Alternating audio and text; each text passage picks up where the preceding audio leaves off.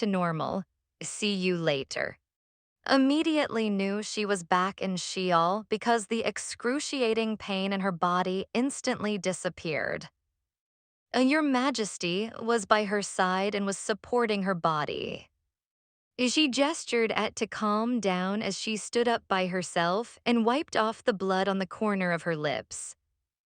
Truthfully, even if it meant getting her three-petal insignia back, she would not take that damn sundial test. To relive that painful and miserable century of her life would be a nightmare that might make her lose her mind. But to see those pair of golden eyes open again, she realized that she might be able to endure and relive her wretched and miserable past. Chapter 61.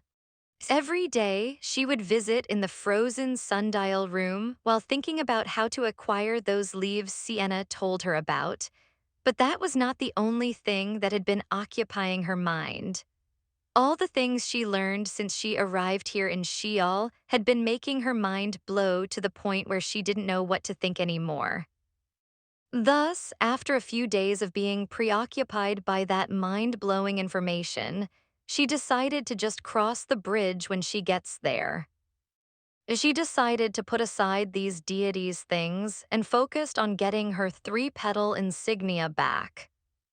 One problem at a time, focus on what matters the most. Sienna mumbled to herself while leaving the frozen sundial room and walking toward her chamber. Even though she didn't need sleep, head maid happily prepared the queen's chamber for her. If the memory I have about is correct, then it would be impossible for me to ask. Is serving deity? I don't even know where is, and I don't think knows since she's still a deity in training. Oh, my head hurts. And even if knows, how the hell am I going to contact her?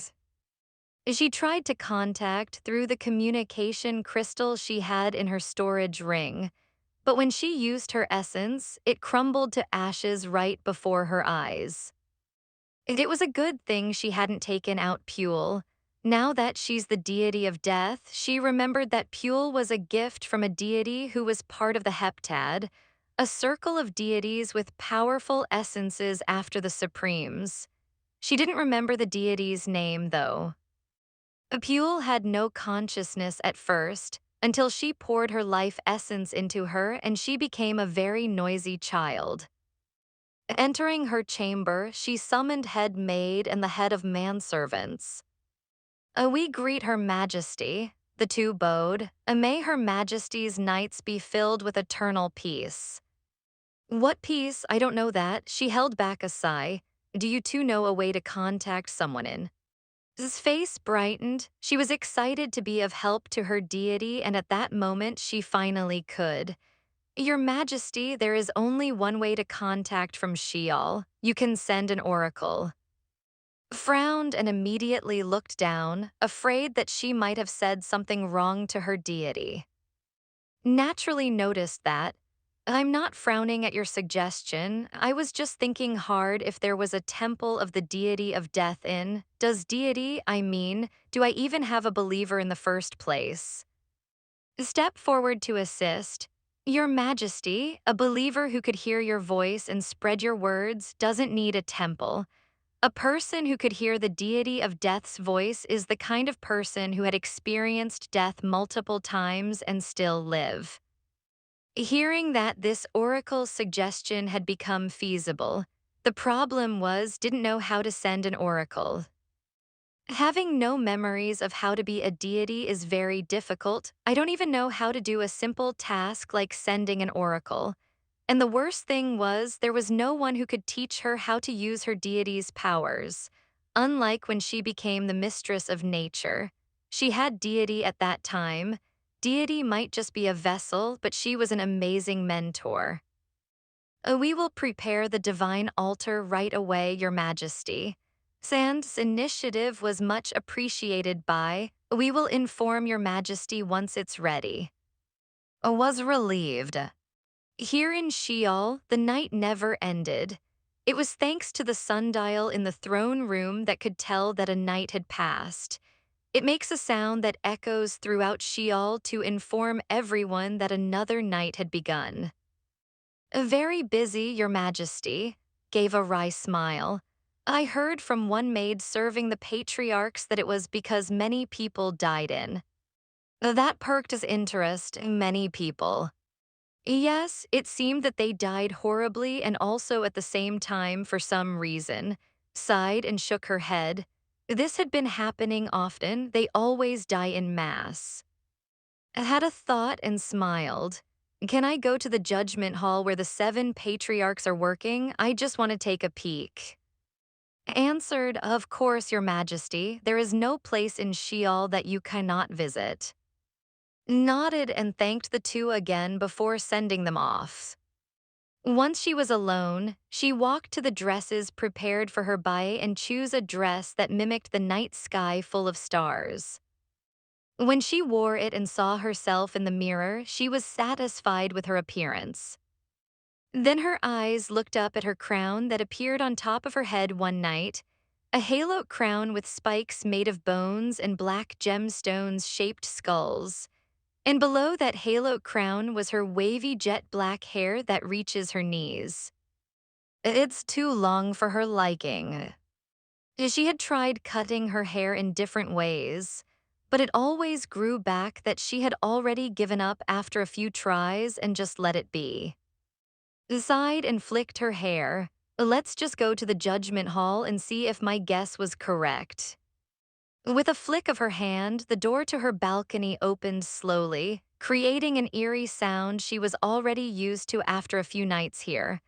Then she stepped out.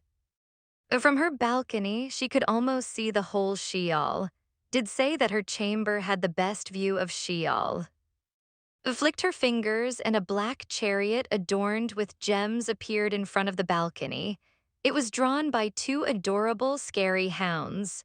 She learned the other night that all the hounds and crows in Sheol were deities' pets. My pets, I mean. Floated in the air and stepped into the chariot. Once she was comfortable, she spoke to the hounds. Bring me to the judgment hall. The 2 hounds howled before soaring to the air and into the judgment hall. From above her black chariot, she could see a large number of souls gathering in the river of and the river of. And even from the distance, she could see suffering souls in different rivers, and they were all screaming for mercy. However, she didn't feel any mercy at all.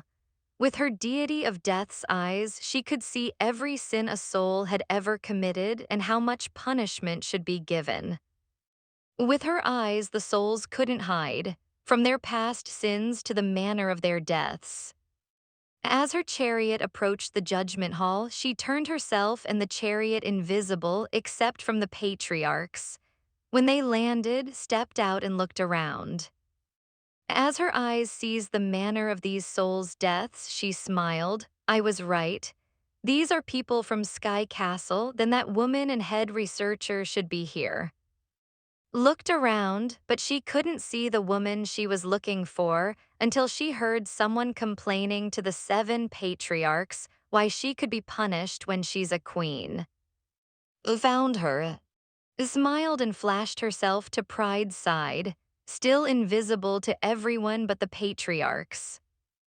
Pride immediately bowed at, Your Majesty, it seemed that you want to help tonight. Snorted, I don't even know how to use the 90% of my powers. I'll just mess it up if I work without knowing what to do, but if you're all willing to teach me, I'm willing to learn. Teach Her Majesty, Patience seemed excited at that idea. I would love to. I'm not, Erath groaned. That's okay, Greed smiled. We only need your eyes, Your Majesty. It had always been easier with Her Majesty around before. Diligence nodded. Indeed, Her Majesty was very. She shook her head before she sent her essence into the 7 patriarchs' eyes. There, I'll let you borrow my eyes. A sloth grinned. Finally, Your Majesty is finally taking the simple route. It grinned back, work hard, sloths. The sloth groaned, I hate that word. A gratitude responded to. Then Diligence said, "Back to work, everyone. We have a long line of souls ahead of us." Hey, are you even listening to me? I'm Queen, do you hear me? I'm an important figure in. Lust's eyes widened when he saw the woman who had been complaining since her arrival in the judgment hall. He was seeing her now with their majesty's eyesight, and he could see all the sins she had committed and how she died. Oh, that's a nasty way to die. Envy nodded. I don't envy someone for once. Leave her to me, suddenly said, making all the patriarchs looked at her. May we know our deity's judgment? Humility asked, curious, because their deity only judges certain people that caught her interest. And the people who usually caught their deity's interest were always the worst of people. Of course, smiled widely. Since she came here, this was the first time that she was smiling this big. I'll drag her to the abyss where she belongs. Temperance frowned. She is indeed a sinner, but I think punishing her in the abyss would not be balanced for her sins, Your Majesty. The 7 patriarchs felt the air turn still and cold, followed by a slight tremor. They knew from that their deity was angry, but Temperance did not take back his words and even added, "It seems unfair. I know why Her Majesty wants her in the abyss. She gave the order to drain Queen's blood, but Your Majesty, in front of the judgment hall, it's just one sin." The air turned back to normal and their deity was smiling again, but everyone could see the icy glint in her eyes. I know, Temperance, to all of you what she and her forefathers did to was just one sin, but to me it's a sin that lasted for centuries, snorted coldly. Unfair, unbalanced, her sharp and cold black eyes gazed at Temperance. I will tell you what's unfair, Temperance, draining someone's blood for centuries and calling it one sin. Temperance gulped. There was no essence that was crushing him, just those jet black eyes that seemed to judge his very being and pulling him into the abyss. It was terrifying. Patience stood up to pacify, but had flashed herself in front of Queen. Hi, she smiled, her eyes glinting coldly. We saw each other again. This time it was who did not use title to assert her dominance. Even in death, you're still very entitled and irritating. Before Queen could understand why the mistress of nature, who looked different, was in front of her, her neck was grasped and choked by a skeleton hand that suddenly appeared and dragged her to the river of. As she struggled, more and more rotting skeleton hands appeared to drag her. Help, father, her hands flailed and her screams echoed. An advisor, ethos, help me. As Queen was being dragged, his jet-black eyes looked at every royal family member of Selim Kingdom and the famous advisor. No one could look into her eyes, but that did not mean would show mercy just because they all look afraid. She smirked, and now you're all acting meek. What a funny scene. It's unfortunate that Minister was not here. It seemed that he's already been judged. Well, it's not that hard to find where he is. One after another, they were all dragged into the river of after, the river that burns the sinners alive. Watching them scream as their skin gets scalded and their flesh burnt spoke with a condescending smile. Let's start the punishment, shall we? Pride literally shivered watching their deity dragged the souls to the burning river of and into the abyss. Our deity is so nice to us since she arrived that I forgot how scary and stubborn she gets when she wants something done. Greed sighed as they watched. Look at our deity. She doesn't believe that she is the deity of life and death, but she acts just like her old self, that terrifying supreme deity. A humility turned to Temperance. It's a good thing she did nothing to you. Patience smiled. Our deity is not the one to back down when she wants something, but she never once hurt us. Temperance is always against Her Majesty's judgment even from before, but Her Majesty never holds it against Temperance. Temperance remembered those cold, jet-black eyes. I'd rather she did something to me than be stared at by those pair of jet black eyes. I feel like I was mentally dragged into the abyss, and for a second I experienced why it was called hell. Gluttony groaned, and I felt that too. Envy shrugged. What do you expect from someone who made the abyss and chopped those bastards into pieces? She may be unbalanced and doesn't have all her memories back at the moment, but let's not forget that she is the supreme deity of life and death. Lust agreed. I agree with envy. Let's not push our luck with our deity. Her majesty is naturally kind. But keep in mind, she doesn't remember us, and that includes the bond we had with her. In the river of advisors' screams filled with terror and pain were drowned out by the screams of the royal family of Selim Kingdom. Why is she here? Why does she look like that? But before Advisor got the answer, he was dragged to the river of that scared him the moment they arrived at the judgment hall. He told himself that he would do anything not to get thrown out into the burning river, but here he was, burning. They had all died when Sky Castle fell.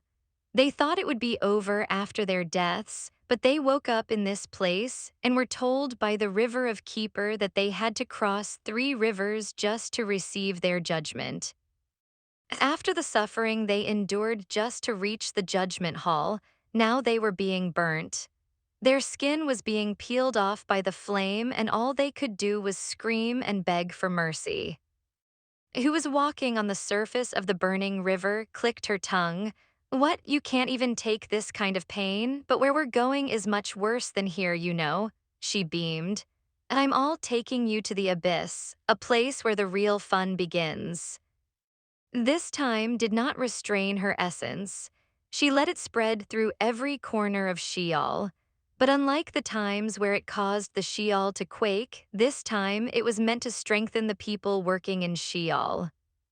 And it works the same way as a blessing.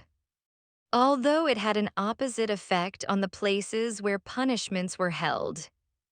To take the river of as an example. Once essence spread through it, the souls in the river screamed even more agonizingly. The burning river had intensified and it became more terrifying and merciless.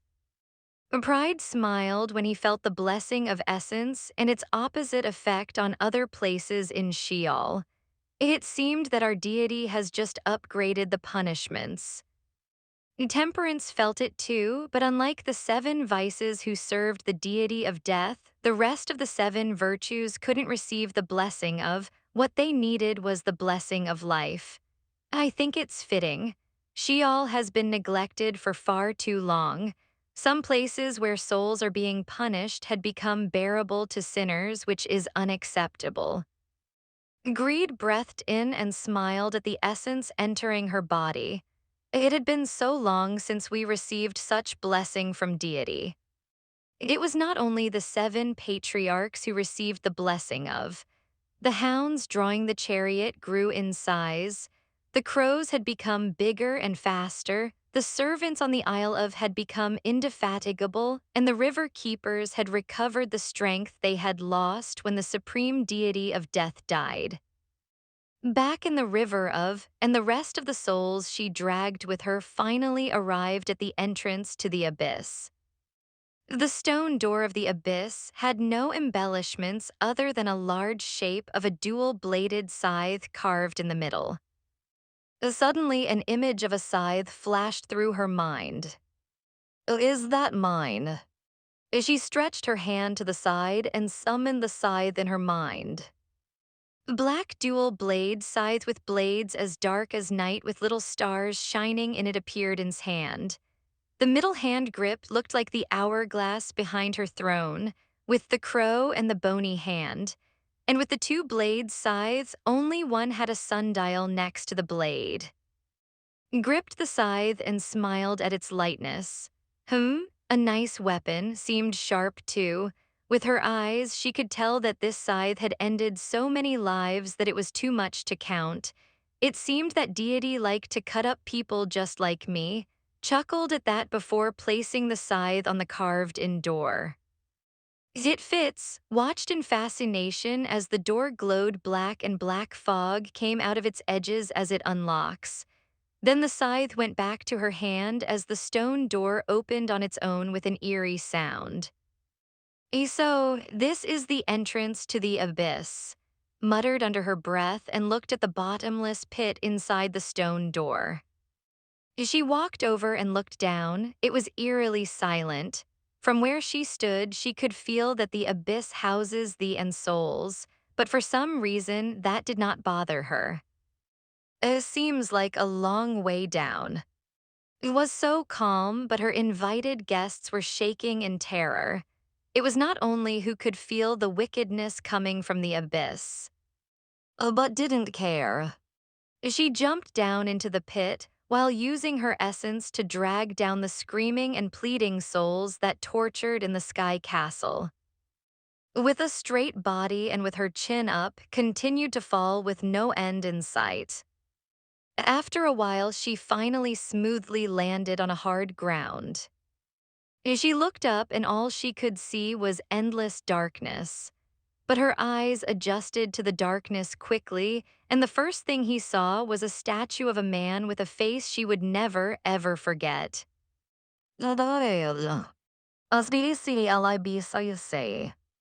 On chapter 62, Gatria's head begun to hurt after she saw statue. It felt like something was being drilled into her head, as if forcefully opening a sealed lid inside. It was excruciating that she stumbled on her feet and clutched her head.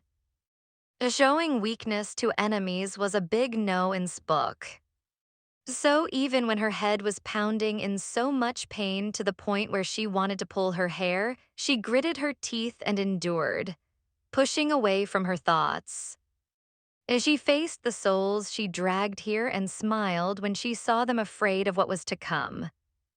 A welcome to Abyss, smiled deepened. Your personal hell, her mood had just worsened because of her throbbing head. To what you did to, even this is not enough. As she turned around and dragged the souls to the deepest part of the abyss with her essence. As they passed the eerie silent halls with prison cells on each side, she could see dismembered bodies inside. And from the looks of it, it seemed that the scythe she was holding was the one used to cut them up. Must be deities doing, my doings. But even though they were chopped to pieces, the beings inside each prison remained conscious.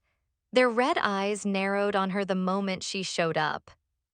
They sneered and they growled, but remained unaffected and spoke. If you don't want me to mince you into pieces, shut the fuck up. But it seemed that the prisoners didn't like taking orders from her. They became even more hostile. It clicked her tongue, and to her, her eyes went completely black from the pupil to the iris, as she released the essence to mince these bastards who didn't want to listen. Simultaneous howls of pain echoed in the hallway, and the souls behind her trembled.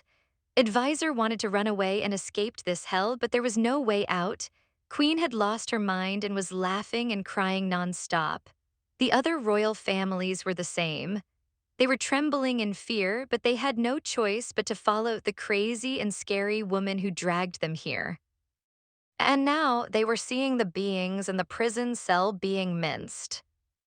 It was a horrifying sight. Blood splattered everywhere, and they were losing their sanity bit by bit. Thankfully, they were finally at the end of the hallway. Shortly after, they entered a circular hall. Their eyes bulged when they saw the prisoners chained to the walls inside the hall. They were not inside a prison, but they were chained. And seeing what was happening to them, they concluded that the prisoners they passed down the hall had been shown mercy. Because this was terrifying. There were 10 beings chained into the walls inside the circular chamber. 7 loud howls of pain and suffering. They were being physically and mentally tortured, but they couldn't even die. When it seemed that they would die, they would come back to life again, whole, untouched, and the torture would start all over again. Past the circular hall was a river that resembled the river of, but the fire here was much more intense than the one they just came from. But that was not the terrifying sight. In that river were a few beings chained to the river and burning alive. They could hear a muffle of screams and curses aimed at someone called deity. The deity being cursed at just casually passed the river and entered another hall. This one was larger than the last, and it had empty prison cells. That's where they stopped. I am mistress of nature, please. Advisor kneeled on his knees and begged, please have mercy, please, please. Why, yes, you can punish us, but not here, the former king added. His black eyes looked at, did you show mercy too? Then her eyes turned to the former king. Who gives you the qualification to talk to me? She smiled and spread her arms. I'm the deity of death and this is my place. That means my rules, my punishment. As everyone paled when they heard the word deities. Chuckled at her visitors' frightened faces. Why do you all look so afraid? You bastards are the reason you're all here. We cared for you. She raised her scythe and put the blade under the former king's chin, close to his neck. We nurtured you, blessed you, and show you how to protect yourselves. And how did you show your gratitude? You betrayed us. She pressed the blade against the former king's neck. Lied to the people, twisted history to your own benefits, and used us and our blood to gain power and influence. As eyes turned completely black, she easily beheaded the former king, but he remained alive, just shrieking in agony on the floor. Hey, come on, don't shriek too much. That's just one head rolling on the ground, said nonchalantly before pressing the blade of her scythe on the former queen's neck. Do you want to be with your husband? The former queen hurriedly shook her head. And chuckled, it's not your choice, though. A loud whooshing sound was heard, and the former queen's head rolled. The Duke and Duchess were already on their knees, kneeling and saying that they didn't know. Just looked at them closely. I can see all your sins. My 7 vices patriarchs will have a field day with you too. Then she looked at Advisor, who had been shaking on his knees nonstop. Don't be too scared. I have a special place for you. It's more fun than theirs. Advisor couldn't stop shaking and crying that snoot was coming from his nose. ID didn't mean to. It's not my fault. I'm J just taking orders. His tears had no effect on, though. What a convenient reason. Too bad that will not work on me. After she finished saying that, 7 empty prison doors simultaneously opened on its own. Grinned. Be ecstatic. I'm giving you a privilege of having your own place here, aren't I nice? When Queen heard that word, she screamed and covered her ears. Those were the words she heard before she was flattened into the ground. It made her shook in terror. No, I don't want to be privileged. I don't want it. Get it away from me. Just shrugged and flicked her finger. An illusion was cast, and the former king and queen got their heads back. W, what are you doing here? Advisor frowned when he saw his uncle minister. Are you being punished here as well, uncle? Ethos, it's ethos. Queen ran toward ethos and hugged the emotionless commander. Meanwhile, the former king and queen were talking to their younger son they left in charge in the Selim kingdom. Son, what are you doing here? You have to get away from here. Leave, run.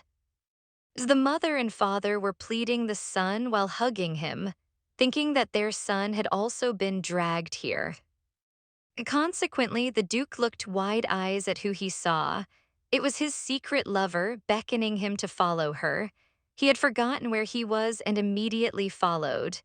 Meanwhile, the Duchess and the daughter were led by their head maid to their luxurious room. Watched all that happened, but instead of minister, ethos, the prince, the lover, and the head maid, what she saw were undead with distorted faces created from the essence. It was just an illusion cast to the minds of the souls, a form of punishment. And the manipulated souls became only aware after snapped her finger again and saw who they were clinging to and where they were led to. They scrambled away from the undead with a loud shriek, locked the prison cells with a flick of her hand before she motioned for them to be silent, and to help with that, ordered the undead to sew their mouths off. Your mouths are full of shits anyway, might as well help you all sealed it shut, she said with a smile and cast a new illusion again. This time, the souls could see the faces they had seen earlier. Minister, Ethos, the prince, the lover, and the head maid, but they remained aware that these were not the people they knew. Fear filled their minds as they backed away into the corner and heard order. Using the face they trusted the most in their lives, show them the hell inside the abyss, drain their blood, earn their trust, and betray them, torture them after they believed your sweet words, and slaughter them after giving them hope. After that, smiled warmly, do it all over again. Turning back to the muffled voices and screams, walked toward the deepest part of the abyss. Passing the river of that flows beside the black river only seen in the abyss, entered the heart of the abyss. In the middle was an hourglass that was close to running out of sand. It had the same design as the one behind her throne. A crow and a bony hand. And surrounding that hourglass were colossal beings in a humanoid form chained to the walls and sealed with 5 supreme essences. Life, death, air, water, and flames. Unlike the other prisoners she passed, these colossal beings were conscious and looking at her as if they were going to devour her. So you're back in Sheol, took you a long time. A mocking laugh followed. I see you've lost your other essence, what a funny thing. Didn't want to look up at these colossal beings from the ground, so she didn't give the one who spoke attention and continued observing the hourglass. For this to be here, it means something was running out of time. Is it the abyss? When the last sand falls, does that mean these colossal beings sealed here would go free? Pressed her palm against the hourglass, completely ignoring the voices mocking her. A brief memory flashed through her mind. So my guess is correct. These bastards would be free when the last sand falls. Unless and awakened and became a deity, and they used their essences together to seal these bastards again. But who are these colossal beings? However much dig deeper into her memory, she couldn't remember. All she knew was that she hated them. It took a deep breath and turned around to leave. Do you really think you can resurrect the dead?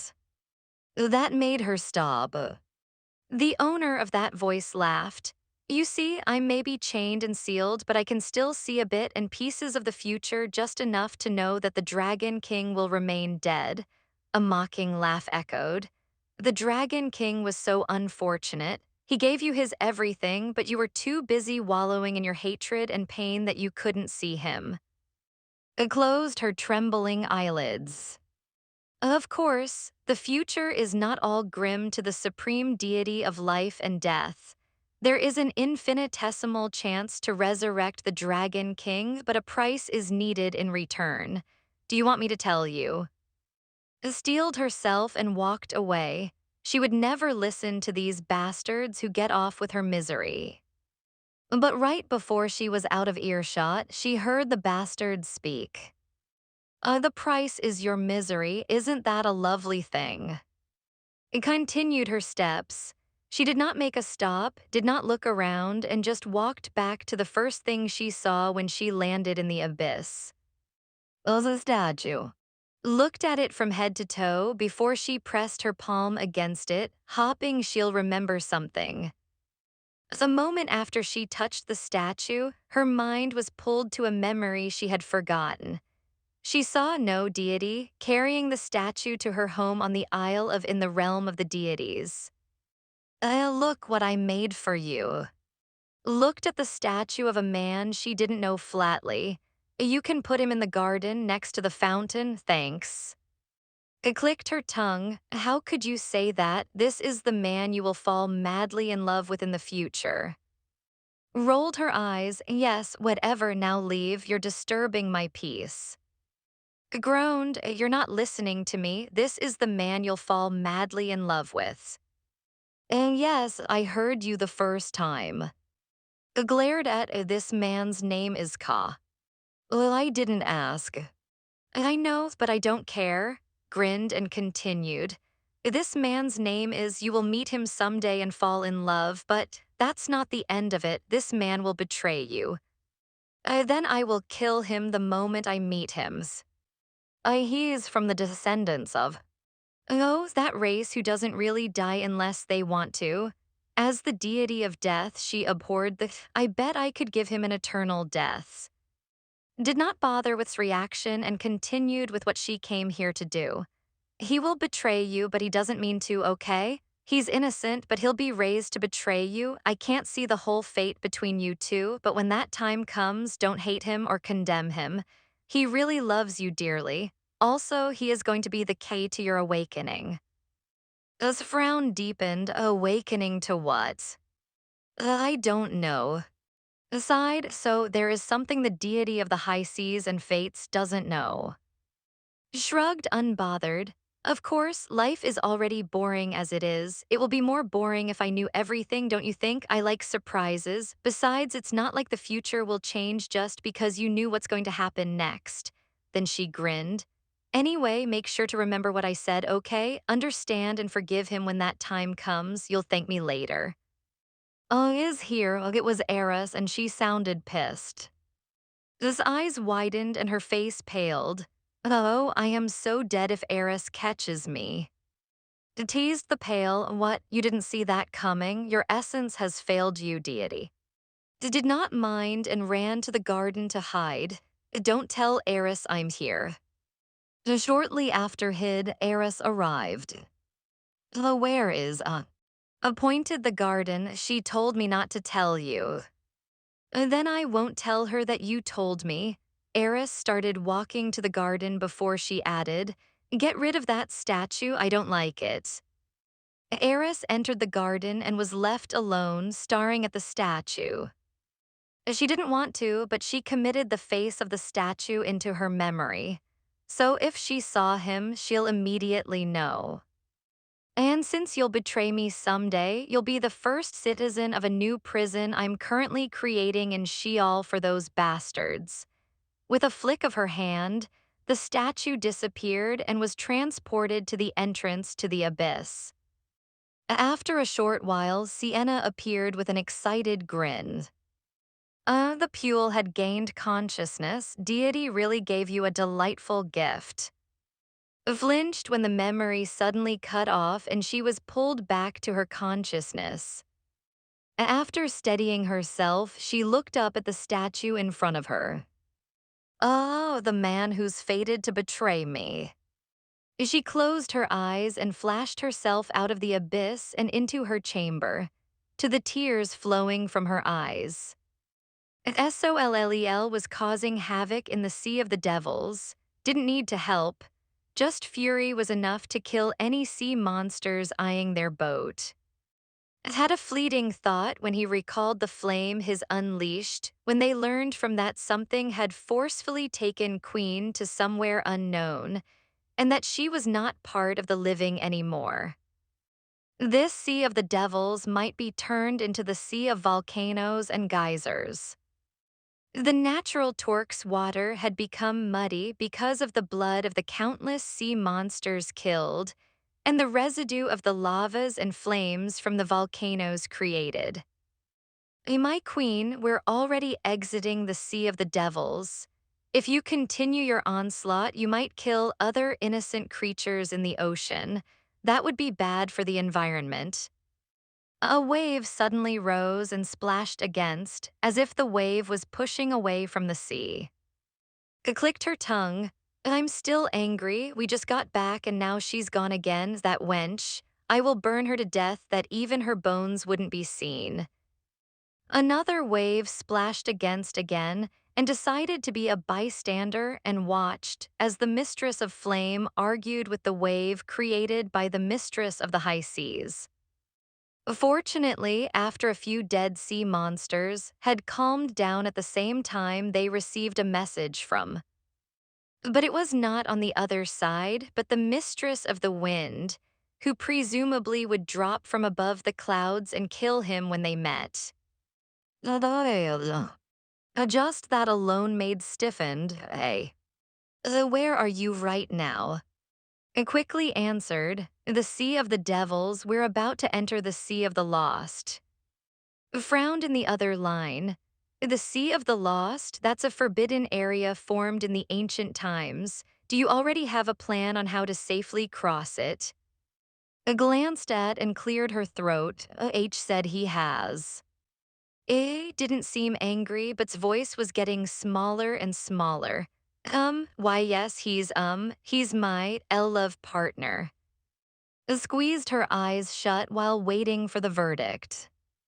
Then spoke, hurry and free, we got a lot of work to do. And about this, I will deal with him once I met him, or should I fly to you right now? No, no need, hurriedly stopped. We can take care of, and in addition is strong, he's a big help. We don't need we don't need help, we're fine. He's strong as you. Looked at, we shouldn't be the standard, don't you think so? Really? Yes, became high-pitched. And he lived 3 of his lifetimes for me and freed me. We owe him a lot. Without him, I would still be in my prison, so please, have mercy on him, please. Aha, the queen of destruction begging for a man's. Yes, gave all her courage to say the next words. He's my man. Afraid of what was going to say, she cut off the communication and went a hug. I'm sorry is just so scary, you know. I could only shake his head and smile dotingly. It's all right, she could drop me from above the clouds any time. You got wings, you can just catch me. Smiled at that and kissed on the lips. Yes, I like that. Was about to deepen the kiss when he noticed the fog surrounding their boat. His face became grim. Be ready, it seems we just entered the Sea of the Lost. As say. On chapter 63. Have you seen Her Majesty? Asked a maid while looking around the palace, looking for their deity to inform her that the divine altar was ready for an oracle. I went to her chamber and the throne room, but she wasn't there. The manservant tilted his head and answered, Isn't Her Majesty always in the frozen sundial room these days? The maid with the manservant nodded. That's right. It seemed that the Dragon King was an important person to Her Majesty. I don't like walking past the frozen sundial room as of late. The essence there is suffocating, as if it would kill me if open the door. Nodded, thanked the maid and the manservant before excusing herself to go to the frozen sundial room. Just like what the maid said, it was really difficult to approach the frozen sundial room. It was so suffocating, but had a job to do. Your Majesty, it's may I speak with you? In a split second, the door opened on its own and saw Her Majesty sitting on the edge of the stone slab, where the Dragon King's body lay while looking at the Dragon King's face. It was such a beautiful yet mournful sight. Without her eyes leaving it, she asked, Do you need anything from me? Snapped out of the trance when she heard her name. It's about the divine altar, Your Majesty, and I already finished preparing it. Is that so? After saying that, became silent and just continued staring at. She said nothing else and had no orders for, making the head maid anxious about what to do next. In the midst of his anxiousness, she heard Her Majesty spoke in a gentle tone. He looks like he's just sleeping. Her Majesty smiled tenderly but with a hint of sadness. I feel like if I stared at him long enough, he'll open his golden eyes and called me sword goddess like he always has. He cared for but had no qualms about sacrificing it for me. He had given his everything to me, but I was drowning in my hatred and pain to see such a caring and affectionate man. I could feel Her Majesty's anguished, not by her tone, but the feel of her essence. And when I found out that he loves me, I told myself that I will think about it properly and give him my answer after I free, smiled bitterly. But I lost him before I could even tell him that. He would been so happy. Seeing a tear fell from Her Majesty's eyes, bravely took a step forward and entered the frozen sundial room. Your Majesty, do you regret it? Half chuckled, half scoffed. Regret can't bring him back. I didn't want to give him a half-baked affection because that would be a disrespect to his everlasting vow, and he also doesn't deserve it. Moreover, after what I went through with and everything that has happened, love and relationship are the last thing on my mind. And now, is Your Majesty ready now? Brushed the back of her forefinger against closed eyes. And I want to say that nothing is holding me back anymore, but I have to face my past first. To give my Dragon King what he deserves, I have to be worthy of his affection first. It didn't seem to like's last words. Your Majesty, you are already worthy, you're a supreme deity. Finally looked at, then chuckled. Being a deity doesn't make me automatically worthy of someone. Yes, as a deity and as a woman, I know am worthy. But as potential partner, I don't think I am at the moment. It was still against it, but she didn't voice it out. For her, Her Majesty was the most outstanding of all. Nothing could compare. Chuckled at its expression. She may not be speaking her mind, but she could tell by her expression. By the way, why were you looking for me? His eyes widened. She just remembered why she's here. Your Majesty, the divine altar is ready, and said that he might have made a mistake. He's trying to fix it now, so he couldn't come and informed you together. A mistake, jumped down from the edge of the stone slab and wrapped with essence again, so even the detailed can make a mistake. She chuckled and stepped out of the frozen sundial room with, "Take me to the divine altar and get patience and temperance for me." Nodded and bowed, "Yes, Your Majesty." Within the lid, quickly arrived at the chamber where the divine altar was. And it was dark but could still somehow see. She was expecting an altar that resembled the altar they had in back in the day. However, what she saw was a floating circular concave black pool with glowing dark pillars on each side. What's this?" she frowned. "Am I supposed to wash my hands here before the oracle?" And it was a good thing that she was alone and had left to fetch patience and temperance. Only she could hear her idiotic question. She sighed. "Why didn't I leave a manual on how to use my own powers before I die?" She clicked her tongue. So inefficient, deity. It was still criticizing her old self when came back with patience and temperance. Of course, together with their counterpart. You called us, Your Majesty." It was patience as he bowed. We are here, Your Majesty," Temperance then greeted. As for she was going to excuse herself when she heard Her Majesty's voice. "Please bring to my chamber, I need to speak with him." Bowed, "Yes, Your Majesty," then she excused herself. With just the five of them, turned to Patience. "I'm going to send an oracle too, but I don't know how. Have you seen deity, I mean me, before when sending an oracle? Wait, did I even send one? If you knew, could you teach it to me?" Wrath groaned, but Patience beamed. "Of course, Your Majesty, but I don't think I'll be much of a help. We've watched you send an oracle before, but we don't really know how you do it. All I can tell you is the process of it." Smiled, "That's already a big help. I'll figure out the rest." Patience's smile widened while Wrath just sighed. Then turned to Temperance.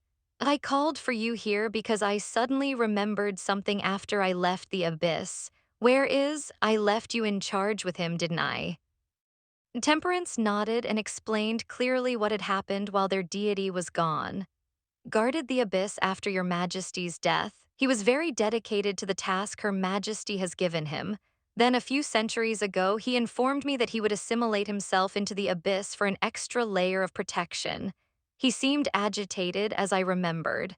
When I asked him why he would do that, the only thing he told me was that the hourglass was nearing its end. I understood right away, she nodded. Temperance bowed, "It was my pleasure, Your Majesty." Was the only life she created that had the essence. That made him very suitable in Sheol. Thus, before she died, she asked him to check on the abyss from time to time. With the essence similar to hers, he could guard the abyss and protect Sheol in her stead. In a way, he was her child since she created him. How does address deity, I mean me before, couldn't remember. Sighed, "I will take care of after sending an oracle." She looked at Patience. "Let's start." Patience stepped forward and explained to the quick process of sending an oracle based on what he had seen before. Then faced the floating circular concave black pool and followed what Patience had told her. She wrapped and filled it with the essence before tapping the pool's surface with the tip of her forefinger and imbued it with the essence again. The water rippled before it cleared up and showed an image of a man in the new capital of the infernal empire, the city of. Frowned, based on the man's physical appearance, he was a very handsome human. Not only that, but he also looked like a noble. She hesitated. It was really hard for her to trust humans, especially from these kingdoms who caused them so much harm. But the divine altar showed him to her. That means this man had experienced so many near-death experiences and still managed to stay alive. With her eyes, everything about death couldn't be hidden. She could see what kind of near-death experiences the man had gone through, and she could only close her eyes. "Oh, are you that desperate for death?" The man in the circular concave pool perked up and looked around. Knew the man heard her voice by his expression. No need to look around, you won't be able to see me." "Am I losing my mind?" the man muttered under his breath. "I know you're not." The man breathes out, "I think I am." Understood the man's skepticism. Who would believe that a deity was talking in their head? Even she wouldn't, so she had to convince him in a different way. You seek death, don't you? I can give it to you, eternal peace." The man laughed, "I'm really going crazy." It continued to speak. According to Patience, giving oracle had a time limit. "You've tried to kill yourself 8 times, all has failed." The man froze and his face sported an expression of disbelief. No one knew about that, not even his parents or his closest sibling and friends. No one knew about his attempts to end his own existence. "In your 9th attempt, that was entirely an accident. The mistress of flame raised hell in and you were there. You thought you'll finally die, but surprise, surprise, you lived through that hell." The first son of a prominent duke in the infernal empire continued to be frozen in place. He's not imagining it. Someone, a woman, was talking in his head and she was talking to him. Who are you?" He still sounded skeptical but wary. He heard a gentle chuckle. "You're finally asking that." Pulled himself together and asked again. This time, his voice held firmness and decisiveness befitting of the first son of the Duke. "I won't ask again, who are you?" "Me, I am called the deity of death, and I'm the one you seek." The woman's voice was enticing, as if she was seducing him into the afterlife. In his case, there was no need for enticement. He's willing. "I can give you what you desire, death and eternal peace. Aren't I nice?" His face became grim. "There is no deity of death, just the deity of souls, deity anima." The woman talking in his head sighed in disappointment. "You humans really lack knowledge, but oh well, I expect nothing less." A frowned, "Are you insulting the humans?" Without a sliver of hesitation, the woman responded, "Yes, I am." Glowered, "Get out of my head." So you don't want to die anymore?" Became silent for a while, then he asked hesitantly, "Can you really give me what I want?" Of course, but nothing is free in this world. I'll give you what you want after you give me what I want." Gulped, nervous about what he had to do to get what he desires the most. And that is. "It's simple, really," smiled. "You just need to go to look for Commander and tell him to tell to look for the leaf from the tree of loon, tree of and tree of." Wait, couldn't help raising his voice. That's the town of traders." The woman's voice became cold. "If you're desperate to have what you desire, you know what to do." Then's head became silent. He instantly feels that woman's presence disappeared. In Sheol, sighed when the connection was suddenly cut off. Aside from the time limit, she couldn't send successive oracle because it might. No, it will affect the receiver's mind. Especially that it was an oracle from the deity of death. Sighed heavily before turning to patience. "When can I send an oracle again?" Only once a year, Your Majesty." His expression became flat. You got to be kidding me." "I know, Your Majesty, but you can see what he's doing in through the pool." Wanted to pull her hair out when Patience added that. It made her more frustrated. "And our time here in Sheol differs from. A week here in Sheol is just 2 days in. And the 1-year oracle rule I was talking about is based on time, not Sheol." Was beyond speechless to the point where she was so mad that Sheol experienced another intense tremor. Temperances became worried. This might have an effect in the abyss. "Don't worry, Temperance," smiled warmly as if she was not frustrated at all. "I'm here. If something happens in the abyss, I would be the first one to know." That calmed Temperance unlike, who was still annoyed by the oracle rules. However, even deities had to follow the rules of the world, or there would be chaos. Although the four bowed before leaving the chamber, while stared at the divine altar first before stepping out and walking towards her chamber. And were already outside waiting for her. After she entered and invited the two inside, she immediately asked, "Tell me the mistake you made. I had a feeling it concerns me." Bowed, "Yes, Your Majesty, it's about the old moon." What about it?" His head bowed even deeply. "I made a huge blunder. Remember how I told Your Majesty that the old moon will come in a month's time? I found out from Patriarch Lust that it'll happen sooner than I thought it would be. Only a few nights from now, Your Majesty." Waited to be scolded, but it did not come.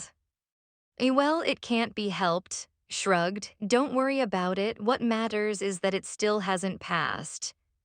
Bowed deeply again. Just nodded before looking at, "It does have his own chamber here." Nodded, "Yes, Your Majesty, but it had been so long since Lord live in the palace." He's coming back tonight, so clean his chamber and prepare him a bath." And both gave an affirmative response before leaving her chamber. Alone, she flashed inside the abyss right in front of statue. She sighed, "You'd been here long enough, I guess." She then punched the statue. She put all her hatred and resentment into her every punch until the statue crumbled into dust. Only then did she smile and go to the bottom of the abyss. Fortunately, she didn't need to pass the chamber where those colossal beings were. She just jumped into the black river and swam to the bottom where the sundial was. Every night since arrived in Sheol, she would see snippets of deity's memories. Except for that, there was another way to remember her forgotten memories, which was by touching the item or hearing about it. When she touched the hourglass in the heart of the abyss, she saw this place. This was beneath the heart of the abyss and was connected to the hourglass. To enter the very core holds the gnomon of the sundial and moved it to point north, which represents eternity. Then she imbued it with essence. The sundial in the throne room was pointing to the south, which represents the present.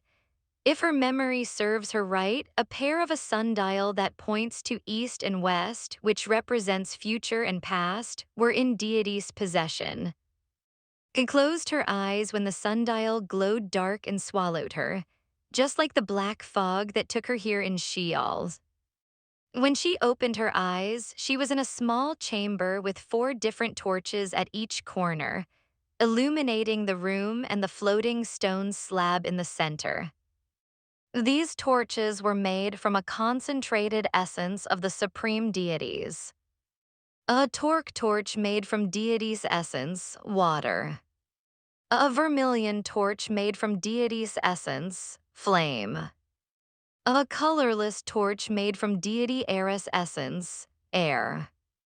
Then a mixture of black and pale green made from her essence, life and death, but the pale green essence was slowly losing its glow.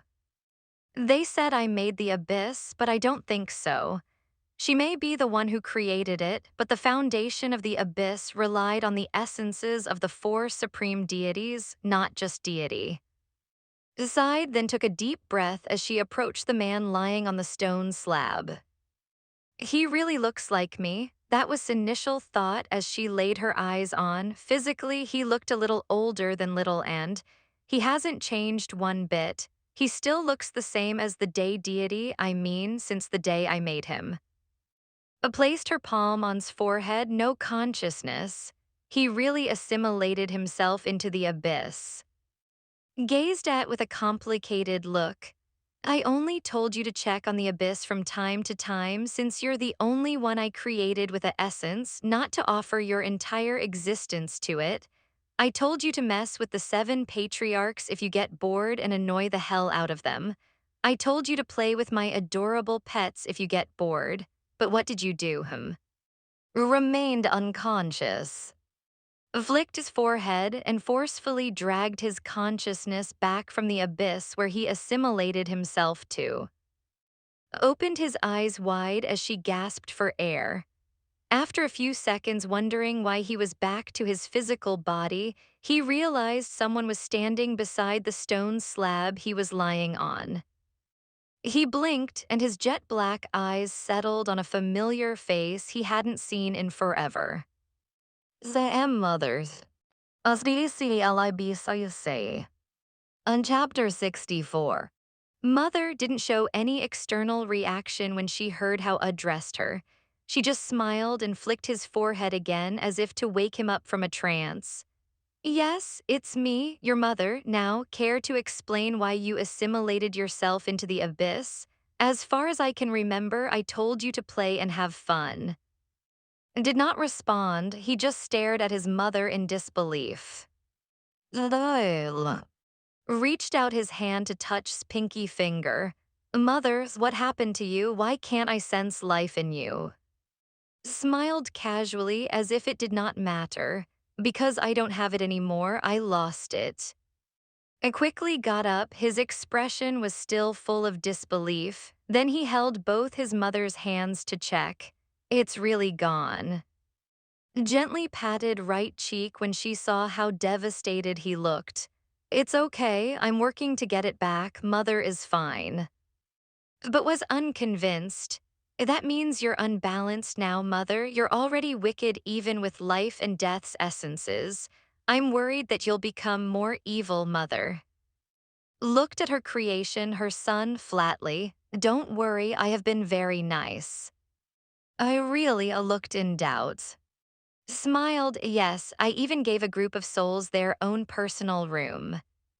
Was still suspicious. Which room did you give them, mother? Pointed upward, upstairs, there are plenty of empty rooms there. His shoulder fell, and I think you've already become evil, mother. He looked so concerned that wanted to tease him so badly. What do we do now? Held back and playfully flicked the tip of his nose. How about we go back to the palace first and rest? Shook his head. No, the abyss is. I know, she patted his head. I'm here now, it's going to be okay. Finally, loosened up and got off from the stone slab. Mother, what happened to you? How did you lose your life essence? Shrugged, I guess I suck at being a deity in training. Didn't get the humor in tone and words and remained earnest. Mother, did you get imprisoned in? Both of eyebrows rose. Why do you ask? She's curious why her son was asking this kind of question after being forcefully pulled back from the abyss. Well, before I assimilated to the abyss, I heard those bastards talking about the success of their plan to imprison you and the others. They were laughing about it, saying it's an eye for an eye. That did not surprise. After she was dragged here to Sheol and she found out she's an incarnation of a deity, her memories started to come back, albeit very slowly. However, just by seeing snippets of her memories, she realized who were the enemies behind the curtain and the one pulling the strings. She was uncertain if the previous them managed to seal all those bastards, but one thing was for sure. What happened to the betrayals of the humans and mind control, those bastards had something to do with it. I bet that commander is a servant of those bastards in the abyss. Sighed and Mest's head. Don't think too much about it. Children like you should play and have fun. Seemed against what said, his frown says it all. Mother, I am not a child anymore. To me, sweetheart, you are. Couldn't refute that. Compared to his mother, he was indeed a child. Mother, would you tell me what happened to you in?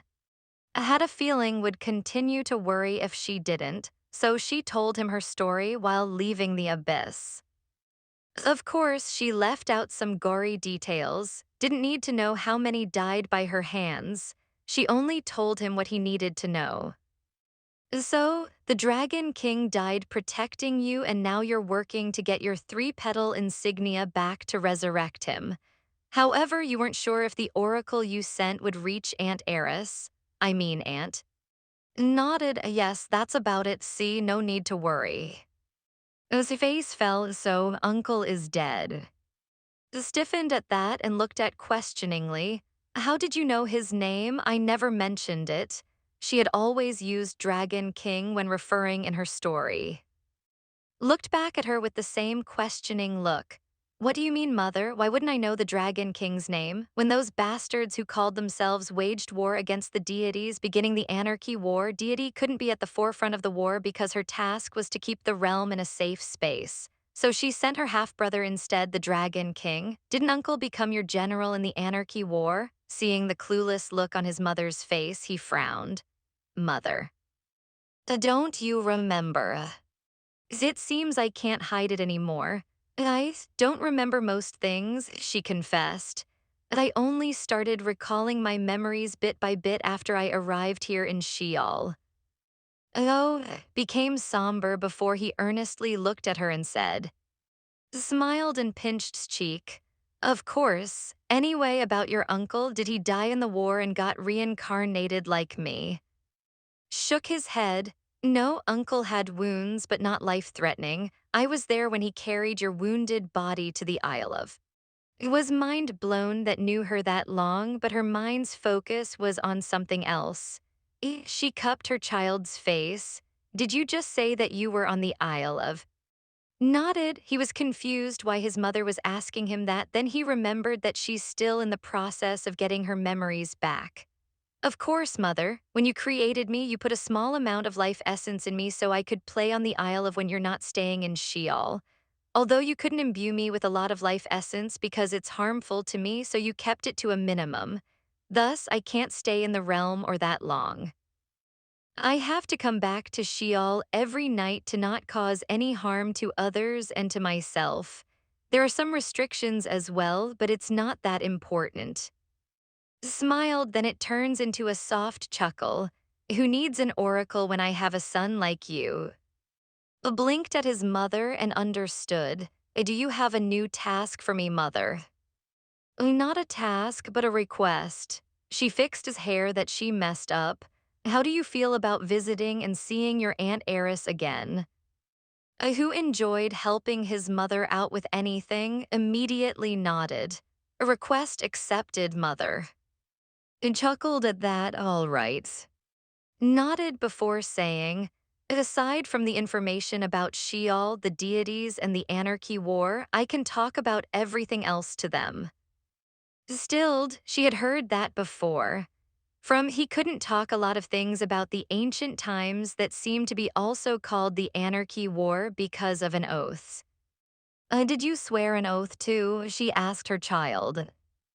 Nodded, we don't really have much choice, mother. To heal from the damage the Anarchy War caused, the world wanted to start anew. We were asked to swear an oath of silence. Some who couldn't bear the oath choose to have their memories wiped away.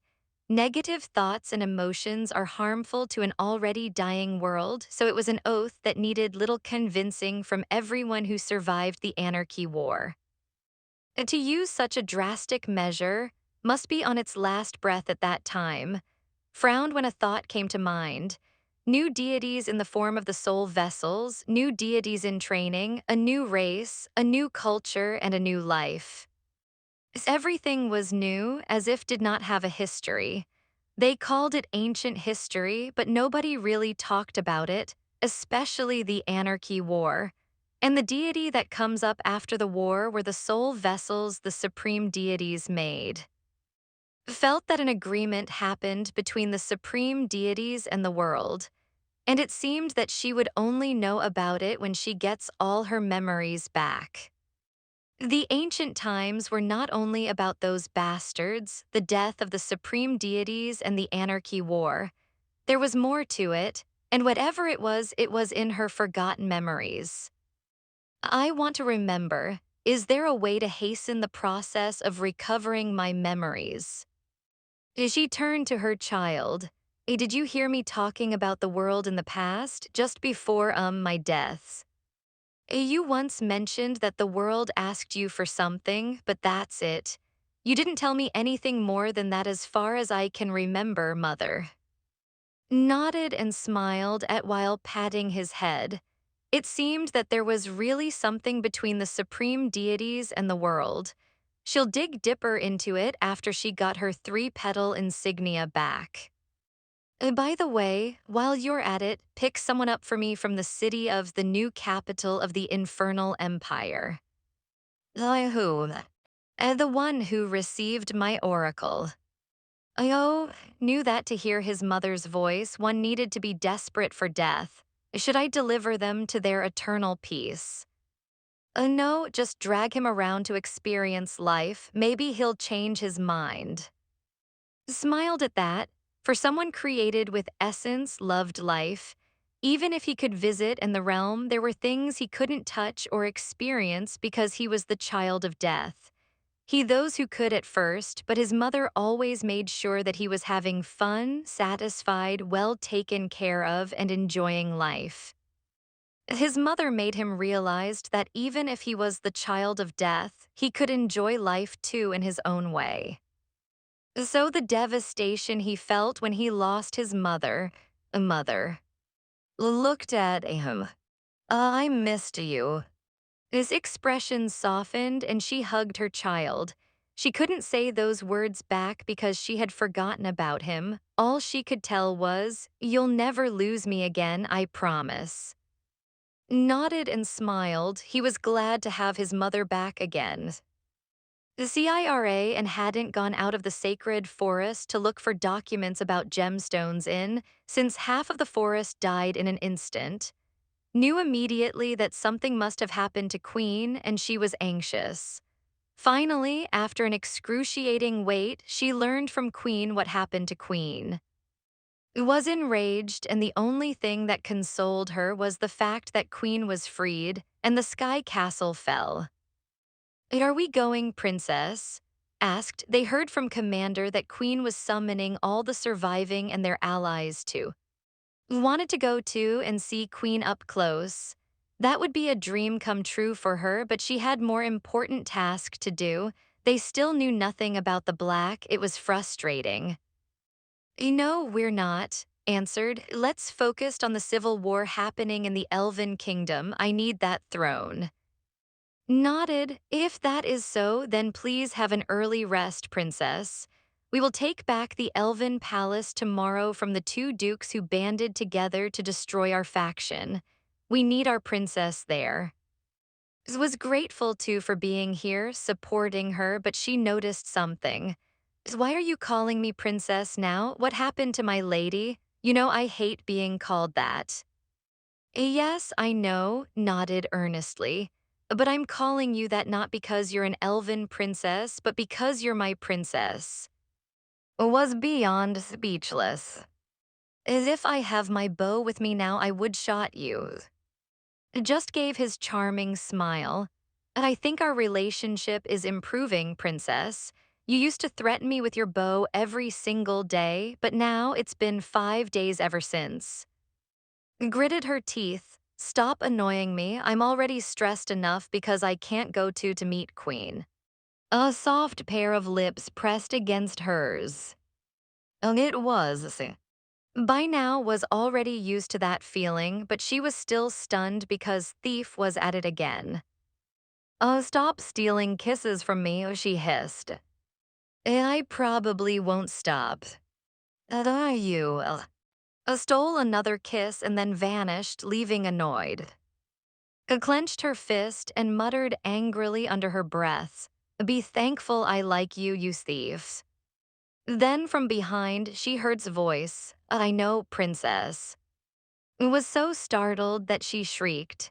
But before her shriek could be heard from miles away, the thief stole another kiss.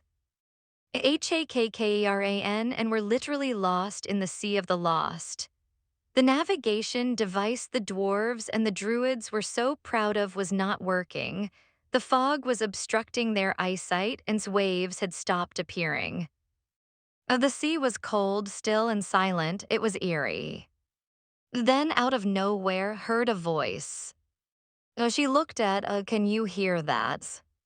Hear what? Someone's calling me. Her flaming wings appeared on her back. I'll see what it is. Immediately stopped by hugging her from the side. You don't want to do that, my queen. The moment you left me here alone, I don't think we'll be able to find each other again. This is the sea of the lost, remember. To turn to, I doubt that you won't be able to find me. It's you we're talking about after all. Smiled, let out a heavy sigh and tucked her wings away.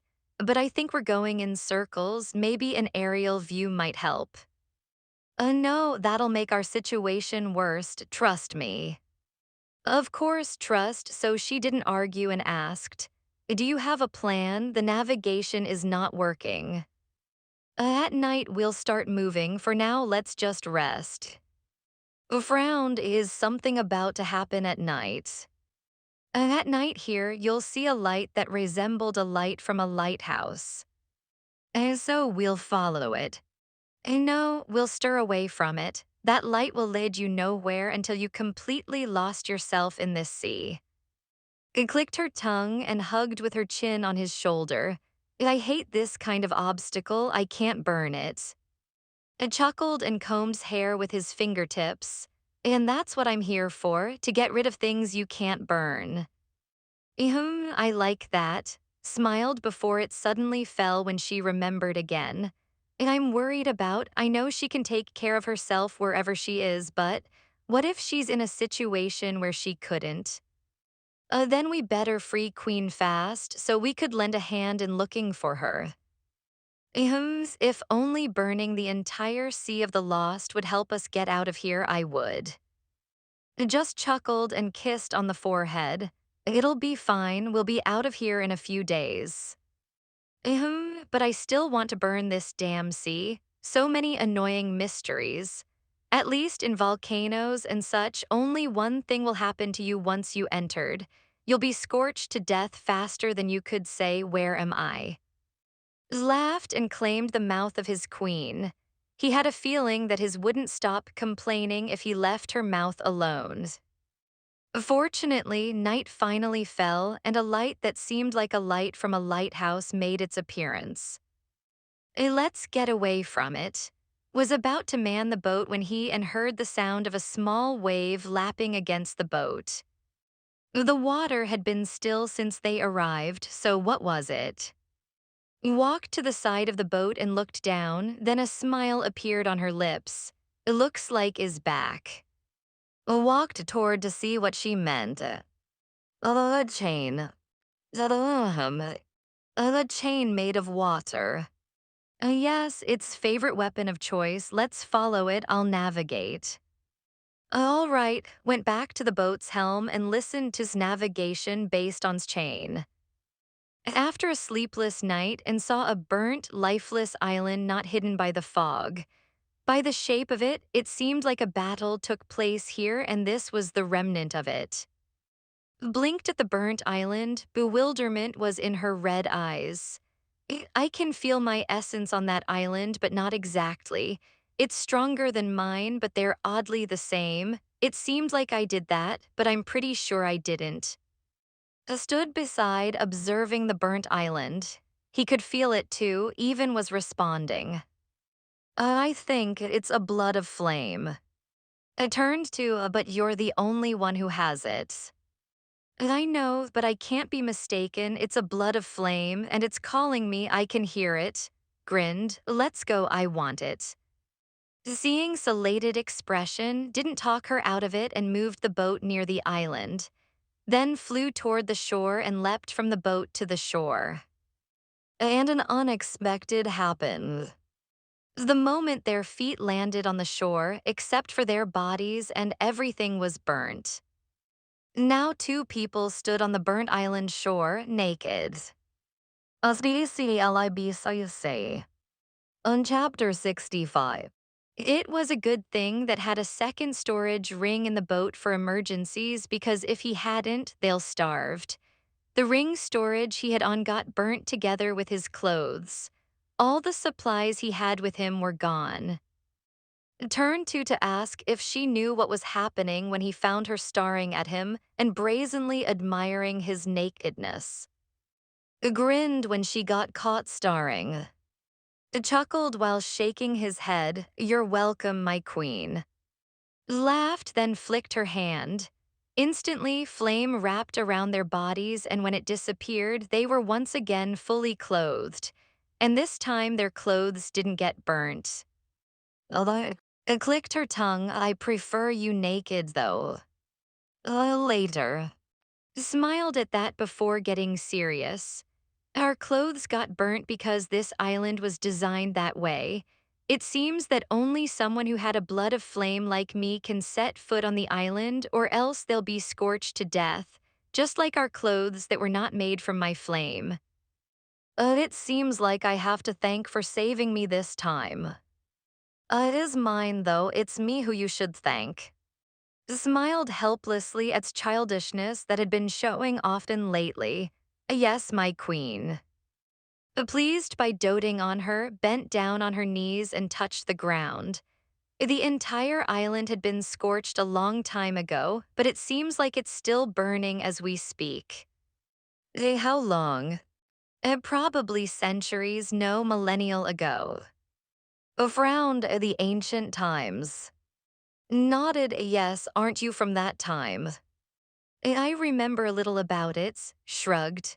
I told you I had a monotonic life until I met you. That's what old people say. Grinned with a mischievous glint in his eyes. Should I use my arcane weapon again to show you my prowess, my queen? Shrugged, well, I wouldn't say no to that. Couldn't help laughing and kissing his, if only we're not in a hurry. Sighed at that, yes, let's get back to our task. Reluctant to part, the 2 walked toward the center of the island, holding hands. The more they go near the center, the hotter it gets. Could feel it. But however hot it becomes, it didn't scald his skin. It just made him sweat so much, but it seemed like was not feeling the heat. She looked so comfortable. It's hot. Nodded, bearable. Frowned, I'm not feeling anything, though.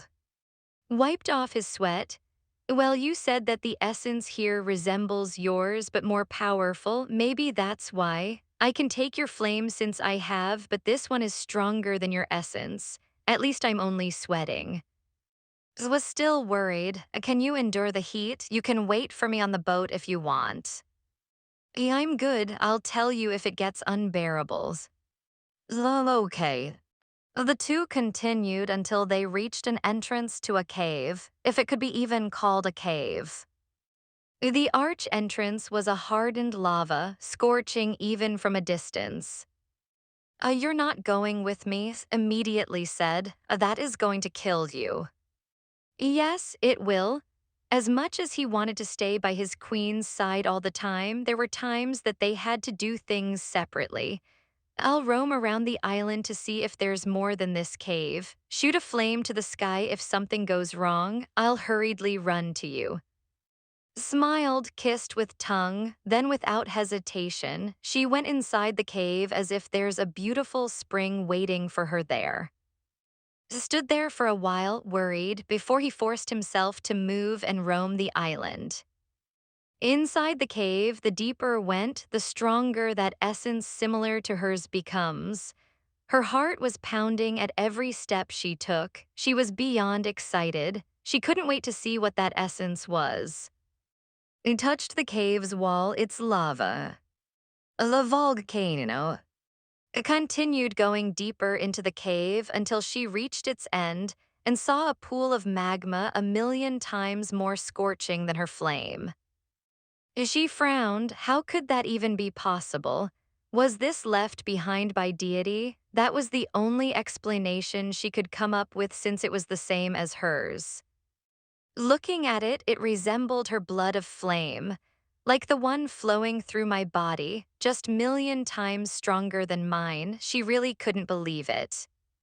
Might as well, bent down and reached out her hand to touch the pool of magma to see if it was indeed the same as hers. But before she could touch it, it moved. Oh, what the? The whole blood pool moved and wrapped itself around her entire arm. What? I stared at it in shock. What are you? The blood pool then unwrapped itself from her arm and moved to her back. She flinched when the insignia on her back heat up as the blood pool brushed past it. Then it jumped away from her, and in midair, the blood pool became a large flame. It was beautiful, glowing in vermilion as if it was the sun itself. Was in a trance. She wanted to touch it, feel it, and immersed herself within, but before she could, the large flame slowly became smaller until it transformed into an adorable little flame bouncing in the air. And that adorable little flame rubbed itself against cheek. Frowned, want to be my pet or something. The little flame actually nodded, and it was strange how she could understand its little gestures.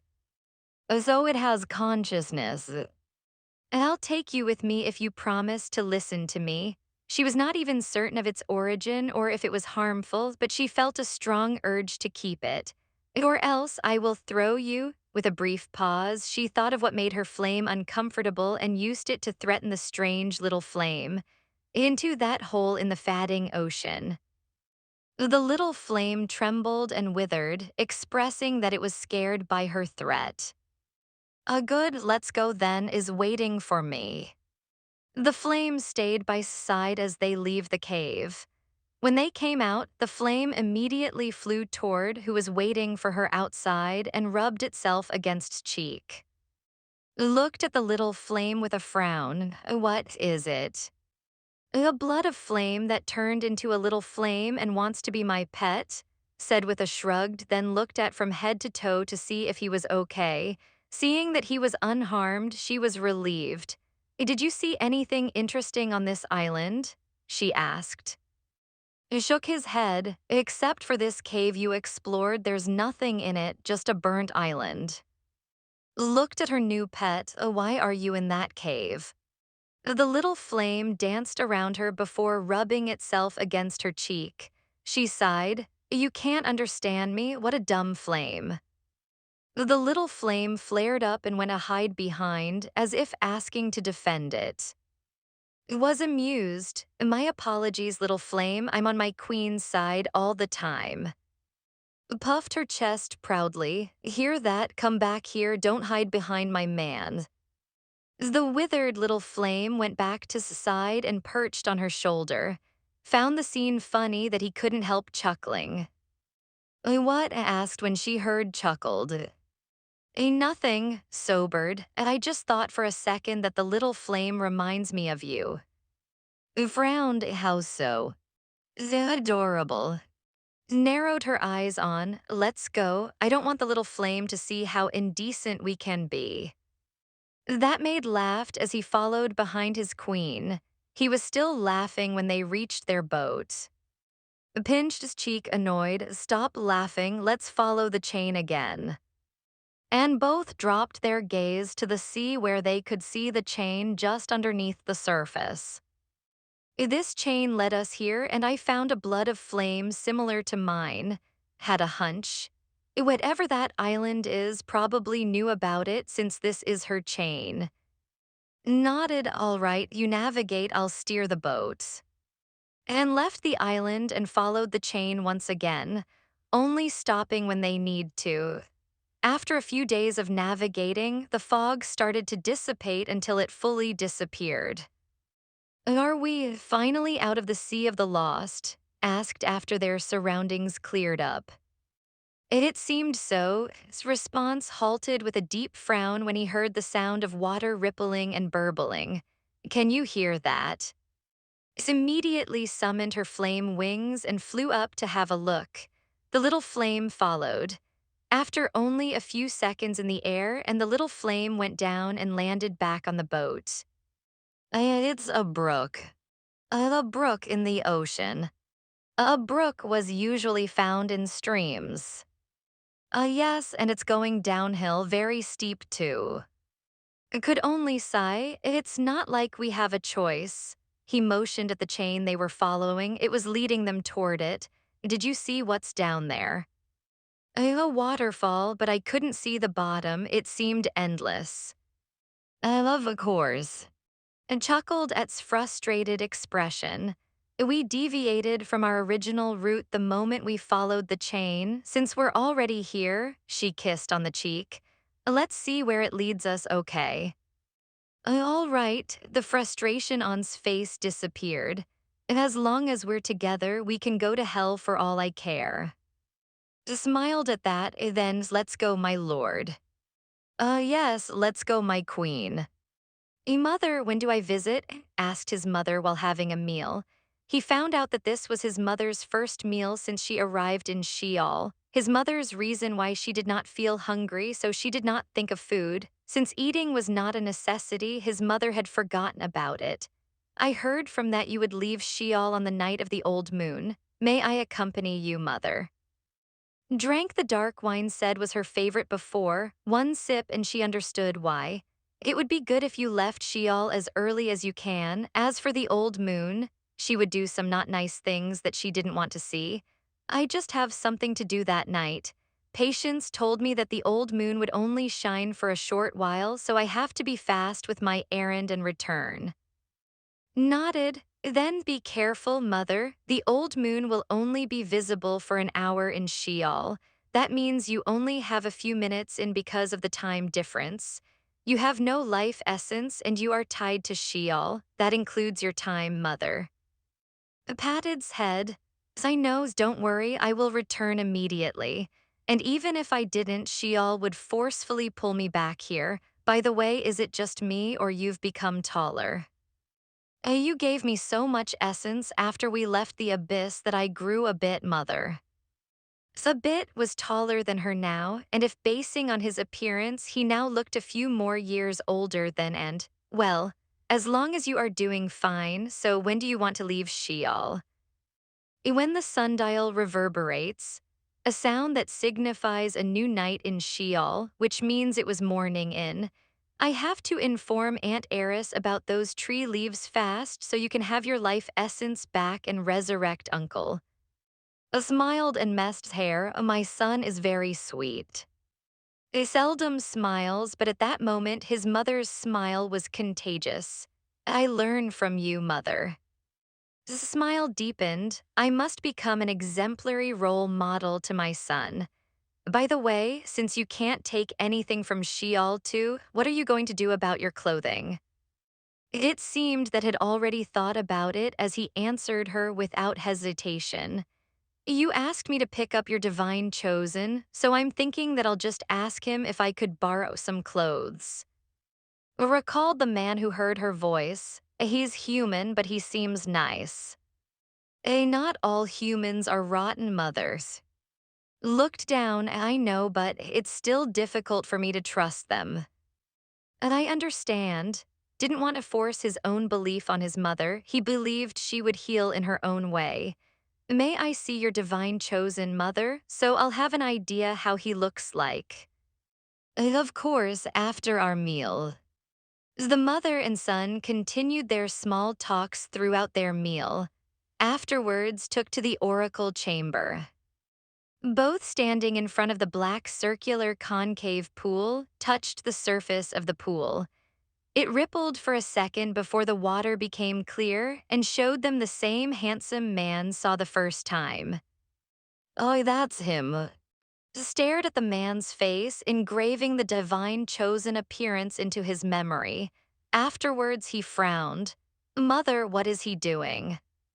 His face became grim, trying to kill himself again, I guess.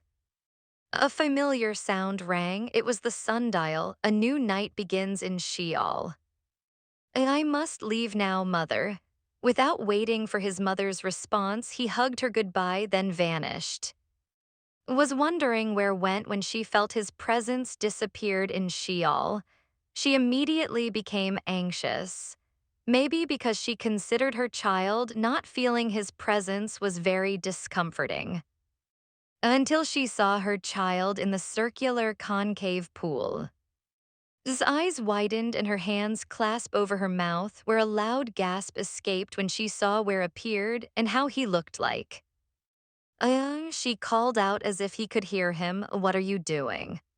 He was naked, standing in the divine chosen's bedroom, in front of who was trying to kill himself. Watched in disbelief as her son cut the rope that tied his neck and caught the falling in his arms. Still naked. Who was caught in the act of ending his existence, stared at the naked man who appeared out of nowhere, stopped his impending death, and was now holding him blankly. He was so shocked that all that came out of his mouth was, "Who are you?" Carefully and respectfully laid the still shocked on the bed and straightened his body, unashamed of his nakedness. The name given to me by my mother is, he slightly bowed, his low, deep voice tickled ears. I am the keeper of the abyss and the only son of the deity of death. I believed you have heard my mother's voice a few days ago, thus she sent me to you. If it were in Sheol, it wouldn't have mattered. Nobody cares if someone was naked or not in Sheol, but was in. And in, showing one's nakedness to others was an inconceivable thing unless married or lovers. Who had just introduced himself expected a proper response to his introduction, but what he heard was, "Get out of my chamber." Stared at the divine chosen. My apologies, but I can't. May I know your name, divine chosen, and afterwards may I borrow some clothes? Who watched the entire scene face-palmed. How could she forget didn't have a lot of human interaction? He never left Sheol after her death and even assimilated himself into the abyss. She let out a loud sigh.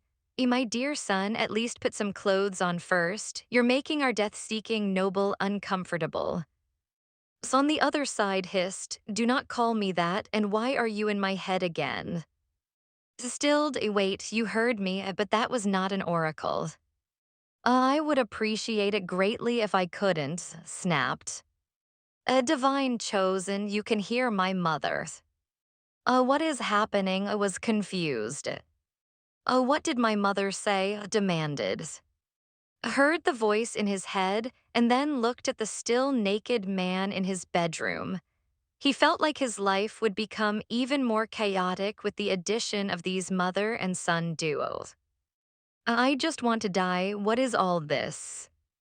Oh, I can even hear your thoughts, human, was stunned at that discovery. He groaned and covered his eyes with his arm. Please, just let me die in peace. As say. On chapter 66, it seemed that her son's presence near the divine chosen made the conversation between them easier, but still held back from talking too frequently as to not unknowingly harm him. He was human, after all, and when comes back to Sheol at night, he would visit her in her chamber to report what had transpired in. As so, you finally managed to persuade him to accompany you to tomorrow. Nodded, yes, mother, however, was not happy about it, after he made me promise to kill him afterwards. Was not even surprised, he's really hell-bent on dying. Yes, he looked so desperate for death that I agreed to his request. Initially, I wanted to ask why he wanted death so bad, but I thought it might be rude of me to ask. Shook her head. We can't do anything about what he wants to do, but at least we can try to change his mind. He seems like a pleasant child. I will try, mother. How about the restrictions on your body? Never told her about the restrictions in his body and brushed it off as nothing important, so she didn't mind it at first. It was only 2 nights ago that she remembered it and her concern grew. That little life essence she put on gets drained when living things touches his skin. And when all the life essence in his body gets drained before could return to Sheol, it'll be bad for and for the surrounding people. That was his restriction. I wear gloves and cloak to avoid physical contact. What happened that time was a mistake on my part, but it was an emergency. He was talking about that time he appeared in front of the Divine Chosen naked and caught the Divine Chosen in his arms. That simple contact cost a lot of life essence. It drained half of my life's essence, but it was necessary. He would died. I couldn't stop worrying. Maybe this was what it means to be a mother, constantly worrying about her child. It was a good thing that his life essence gets recovered when he's in Sheol, but still. Up to that very moment, she still couldn't remember how she made. She remembered making him, but she couldn't remember how exactly. Maybe if she could, she would be able to help him with the restriction in his body. It just made little sense to her that had to go back to Sheol once his life essence gets depleted. There was no life essence here in Sheol. How could it recover here? But it recovered. I really want all my memories back. Aside, maybe I shouldn't have asked you to do this. Mother, I want to do it. I want to be of help to you. I promise to be more careful and not recklessly touch anything alive. I shook her head is filled with living things. Then if something happened and my life essence gets depleted, I will immediately return to Sheol before it gets drained. Held his mother's hand. Don't worry, mother, I know what I'm doing, trust me. How could she say no to earnest eyes? It was not only that, she didn't want her overprotectiveness to cage here in Sheol. I just don't want anything bad to happen to you. I already lost. She paused and then sighed. Just be careful, okay? Squeezed his mother's hand before hugging his mother like a child that wants to cuddle. He closed his eyes when he felt his mother's embrace. You don't have your life essence, but you're still so warm, mother. Patted back, that's because I'm your mother. Mothers are warm. I became silent for a moment before saying, mother seems cold. He continued patting her child's back. I take it back. Not all mothers are warm. There are some who are cold. And I don't know why, since everyone varies from one another, there are a lot of reasons why some mothers are cold. Was silent again. I'm really lucky then. What? I'm lucky that my mother is warm. His eyes watered at that. seldom shows emotion on his face, but his words were always sweet, except when he called her evil. Pinched her son's cheeks before hugging him tightly. Remembering you is the best thing that ever happened to me since arriving in Sheol. I lived a long life without you, but now, I can't even send you to without worrying. I smiled at that, and I love you, mother. I smiled warmly, and I to you, dear. And after cuddling for quite some time, she patted her son's back. You should rest, you need it for your journey tomorrow. Hugged his mother and said good night before leaving. Please be careful tonight, mother. Yes, I will. It was the night of the old moon, a night where can finally leave Sheol for a few minutes. She may not be able to do a lot of things in those few minutes, but she would make sure that her target would not be able to escape her. A life for a life.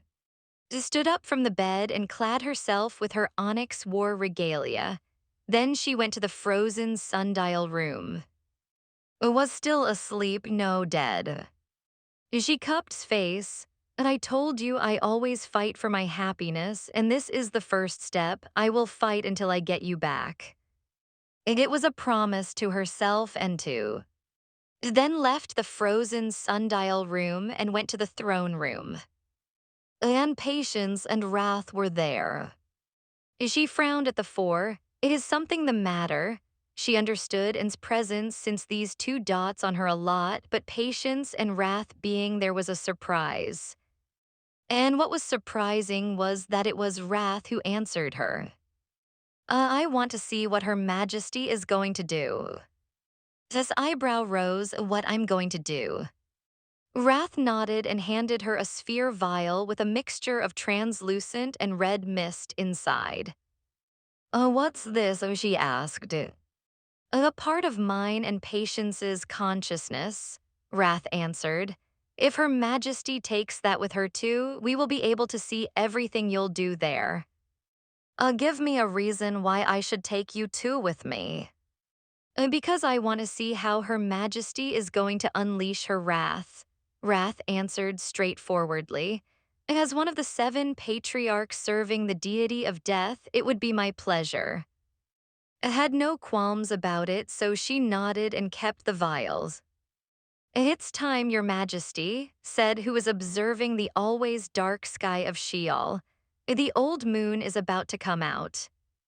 In the old moon would bathe everyone in darkness, but in Sheol it was only the time where the sky was not dark. Stepped into the center of the sundial, and the moment Sheol became bathed with light as if the sun grazed them with its presence, spoke the place she wanted to visit. A principality. Elitum principality. Underneath the military fortress in the heart of the principality, on the bottom floor where the research facility was hidden, shrieks and cries of pain could be heard while lying on a steel bed.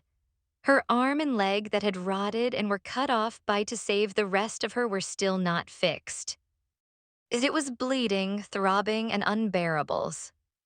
The commander had already experimented with a lot of regrowing essences to heal, but's arm and leg remained unresponsive. Not only that, but it also wouldn't heal. Endure it, the commander's cold voice reached, who was writhing in pain. This happened because you were weak. Wanted to defend herself, but the pain was unbearable that tears were falling from her eyes. I don't understand why she's not healing. Looked at its leg and arm wound. We already used everything we have. The commander sighed while looking at, we haven't tried the sanguine yet.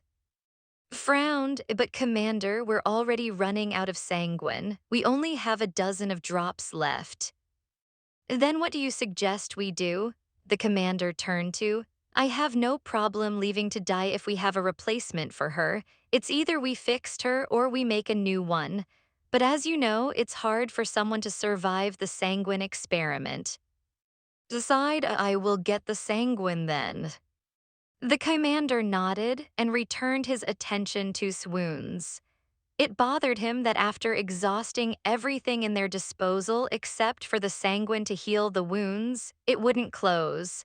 They had even used the blood of the mistress of nature, but nothing.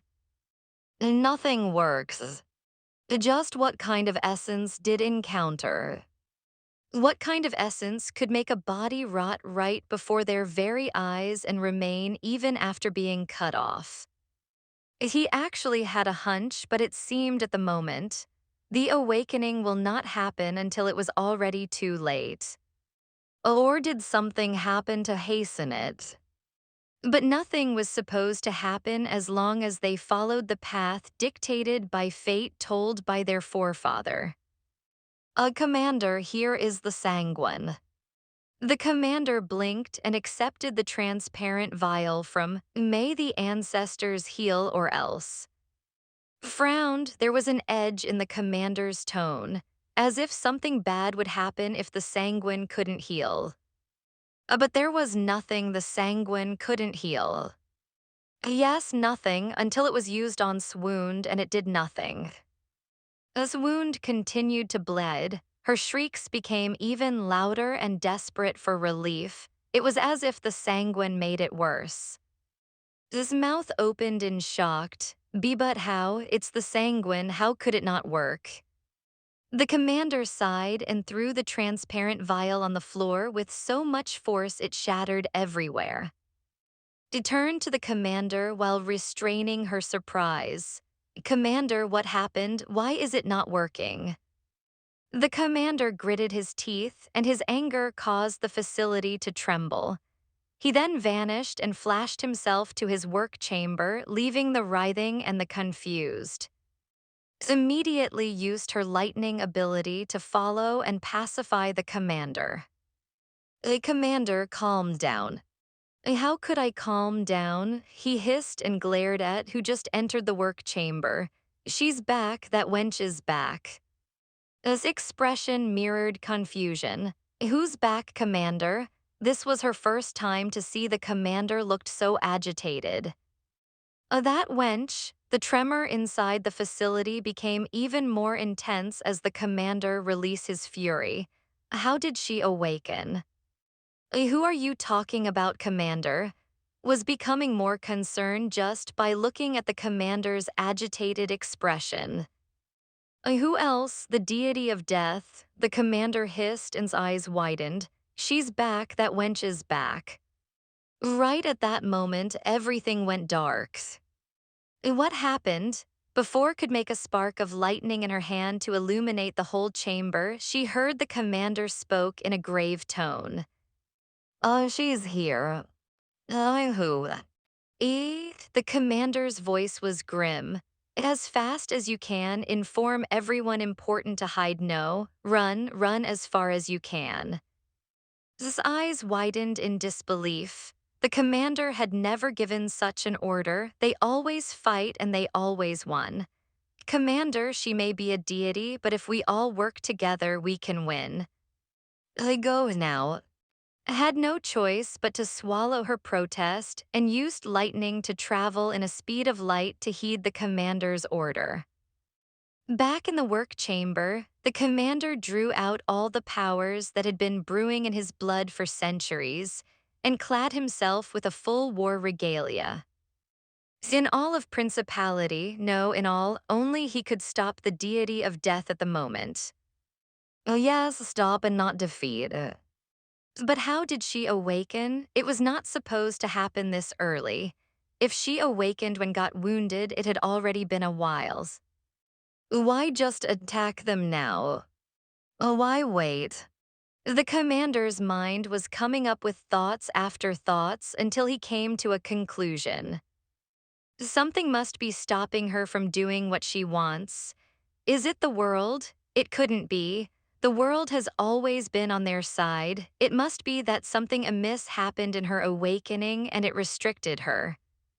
Yes, those wenches' awakening shouldn't happen this early.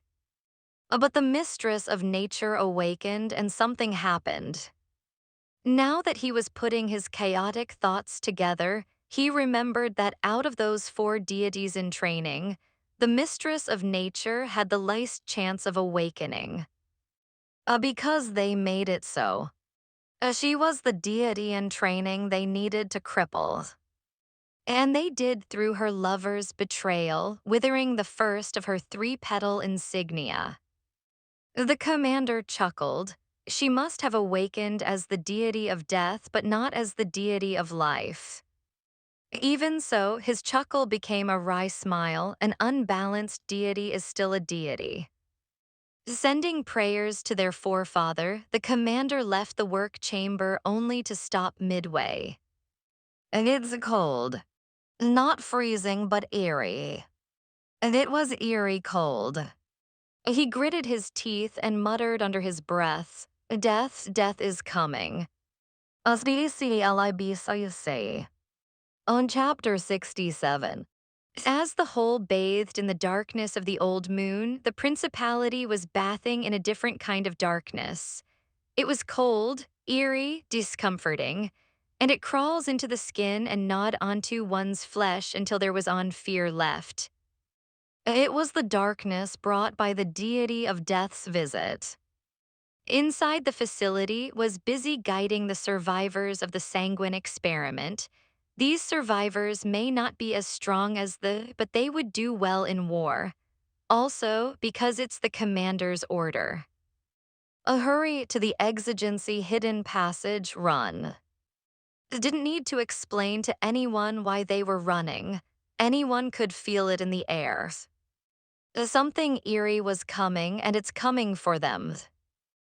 Pick up the pace and hurry. Everyone scrambled into the hidden passage leading toward the shores of the principality. Seeing everyone doing their best to stay alive used the lightning to move toward. Unfortunately, she needed to save her. The commander was right, they couldn't replace that easily. Arriving at the empty and dark research facility, found mumbling in despair. She's here, no, save me, Commander, have mercy, no. Had the first-hand experience of the deity of death's essence, and she was trembling in fear. Clicked her tongue, what a disgrace for an. As against her will, she bent down and picked up, then put her on her back. Was a burden, literally. With on her back, she wouldn't be able to use her lightning to hurry. She cussed under her breath and started running toward the hallway leading to the hidden passageway. Meanwhile, in the air over the principality, stepped out from the darkness and looked down at the island beneath her. The deity of death had no idea the chaos she caused even before she arrived. Just her presence alone sent the principality into a chaotic mess. Breathing in the air of after a long while smiled, her jet-black eyes gleaming in delight. Such a pleasant air. Is it? Wrath's consciousness asked inside's mind. All I can smell is death, your majesty. Wrath, shut up. Patience scolded Wrath. If her majesty said that the air is pleasant, then the air is pleasant. Smiled at the two before looking down at the principality beneath her feet. Let's go get and drag her home with us.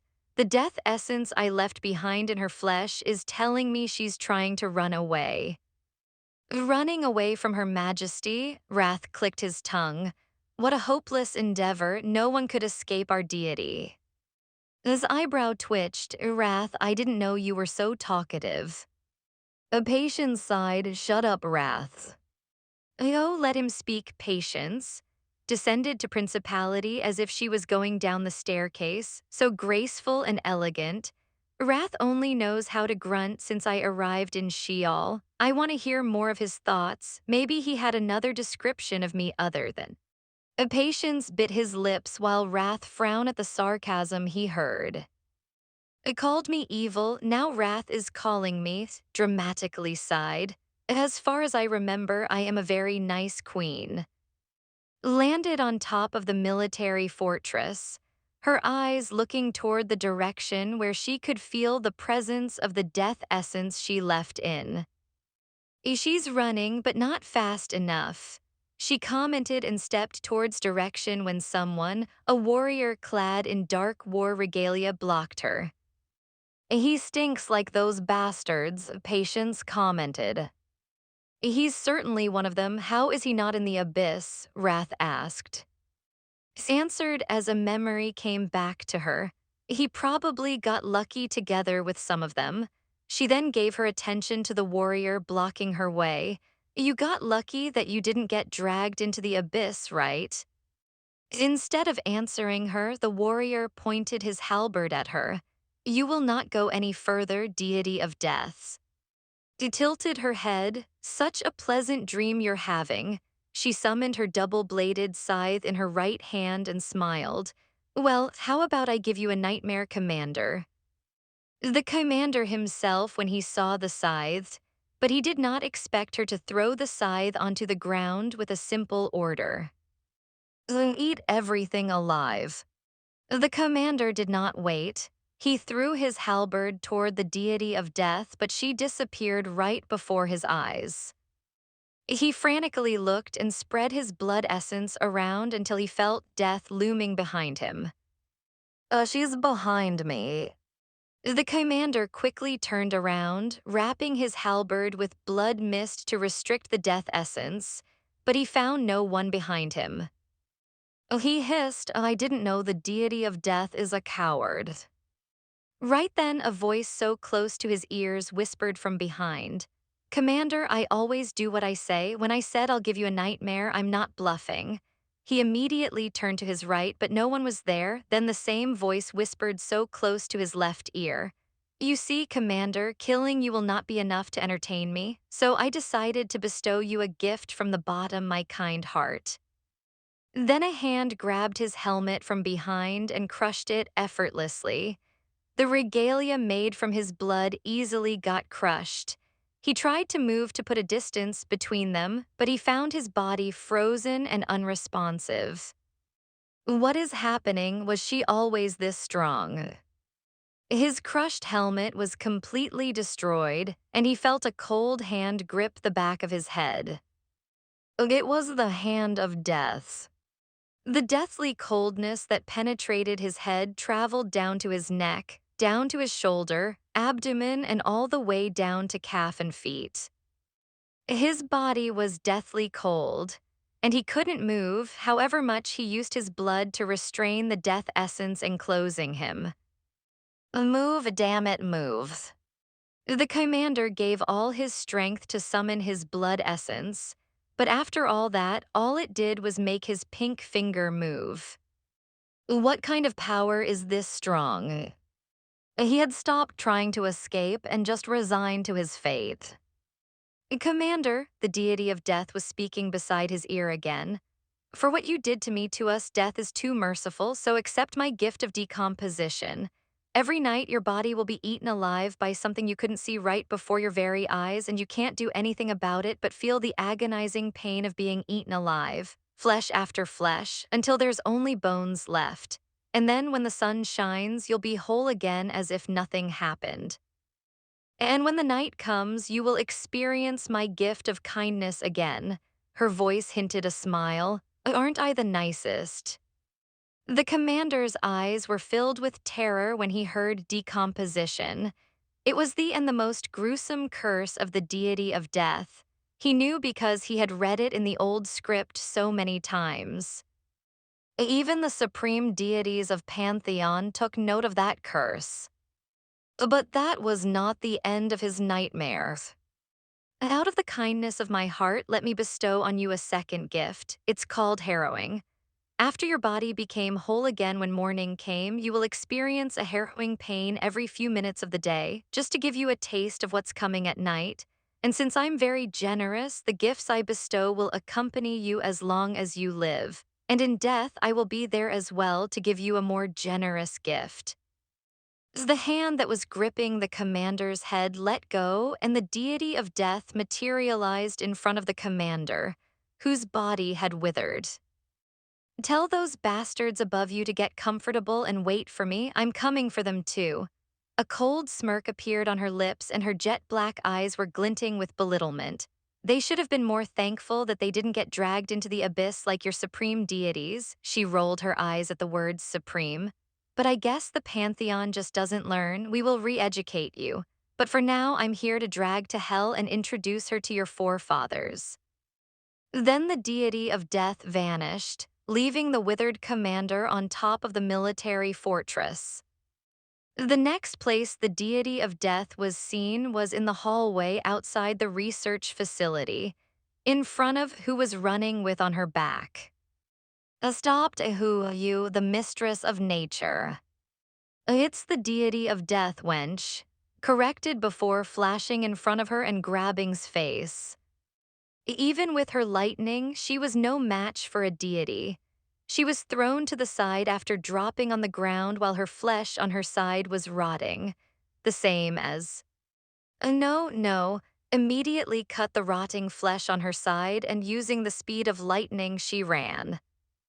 She escaped and left behind.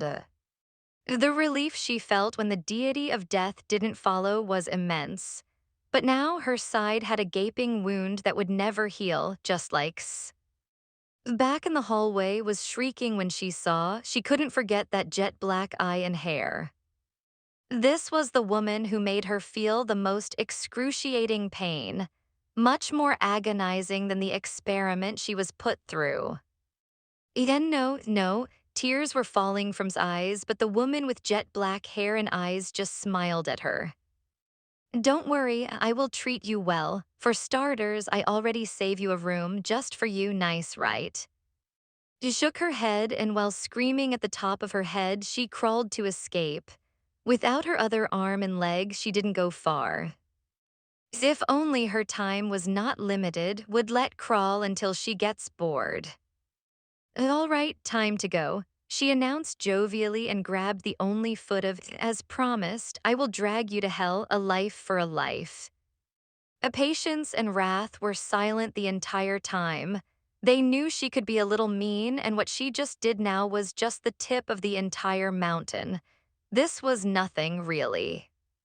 Your Majesty, your scythe, Patience reminded her. Is it okay to eat all the living things in this place?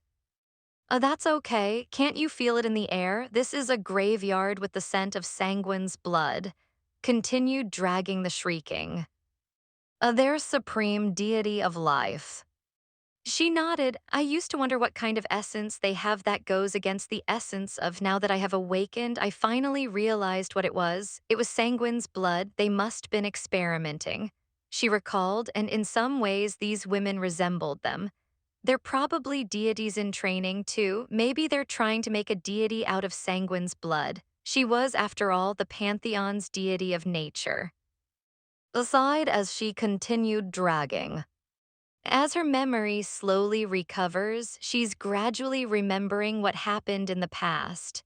Of course, she couldn't make a conclusion out of the memories she remembered, but it was enough to understand a part of it. The anarchy war between the pantheon and the pantheon. Some deities, including them, may have died, but the one that suffered severely were and its citizens. The anarchy war was the cause of extinction. Recalling Greed's story about deity Eris calling the race the sole vessels tasked to create as, and deities calling them, and laughing, finally understood why. Their pantheon was called as well, and most of the deities didn't want to be called, which was the pantheon's demonym to them, while they call the just bastards and wenches. Let's go back to Sheol. Still dragging, flashed herself to where she threw her scythe earlier. She was immediately greeted by the damage her scythe caused. The dead soil, the crumbling houses, and withered vegetation. Her scythe devoured more than half of the capital's life. Skeletons were crawling out of the ground in different races. It was indeed a graveyard. Withdraw her scythe and floated to the air to see the whole principality. Bathed in the old moon and death's darkness, the military of principality was dispatched to destroy the skeletons that crawled out of the ground and rescue as many citizens as possible. and in the midst of that chaos saw a familiar man. It seemed he felt's gaze because he turned to look in her direction, and his eyes slowly widened as shock filled his whole body. Floating in the air was a woman with long and wavy jet black hair reaching her knees, clad in onyx war regalia with a halo crown made of bones and black gems, and holding a double-bladed scythe. Couldn't be mistaken, it was. But why does she look like that? Far from the mistress of nature with warm essence, the he was seeing now had a distinct air around her. It was eerie cold. Unlike their previous interactions, didn't look away. She stared straight at him with no emotion on her face. There was no anger, no hatred, just indifference. Pulled himself together and leaped toward the nearest surface too. What happened? He knew she would not respond, but he still asked, why do you look like that? To the surprise answered, that I died. His eyes widened. How? He ceased speaking when he saw a black fog suddenly appearing on his feet and wrapping around her body as if devouring her. Immediately extended his hand to offer it to, take my hand, that black fog is. It's okay, to his astonishment actually smiled. It won't hurt me, it'll just take me home, anyway do me a favor and leave. But my mind is. Flicked her fingers and felt like his head had been squeezed and his ears rang in pain and bled. W what? Their barrier erected, no one could take control of you now. The black fog was already on his neck, so she hurriedly added, leave and go to, tell what you saw here, and I'm. The black fog already devoured, and she vanished in front of who still couldn't believe what had just happened. Was dead, spoke to him and even put a barrier in his mind. Then she told him to go too, and if he was not mistaken, she was about to say she was sorry. For what? What's happening? Why did have a drastic change toward him? And what happened to her? She answered him with is dead, as if that was enough to explain everything. Still confused, but with a clear thought of what to do next, he leapt down and started running toward the port. He needed to get out of here and go too. Maybe this was the chance he was waiting for, a chance to make up for his mistakes. In Sheol appeared in the throne room just like the first time she had arrived here, but the difference this time was that she was dragging someone with her. Uh, Grimaced when she recalled how she couldn't finish what she wanted to say to. She angrily threw to wrath and patience. Wrath, kill her in every way you know how. After killing her 1,000 times, chain her to the river of in the abyss. After all her flesh gets devoured by flame, I'll gift her her very own personal room in the abyss. Wrath nodded and took to the oubliette underneath the palace, while sat on her throne and stared at the sundial. Unexpectedly seeing again, was surprised that she didn't feel the hatred she used to feel toward him. It was strange. It wasn't like she had forgotten what he did, she just feel indifferent toward him. Was it because she already lost all of her petals and was now an unbalanced deity? Oh, your majesty, you have a visitor. It was pulled from her thoughts and frowned at a visitor. Oh yes, your majesty. Was bewildered as to who would visit her here in Sheol. Who is it? It is deity, your majesty, from the realm. She is asking for your permission and protection to enter Sheol. Blinked and answered coolly, even when she felt like her mind had just been blown. Of course, provide her a safe passage in Sheol. Oh yes, your majesty. Left and replaced her full war regalia with a simple dress adorned with beautiful black gems. As half-sister breathes out, you can do this. It was still motivating herself when she felt a sudden change in the throne room. The air was twisting, as if the space itself was bending. After that brief sensation, a beautiful woman with a dark hair and golden eyes that resembled appeared in front of her. I greet the supreme deity of death. Deity before those golden eyes stared straight into his jet black ones. I, deity, bring a message from the world. As DCLIB say. On chapter 68. The world thanks the four supreme deities for buying the world time. The world now wants the supreme deities to proceed. That is the end of the world's message, supreme deity of death.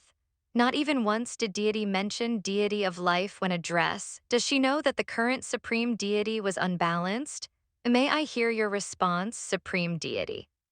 Truthfully, had no idea what deity was talking about. So she changed the topic while ransacking her brain about what the world was talking about. Last I checked is the deity of space. When did you become a messenger? Since the realm had been closed down, your majesty, answered. As your majesty knew, the abyss couldn't seal all the pantheon, only their supreme deities. It will break if forced, since it was made hastily to accommodate those bastards. Thus, some members of their pantheon are still making trouble, but nothing to be concerned about since they don't have their leaders. It was Supreme Deity Eris who ordered me to keep the realm in a separate space for precaution, and without Supreme Deity Eris' order, I wouldn't bring the realm back to. So the other deities were safe, and the realm hadn't been touched by those bastards. And since it's the order from the commanding general, Supreme Deity Eris, then it's a must. Could really think fast when it comes to these things. Nodded, that's good. Gave a small smile. She was happy to receive such gratitude from Supreme Deity. Your Majesty, may I implore you on something? Hesitated, but still voiced it out. Gestured to continue.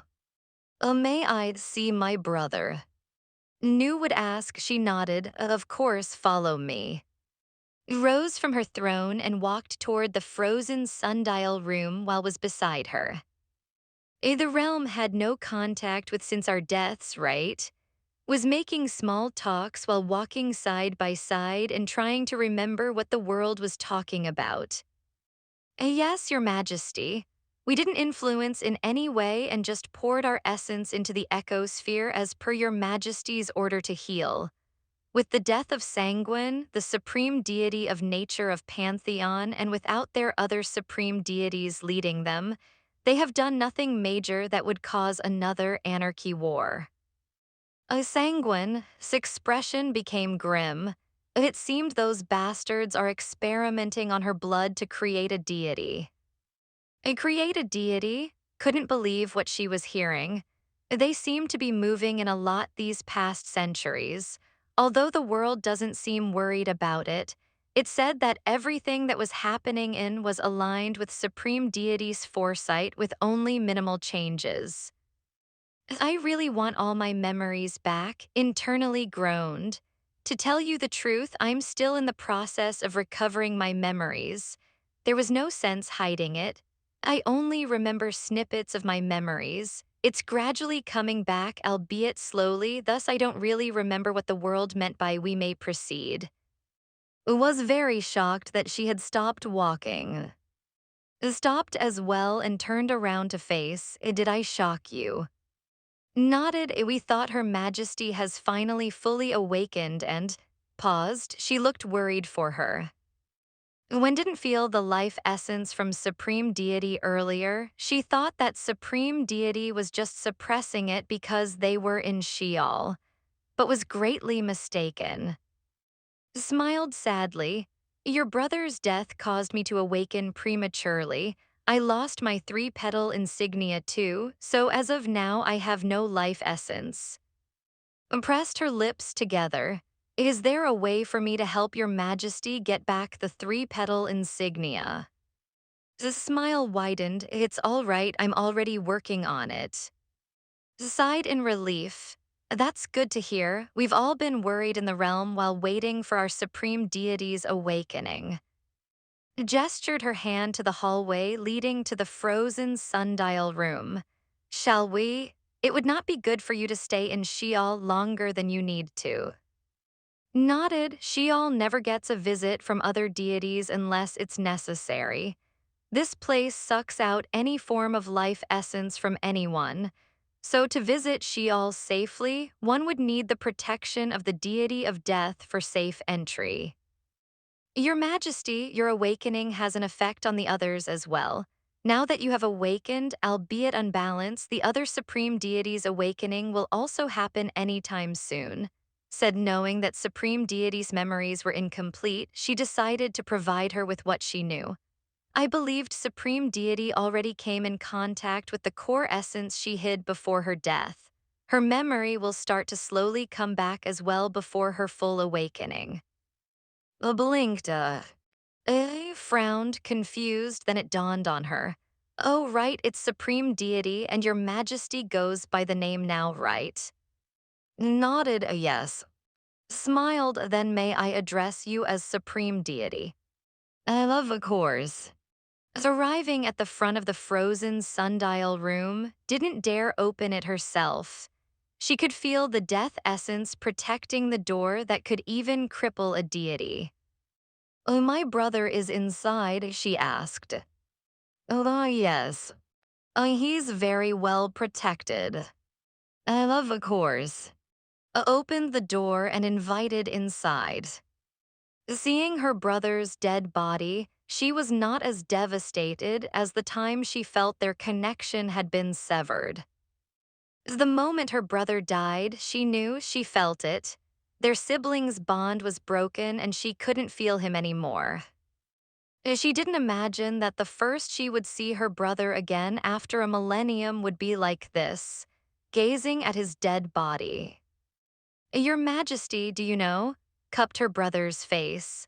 And aside from the beings in Sheol, in all only my brother, the Dragon King, chose to keep his memories intact and swore an oath of secrecy. As lips parted, I only him. Nodded and smiled. I advised him against it. I told him it would cause a lot of mental pressure on him in the long run, but he was so adamant about it, he wouldn't budge. Does he want to remember the Anarchy War that badly?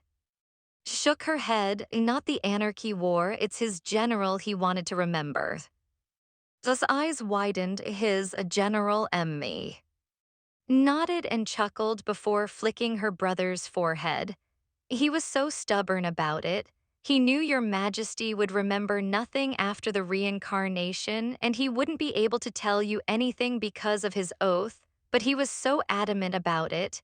He said that his most precious possession was his memories of you, your Majesty. Felt suffocated and her eyes watered. Just how long have you been waiting for me? Your Majesty, I am happy that you treasure my brother and want to resurrect him, but it will cause an unbalance to the world. Felt her heart broke as she said those words. Dead are supposed to stay dead, you know that better than me, and if forced, your Majesty would have to pay the price of balance to the world. Smiled and firmly responded, without hesitation. To get back whatever I have to pay, I can afford it. Squeezed her eyes closed, and when she opened them again, it was filled with gratitude and admiration. Whatever your Majesty needs to resurrect my brother, I am here to help. Was grateful to hear that. Then, do you have any idea what kind of payment the world would want from me? I remember nothing about it as of the moment. Thought hard before shaking her head. It would depend on the moment of my brother's resurrection.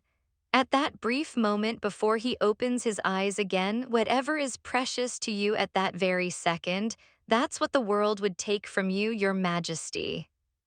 Recalled what that bastard in the abyss told her. The price is your misery. She clenched her fist.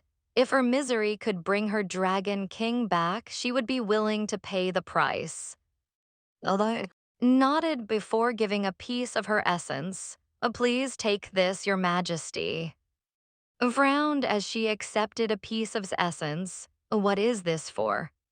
To get your Majesty's 3 petals insignia back and resurrect my brother, there's definitely a test to pass, and that test would be in a place where vitality is at its peak, which is very harmful to your majesty at the moment. And that is where my essence comes in.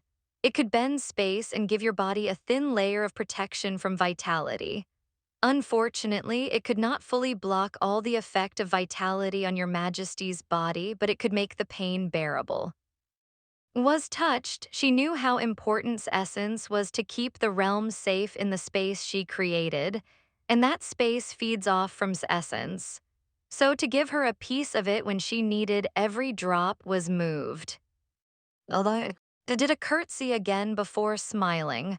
I will now take my leave, supreme deity. Soon after, the air twist and the space bent, then disappeared. Alone in the frozen sundial gazed at. The millennium, she muttered under her breath and let out a heavy sigh. I'll see you soon, my dragon king. Vatra, what are you looking at again?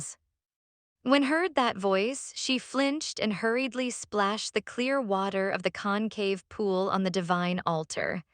Looking innocent, as if she couldn't hurt even a fly, turned to the owner of that irritating voice. What do you want? Immediately grinned, seeing that she got's attention. I need your help with something. Raised her eyebrow at's annoyingly beautiful face. You're scheming and I knew it, get away from me. Come on, sweetly wrapped her arm around. It's for the future, aren't you bored? I am indeed bored, but going along with the crazy meant getting into trouble with Eris again. But she couldn't resist the word it's for the future. Had always been getting ready for the future, and she was always dragging her with her to do some crazy things. All right, what is it? This grinned widened, come follow me. Obediently followed and found herself standing over a vast ocean in. Her forehead furrowed, she immediately knew that this was trouble. I'm leaving. Not a chance, grabbed's wrist and pointed to a small island nearby. Can you blast that island? It is an island without inhabitant, so there's nothing to worry about. Knew how persistent could be, so she nodded. She just wanted to get it done so she could return to what she was doing. Use your raining fireballs. Make sure to erase that island, okay? It'll be a very important passage in the future. Just rolled her eyes, and with a flick of her finger, scalding huge fireballs rained down on the island. Was so happy she was giggling. Then follow up with those enormous flaming swords of yours. Just went with whatever said. After the fireballs, enormous flaming swords fell from the sky. Trembled from the force of its attack that even the realm felt its after effect. The island vanished and was replaced by a deep hole, creating a bottomless waterfall with boiling water and steep brook-like streams around it. It was a sailor's nightmare. Blinked at the result of the fireballs and flaming swords. What happened? Giggled mischievously as if something was funny. You just created your own hellish path. Was about to inquire what meant when they heard Eris' angry voice. And both flinched and shared a panic look. Then they both uttered the same thing. Run. Run, came awake, shouting that word as if chaos was about to descend. Then the sound of water filled her ears. Blinked and looked around. It was dark, she couldn't see anything. Her mind was still in the middle of the dream and reality when she recalled what happened after they traversed the brook. Their boat was able to survive the brook, but it broke apart when they fell from a bottomless waterfall.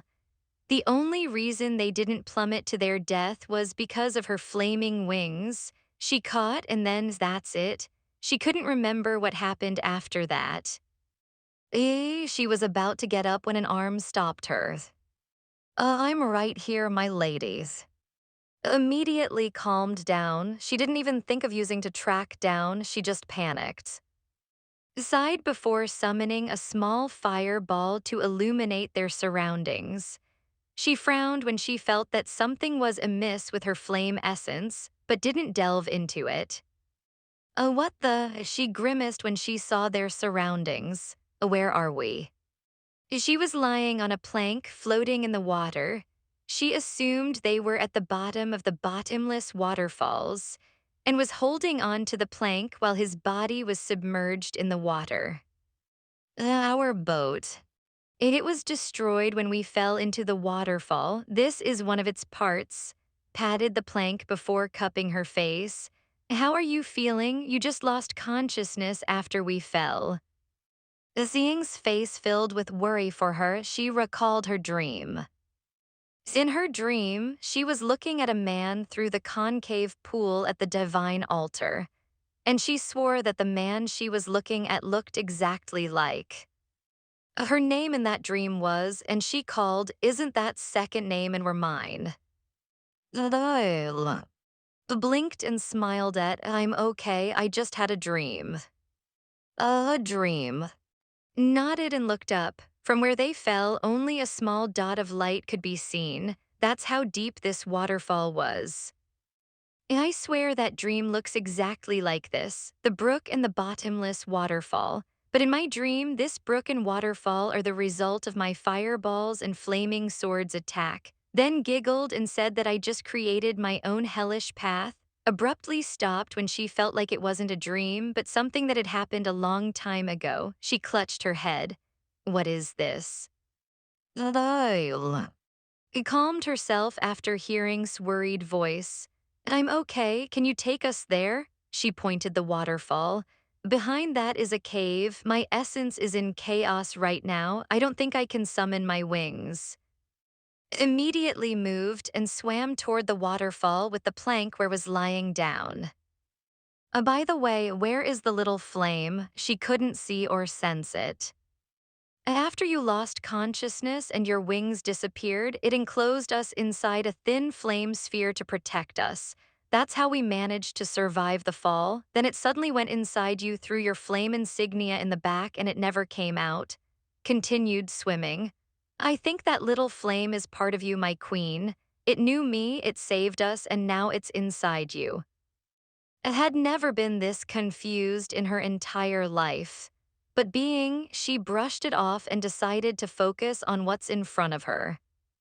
And that cave behind the waterfall leads to somewhere. I just don't know where, but I have a feeling it'll take us to. Believed without an ounce of doubt and brought them behind the waterfalls.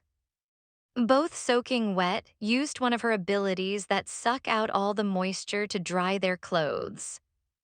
There's really a passage here, it's going upward. Was accompanied by a little fireball created by, are we underwater? I believed so, stood beside, let's go in. Just be careful, it's slippery and the surface is uneven and jagged. Then offered his hand smiled as she accepted it. You know, you were in my dreams too. She told her dream while walking deeper and deeper into the passageway. I am. I was looking at you in this concave pool. Frowned when she felt that familiar sensation again. My dream felt so real. Anyway, I was looking more like peeking at you. Peeking at me, couldn't help teasing his queen. You didn't see me naked, did you? Rolled her eyes, sadly it was an innocent dream.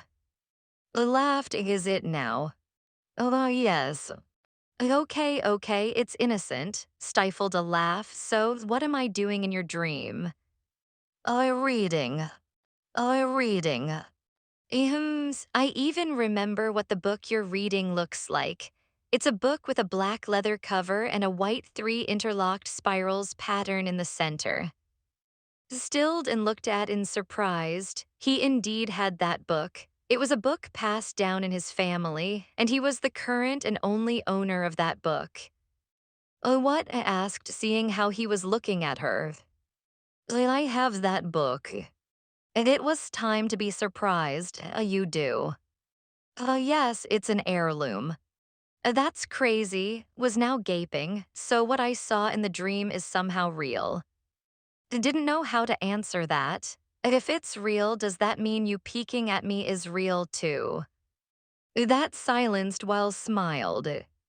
Let's talk about it while walking, said and tightened his hold on's hand. Okay. With interlocked hands, the two moved forward while making small talks, mostly about's dream. The two didn't know how long they had walked when they heard a rushing of water and a splatter of water on the rocks. Another waterfall, asked with a frown, then they hastened their steps, they were almost running. As they get closer to the sound of the rushing water was getting louder and louder. Look, an exit. Was excited to see the light in the distance. That meant the passageway had an exit. Let's hurry. And ran to the light at full speed, then abruptly stopped when they were near the end. They finally found out where the passageway led them. Oh, my deities, he muttered under her breath as she looked down. They were on top of an enormous circular-shaped waterfall with thousands of feet high that the bottom looked so small. And in the center of that enormous circular waterfall was a small island. What is that island? Asked while squinting her eyes to see the island clearly. And it's Aqua Terra, answered with a smile of relief before looking at his, we're here. Say. On Chapter 69, is Infernal Empire. With noble statues, he and easily arrived at a village known for their apple woodland. After the destruction of City, the former capital of the empire, that had long transformed from a simple village to a thriving town. So you're leaving again? Clarified when the son of deity of death bade goodbye to him after they rented a single room and just before sundown. Nodded a yes, I need to speak with my mother.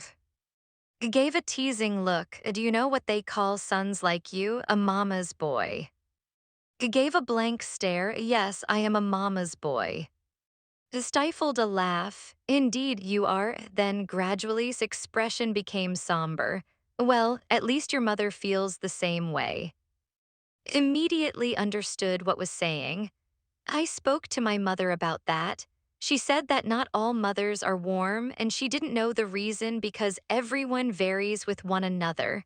And when my mother said she didn't know, that means nobody knows because my mother knows a lot of things.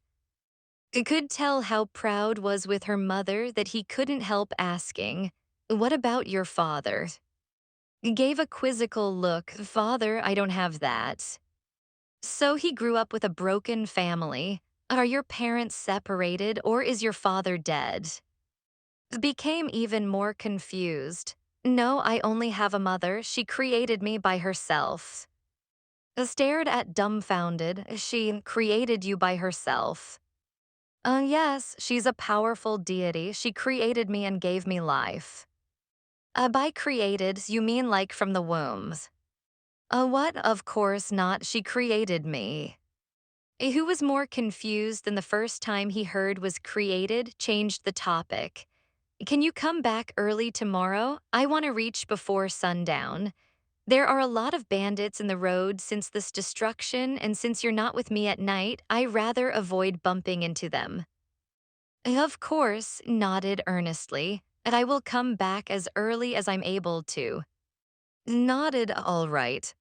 Right before his eyes vanished. If hadn't seen appeared and disappeared in front of him, he wouldn't believe that he was a keeper of the abyss, which was hell and the son of the deity of death. An MORTM Palace Sheol. Like the previous nights, visited his mother in her bedchamber. However, his mother was not in her chamber. When he asked one of the maids, she told him that Her Majesty was in the frozen sundial room. She's with Uncle again. He went to the frozen sundial room. When he arrived in front of the door, he needn't announce his presence. The door opened on its own and he stepped inside. He found his mother sitting on the edge of the stone slab, just staring at the Dragon King. The mother I'm back from. Raised her head at her son and smiled. Yes, I know, I felt your presence before you even appeared in front of me. Walked toward his mother. You're here again, mother. If you keep visiting uncles, you're going to miss him more. Messed hair when he stopped in front of her. I'm here to say goodbye, dear. Frowned a goodbye. Nodded, Sheol regained consciousness earlier and spoke to me. Sheol, eyes widened in delight, she's back. After his mother died, Sheol gradually lost her consciousness. It seemed so, didn't even greet me. She told me straight up that if I continued being unbalanced, the abyss will start to fall apart and the bastards sealed inside might escape one after another. This expression changed from delight to concern. Then I will assimilate myself into the abyss again to buy us some time. I know you're not, firmly rejected's plan. But mother, I will take the sundial's test of time earlier than planned. But mother, we still don't have the 3 leaves yet. Step down from the stone slab to hug her son and calm him down. Dear, I don't have the luxury to wait for it anymore. Even if you assimilated yourself into the abyss, it's only a matter of time before the abyss breaks without the life essence as its foundation. When I went to wake you up, the pale green essence that represents life is already losing its glow. I thought nothing of it at that time, but now I realize its importance and the danger we're all facing. Out of the 4 supreme deities, only I awakened, and I'm unbalanced and caged here in Sheol. If those bastards and wenches get out, we're all doomed. Thus, I have to take the test now whether it's safe for me or not. But knew he couldn't change his mother's mind. Mother, without the 3 leaves that could return your 3-petal insignia that would balance your 2 essences, the life essence you'll regain once you pass the test of time will clash with the essence, and their fight for dominance inside you will slowly destroy your divine body. Mess hair again before pressing her lips against his forehead. I will be fine, trust me, I can handle it. She sounded so calm that couldn't help believing in his mother. And as you said, it will slowly destroy my body. That means I still have some time before it completely destroys me. Knew that with the situation unfolding now, they didn't really have a choice. He clenched his fist. Tomorrow we will travel fast to. I will immediately tell Aunt Eris and we will find those leaves as fast as we could, Mother. So don't let anything destroy your body, okay? You promised me that I will not lose you again. You promised, Mother. I know, and I will keep my promise, I swear. I couldn't wait for the sundial to reverberate to signal a new night in Sheol, so he could return to immediately. He was now desperate to find those 3 leaves. His mother's life was on the line. 7 Patriarchs Manor, Sheol. The 7 patriarchs were surprised and then overjoyed when they heard Sheol's voice in their minds, but what she told them next made them become grim. Their Majesty must take the test of time, and while she was inside the sundial's test, the abyss was going to be vulnerable. Judgment will be postponed until the test is over. The 7 patriarchs' primary task is to keep the abyss sealed. If someone tried to escape, kill if necessary and drag them back if you could. We cannot let anyone escape the abyss while our Majesty is taking the test. But without the 3 leaves that could return Her Majesty's 3-petal insignia, would she be all right afterwards? Temperance asked, concerned. Isn't Her Majesty's 3-petal insignia the one that balances the essence and the life essence in her body? Without the insignia, those 2 essences will clash inside her. Patience nodded. Don't we have other options to help Her Majesty? Sheol, just tell us what we need to do, we will help, Envy said. Her Majesty already agreed to take the test. What you all must do is to guard the abyss. As for what will happen after the test, the 2 essences will definitely fight for dominance inside her and it will cause her immense pain. However, as long as she has the life essence in her body, the abyss will remain intact and sealed. Her Majesty will be in constant pain. Gluttony didn't like the sound of that. Yes, until she consumes the 3 leaves needed to get her 3 petal insignia back that would balance the 2 essences in her body. She would constantly experience the most unbearable pain. The 7 patriarchs sighed and groaned. They didn't like the sound of that. As much as possible, they wanted their deity to be as comfortable as possible. We will do it, Pride spoke firmly. We will guard the abyss and would let no one escape. Tell Her Majesty not to worry and just focus on her test. Diligence nodded. Yes, we will work hard to make sure those bastards stay in the abyss. Would we be able to fight them off? Charity was worried. Of course. As long as the abyss is not completely broken, the supreme deities of Pantheon wouldn't be able to escape. At most, the one who could escape when Our Majesty takes the test would be the lower deities of sealed inside. Pride shrugged. If it's the lower deities, we could take them. A sloth groaned. This is going to be a lot of work. Lust shrugged. If we want to help Our Majesty, we all need to give it our all. Then it is settled. I will speak to the others as well to get them ready. After that, she all left their minds, leaving the 7 patriarchs worried about their deity. Let's all visit Her Majesty later, Envy suggested. Everyone agreed and prepared to meet their deities. Lockwood Terra. Thanks, Nessus, rubbed Nessus's back before sending him back to the enchanted bead. It's a good thing I left his bead on the boat when we went to that island that burned everything we have on. Looked up to where they rested last night. That passageway on top of the circular waterfalls surroundings this island. They had to rest for the night because of her chaotic essence. If was not immune to her flame, he might been burned. Thankfully, her blood of flame had calmed down now. We circled the island earlier and there was no one here but looked down after looking up. And I can feel she's just below us. There might be an entrance somewhere, said. And you search the water, I'll search the land, suggested with a sheepish smile. Only chuckled at that before nodding. He knew how much his queen hated bodies of waters and its inhabitants. See you, my queen. Nodded and watched enter the water and swam down. After a while, she also started moving to look for an entrance, but she already scoured the entire island and found nothing. So she just waited for it to come back up from the water. In the water, lost control of his body the moment he took a dip. The water had a mind of its own, probably queen, and pulled him to the bottom of the sea where he saw a large opening of a cave. Maybe.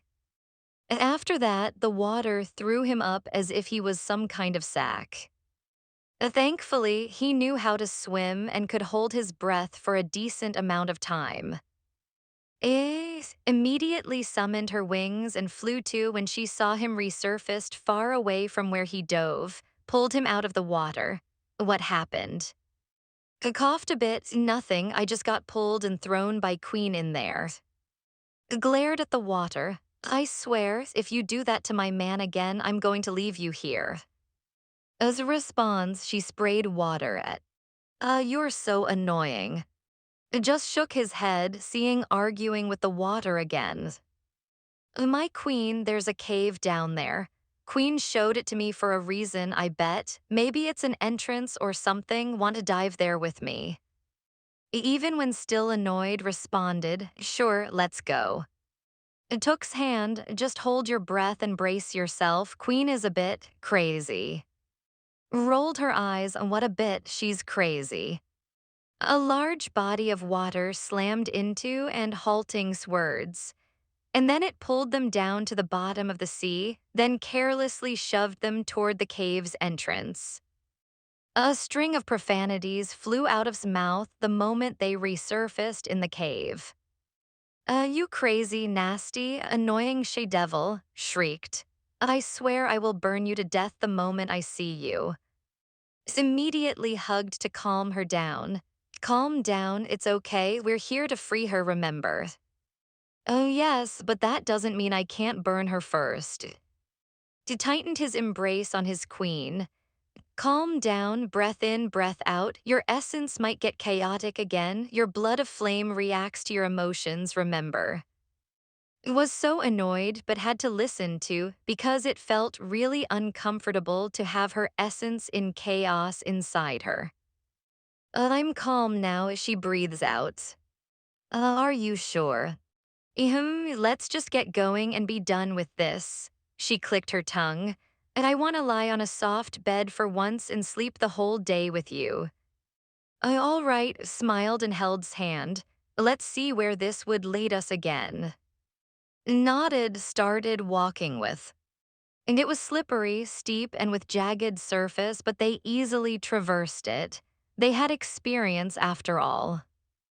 After walking for a long while enough for feet to hurt, they finally arrived at the end of the cave. It was a dead end.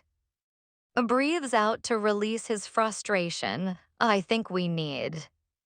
No, hissed, I'm done and I'm pissed. I'm going to destroy this damn place. A pissed was a scary one, but before could calm her down, she was already punching the dead end wall in front of them. Every punch shook the cave and got nearly unbalanced at the force.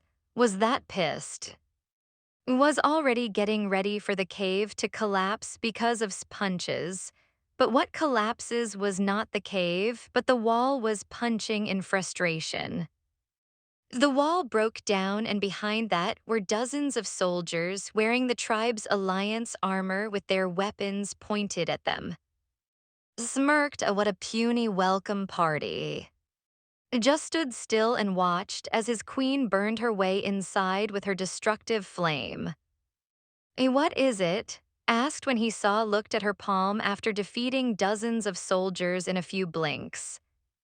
He glanced at him. I think I got stronger. Finally stepped inside, stronger. Yes, I only used a little of my essence, like a minuscule amount, but look what my flame did to these people. I wasn't even serious. Kissed forehead before smoothing her frown. Let's not anger her. The stronger you get, the better. That only means that no one would be able to harm you so easily. I guess, stilled and frowned when her eyes landed on something. Is that what I think it is? Followed's gaze and stilled as well. What the, I'll be damned. At the end of its gaze was a prison. And inside of that cage was the most beautiful woman chained to the wall but was smiling and waving her hand at and. Greetings to the most adorable couple who are here to save the damsel in distress. Charming smile widened. Me. Was ready to return the greeting when just unleashed her flame and shoot it toward Queen. His eyes widened in shock. You crazy woman, had forgotten that they were there to save. After what you put us through, I will burn you to death. You hear me, you crazy lunatic she-devil. I could only gape at the scene of shooting flames at and laughing while dodging's flame as if they were playing a game, and she was having the best time of her life. Sighed and chose to be a bystander again. Indeed, Queen is as crazy as they say she is. As say. On Chapter 70. From the outside perspective, seeing sitting on her throne, she looked so calm and authoritative, but only knew she was worried. The pain after she passed the test she could endure. What concerns her was the test itself. What kind of test was it? She was pretty sure that it was about her past, as that means it includes and her horrible past inside that prison. But could she pass it? Knowing the test was different from experiencing it and reliving her hellish past all over again. Your Majesty, Lord has left Sheol, and the 7 patriarchs, together with all the river keepers, are now surrounding the abyss. Informed him. Looked at full of concern. Your Majesty, I implore you, please, Your Majesty, please be very careful. Smiled, knowing that was worried about her. Not just, but all the beings here in Sheol. It's been a while since she arrived here in Sheol, and in those times, she found a family here who care for her more than they care about themselves. I will do my best. To dry the tear that fell from her eyes, and Bodat did the same. Make sure that the frozen sundial room is well protected while I'm away. Ordered before she rose from her throne and walked down toward the center of the sundial in front of her. As she stopped at the center, she held essence in her hand. After a few deep breaths, she called out Sienna's name. Almost instantly, felt an indescribable pain gnawed on her body. She started vomiting blood in pain, and she fell over whole, writhing in agony. The pain was so unbearable that she had a hard time releasing essence.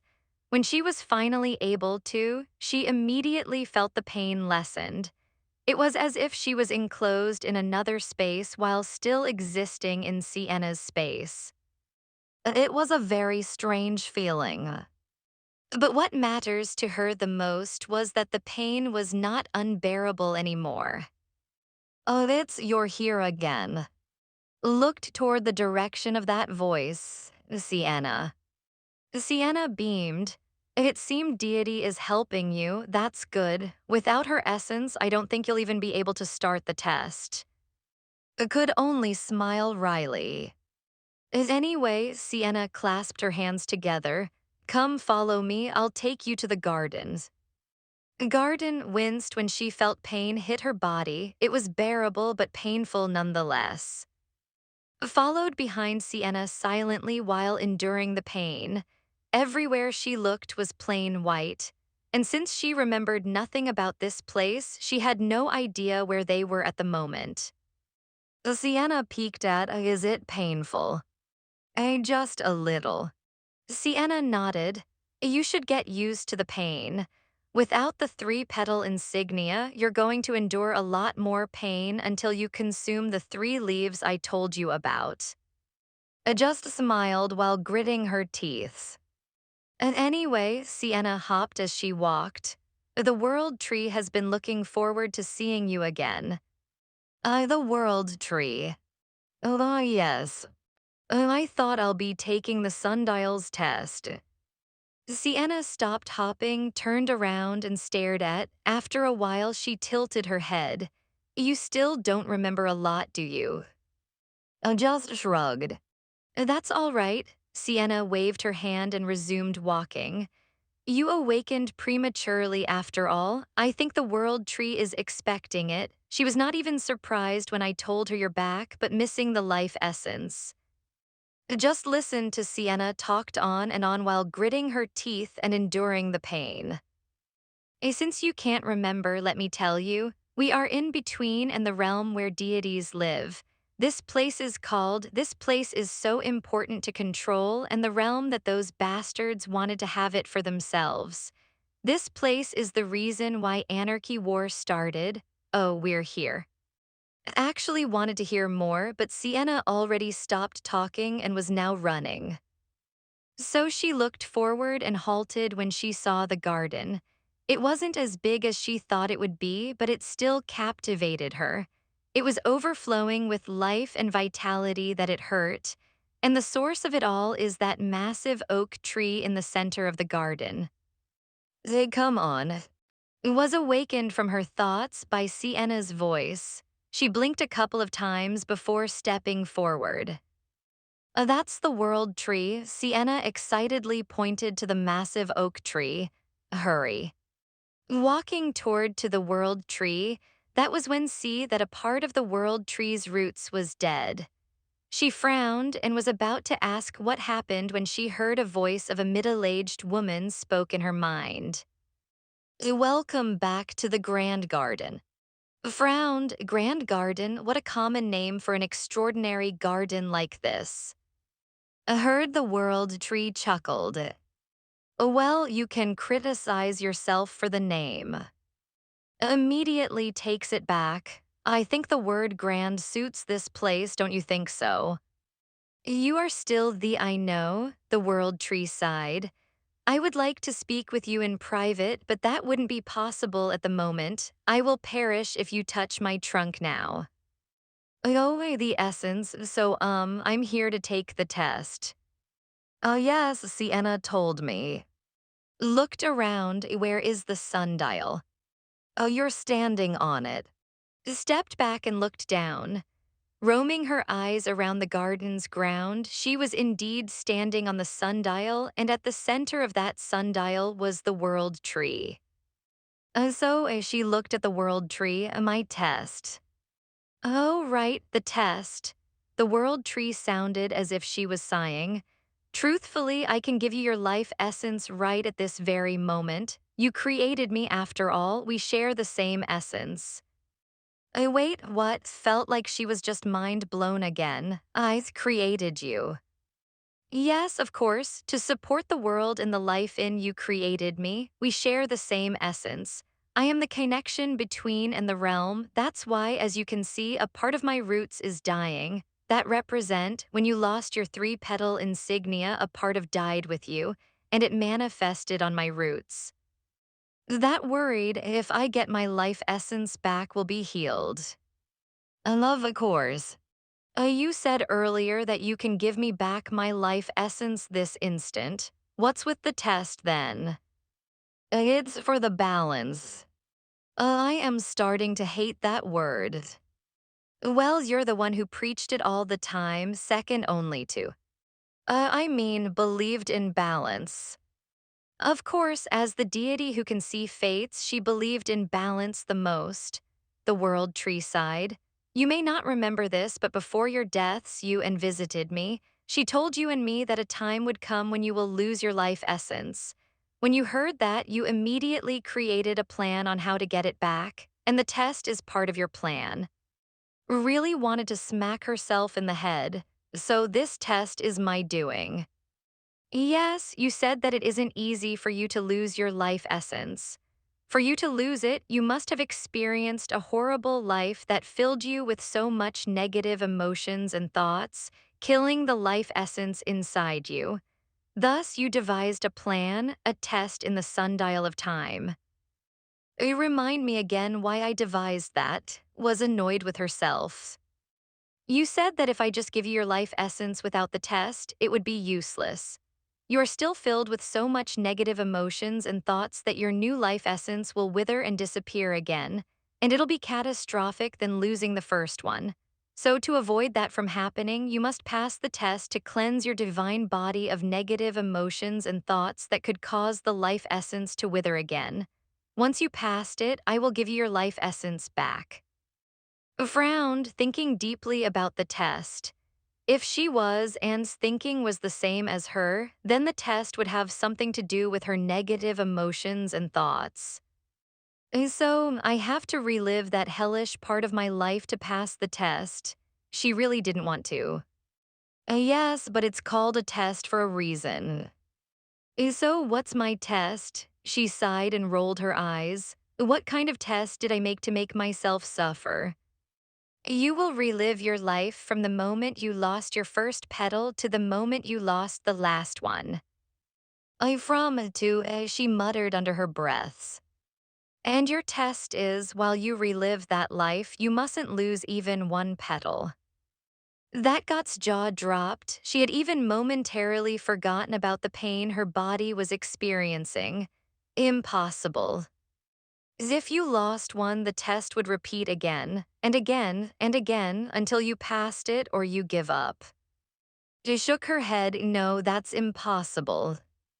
Once you passed it, that means you are ready to have your life essence back. Good luck, or rather, good luck. Wanted to pull her hair out. She was so frustrated because even though she disliked the test, she understood what was thinking at that time. She was indeed not ready for the life essence. As puts it, it'll be useless to have it back in her estate right now. Thus, she needed to pass that test. Breathes out, all right, I'll take the test. Said you might curse her for devising such a plan, but she said you will thank her moving forward. Yes, I'm cursing her at the moment. The world tree laughed. You realized you are cursing yourself, yes. Yes, but I don't care, she deserved it. Internally groaned when she was hit by another pain. It was bearable indeed with the help of essence, but a pain was still a pain. The test, let's start it now. All right, Sienna, send inside the sundial. And as I said, the test will repeat itself after you lost one petal. If you can't take it anymore and want to give up, just call Sienna's name. She'll pull you back out. I glanced at Sienna, who was just silently tending to the flowers in the garden before approaching her and standing in front of her. Close your eyes, said Sienna. Obeyed. Shortly after, she felt a tip of a finger touched her forehead and then, nothing. Her eyes remained closed, thinking that Sienna was still in the process of sending her inside the sundial when she suddenly heard a familiar voice. What are you doing standing there with your eyes closed? Immediately opened her eyes and tears just fell from her eyes when she saw. Her eyes immediately watered. Frowned, yes, it's me, why are you cry? Pulled into a tight embrace, I missed you, I missed you. Could feel shaking, she didn't understand what was happening with, but she still patted her back to console her. Yes, I missed you too. We just saw each other earlier in the throne room, though. I chuckled at that. She just realized that she was now inside the sundial of time, and she was back in the kingdom, the time when it was still prominent, right before they were betrayed and imprisoned. She let go of where she cleared her throat. Where are you going? I have a meeting with the commanders about the patrols around the border. It seemed that bandits have been rampant these days. The humans asked for our help. When heard the last sentence, her expression became distant. The humans. Yes, then frowned at its reaction. Is there something I should know about? Opened her mouth to tell that the humans planned to betray them, but her eyes widened when she couldn't get the words out. What is going on? Am I not allowed to say anything that would change the course of events? Closed her mouth and smiled wryly at, nothing, it's just, how long are we going to keep helping the humans? They already have their own kingdoms that are much bigger than ours. Isn't it time for them to be independent? Stared at for a long as her frown gradually deepened. Are you sick? What? You just told me yesterday how to efficiently help them. You even came up with a plan. Moreover, they are our responsibility. We promised the deities we would help flourish again, and they are part of. Pressed her lips together and looked down. Yes, this was us before the siege. We have this kind of mindset. She wanted to tell to just watch out for them, but the words wouldn't come out of her mouth. What is it? So shook her head, nothing. Narrowed her eyes on for a while before nodding. All right, I'm leaving now. By the way, do you mind checking on those two troublemakers? They made trouble again. Anne smiled, realizing how much she missed those two. Of course, I'll check on them. Nodded, then left. Stared at straight back until she disappeared from her sight before turning around to look for and it was easy to find the two. She just had to listen where the loudest sound was coming from. Closed her eyes for a second to listen in the training ground. Thought of teleporting there, but then realized that she was not a deity at the moment. She was the mistress of nature with a complete three-petal insignia. She sighed and started walking to the training grounds. When she arrived at her destination, she immediately saw and fighting. With her chains. She didn't know if these two saw that they had destroyed the training grounds and the soldiers were terrified to go near them to stop them. I'm going to burn you. Not until I drown you. It clicked her tongue and summoned her swords. Then she leapt toward the center of the training grounds to come in between and both her swords met since chain. and immediately stopped upon seeing, and they became two meek children waiting for their punishments, but instead of punishment, hugged them. I missed you too, and blinked in surprise before looking at. Are you sick? I asked. I think she is. I clicked her tongue and flicked the two's forehead. I'm not sick. But you just scolded us yesterday, pouted, and now you missed us. Narrowed her eyes at, did something good happen between you and your lover? A stiffened lover, that's right, it's I have to see him. All of the sudden, she felt a familiar presence in the forest near. She couldn't be mistaken about who that presence belonged to, and her heart pounded. Oh, he's here. I have to go. She hurriedly left while pointing her finger at and behaves you two and clean up this mess you made now.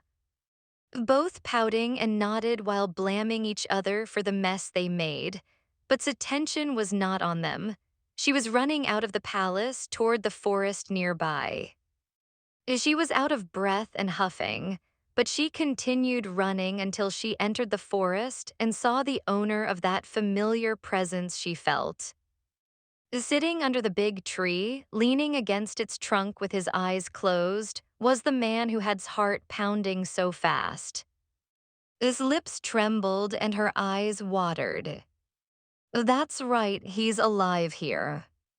Holding back her tears, the Dragon King, leaning against the tree trunk, opened his golden eyes and looked in her direction. And when he saw her, he smiled. Hey, sword goddess. Asdclibsay. Chapter 71. Gatria tried her best to act as if they were not close, just like in the past, but she couldn't control her body from hastily approaching and hugging him tightly.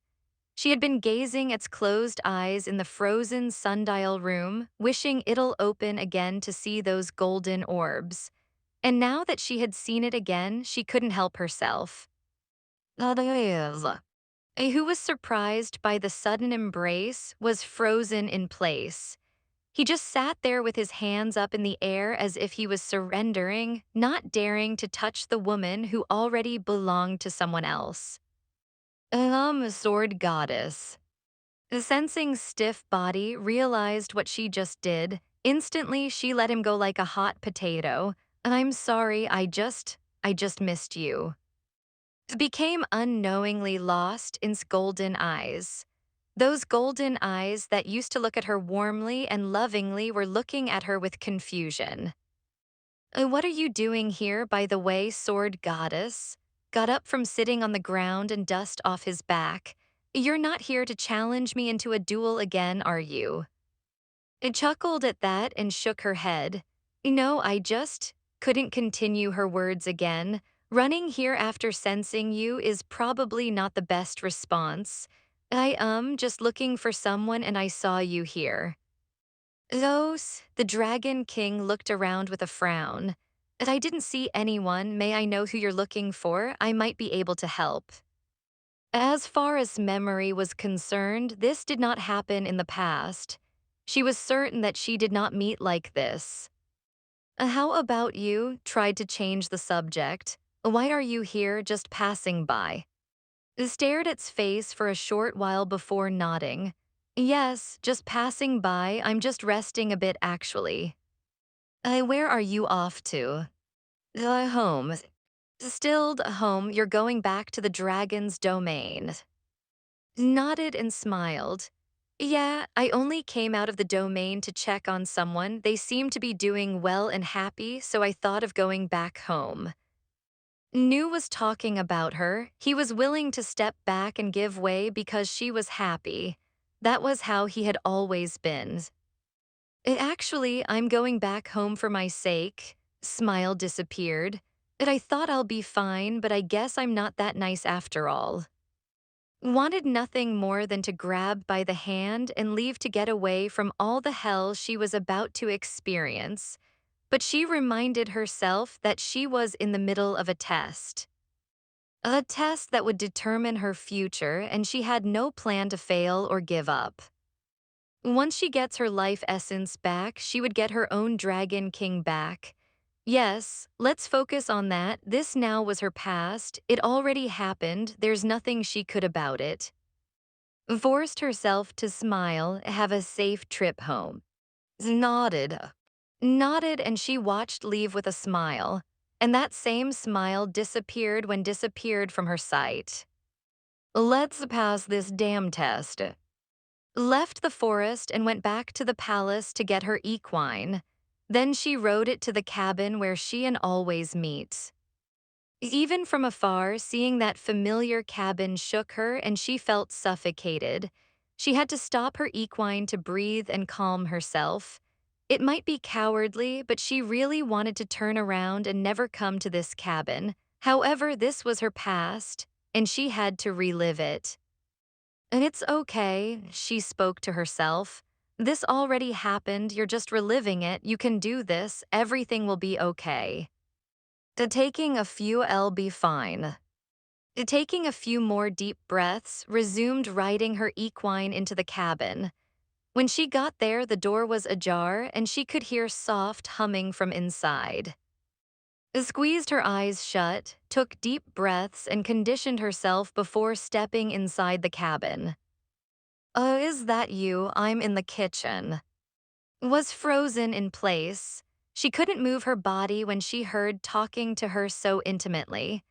The pain she experienced after betrayed her was running through her mind, and she felt cold and afraid.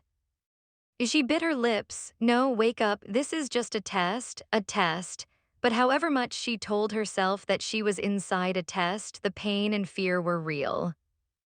She was afraid of the pain would cause her, and she was terrified of the years she spent alone in her prison after that. Did her best not to jump away when she felt touched her shoulder. And are you okay? Cupped her face, she held back a flinch. And are you all right? You look pale. Seeing the worry in his eyes, she remembered the happy memories she had with him and the suffering that followed. She remembered every painful moment, and she had to take deep breaths to not fall apart at that instant. Became even more worried at silence. Did something happen? When didn't answer, smiled and glanced at the kitchen. Anyway, I made your favorite soup. Want to taste it? I promised it's edible. She remembered this memory. She was happy at that time because made her favorite soup after having a brief fight with. Pleasing her was effortless. But now, she didn't know what to feel. Blinked and reminded herself that this was a test. I can't lose a petal. Sure, I'll eat. Smiled as he warmly prepared the soup for her, just silently watched. He looked so caring and loving toward her, while her mind was telling her that this was the man destined to betray her. At that moment, while watching excitedly preparing the soup for her, she realized that definitely loved her. And it was not his choice to betray her. Fate was just so cruel to them.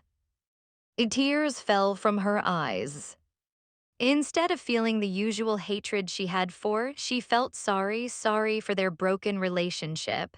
Sorry for the pain they both suffered, sorry for the love she lost, sorry for the unfairness of fate, and sorry for the blame he didn't deserve.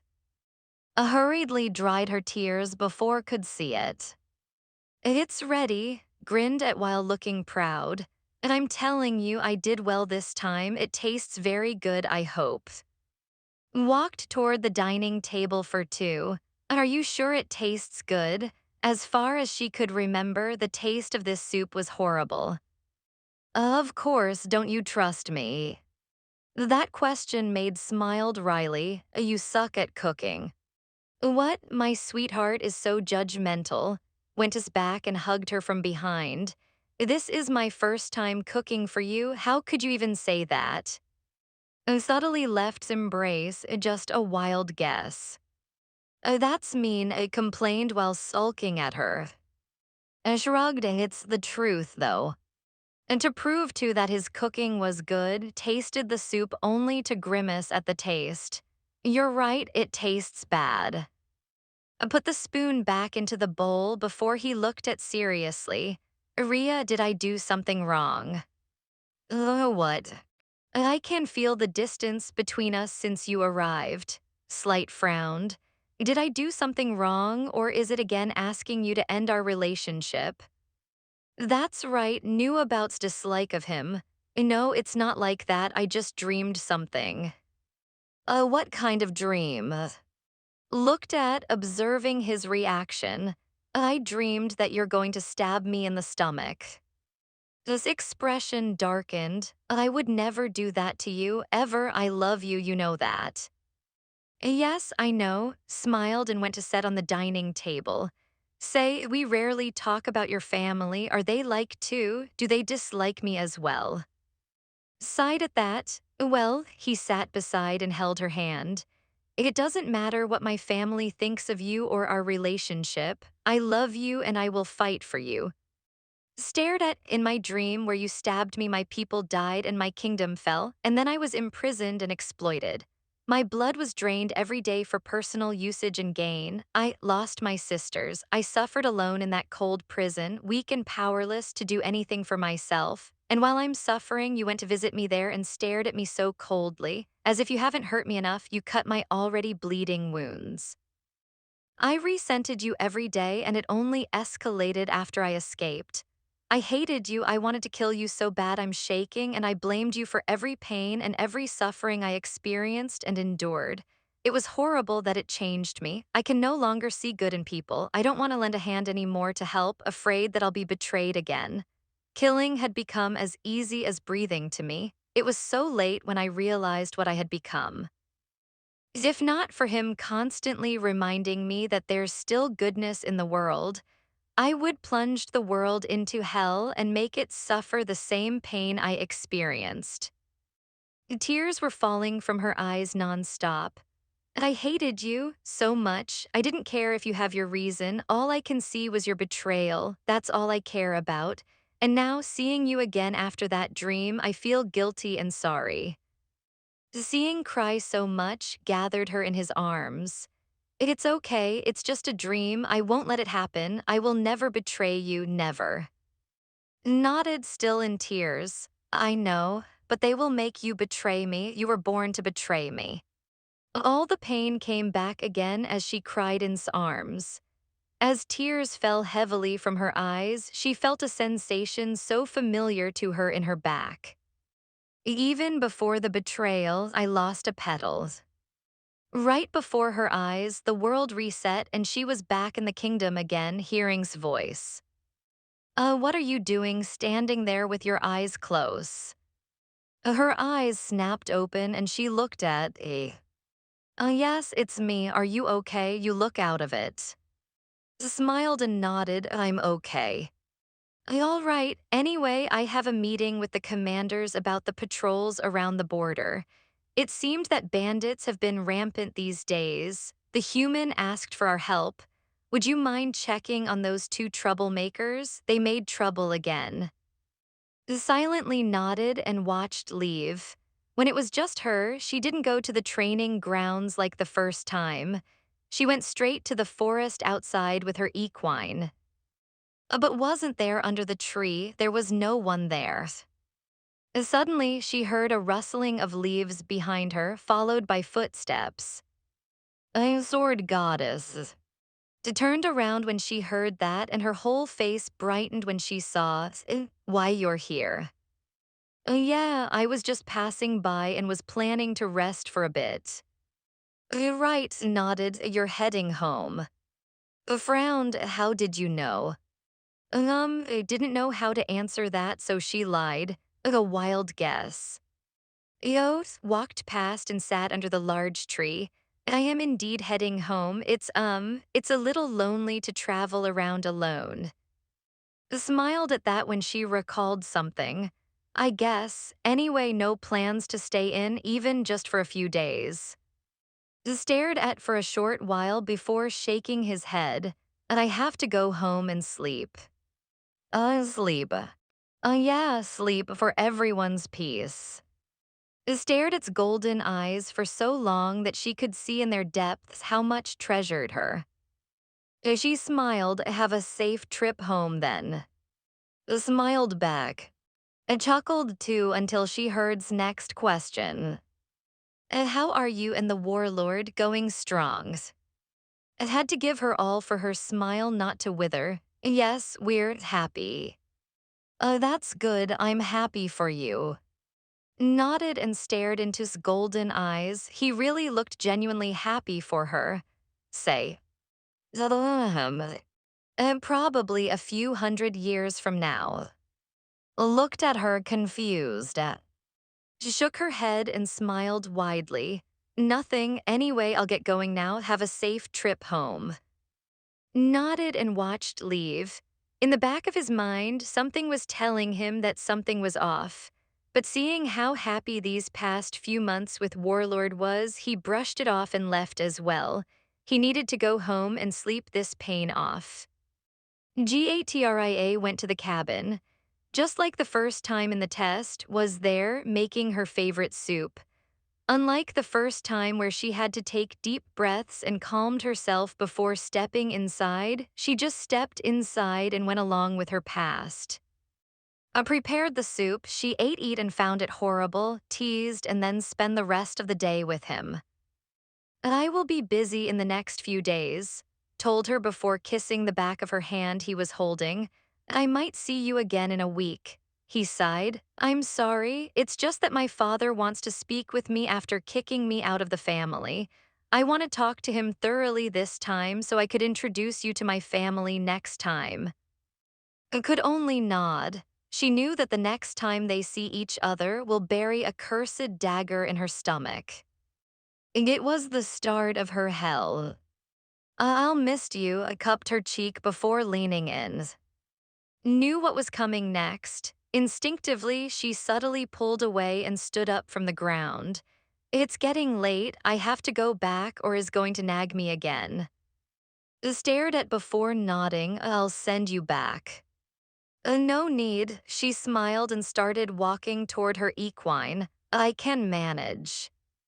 But before could mount the equine, hugged her from behind. Iria, did I do something wrong? And of course not, she turned to face with a smile.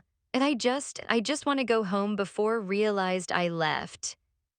Aside at that, she really hates me, huh? Just smiled while unwinding surround her and mounting her equine. Bye, see you next week. Smiled and nodded, take care. I will, you too. Left and went back to where she spent her days leading to the day of the siege with her sisters.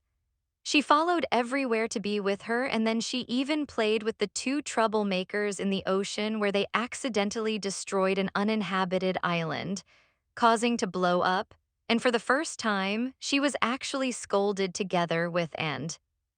It was a strange yet fun experience. She wished they could continue being happy and doing silly things together, but the day of the siege arrived and found herself in the hill, standing under the tree outside the cabin with a cursed dagger stabbed to her stomach. Then she heard herself ask, why? Was bewildered because she didn't want to ask that, but she did and realized that she was not in control of her body anymore. Unlike the previous days, where she could do whatever she wanted. What was happening at the moment was in accordance with her past, and it seemed that from here on out, she was not free to do or say whatever she wanted. This was the real start of the test. And because I don't really love you, I just did what I did so I can bury that arcane cruise dagger in you, Queen. After what you did to my people, do you really think I could love someone like you? Hearing those words from again recalled how it broke her, but now she felt nothing. She just wanted this scene to be over. She felt nothing and she thought that impassiveness would continue, but she was wrong. After left and she lost consciousness, she woke up and dragged her wounded body back to her kingdom. The moment she saw burning down and hearing her people dying, she lost a petal and failed the test. Again. For the second time, the world resets and she was standing in this palace hallway again. hearing's voice asking her why she was standing there. This test, and can I even pass it? As the say. On chapter 72. Gatria couldn't count how many times she had lost a petal in the test reset. She couldn't pass the siege of seeing their kingdom being burned to the ground and their people dying was agonizingly unbearable. Even how many times she sees it, the pain wouldn't lessen. Even how much she kept telling herself that this was a test, the agony always swallows her whole. What are you doing standing there with your eyes closed? Couldn't count how many times she had heard that. Nothing. I have to go. Without waiting for response, she left and went to the forest where she always sees. This was the only thing making her hold on after the test reset, seeing and talking to him before she starts this hellish test. A sword goddess. Sitting under the big tree, looked up at and smiled while trying to hide the exhaustion she was feeling. Let me guess, just passing by. Nodded while studying's expression. And come rest, she patted the space beside her. The weather feels nice today. Accepted's invitation, but he still made sure to put a suitable distance between them. You look tired, couldn't help voicing out his observation. Oh, is it obvious? Maybe if it's other people, they would be deceived by how fast could mask her emotion, but not who always had his eyes on. A bit. Yo chuckled a little. Imagine taking a very painful test and then failing it again and again and again. As much as you want to stop and just give up, you can't because passing it is the only way to get your most precious person back and then keep everyone safe. Stared at from the side, did something happen to Warlord? I couldn't help laughing at that. What? No, he's okay. I don't know, feeling frustrated. Don't mind me, I'm just talking nonsense. How can I not mind you? Hearing that, turned to face and looked into his golden eyes she adored the most. Can I ask you a question? I love, of course. Smiled, seeing looked so eager to answer her question. Say there is a test you can't pass because it's too painful, what would you do? Fell into deep thinking before responding. If it's me, I would probably think of the reason why I'm taking the test. Also, I will ask myself if I failed the test or give up, would I be able to live with it? If no, then you know what to do. Pass the test. Nodded. It's hard. No one wants to feel pain after all, but sometimes there are things or people, he looked at her, who are just worth feeling all the pain in the world for. His eyes watered at that and she chuckled. You're right, he's worth feeling all the pain in the world for. I'm going to pass that damn test. Smiled after seeing motivated and energetic again. Warlord is very lucky to have you. Just smiled and breathed out.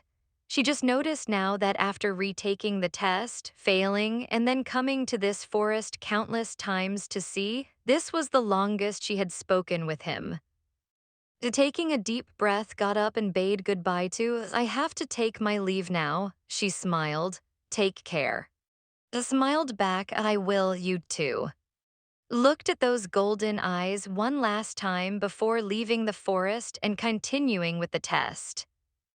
Consistently, she spent the days leading to the siege with her sisters and the people in her temple. She even visited a few human towns who loved doting on humans. And when it was time to meet up with, she went there with a prepared mind. She could pass betrayal with no problem anymore, but the sight of her kingdom under siege was the one she couldn't get through.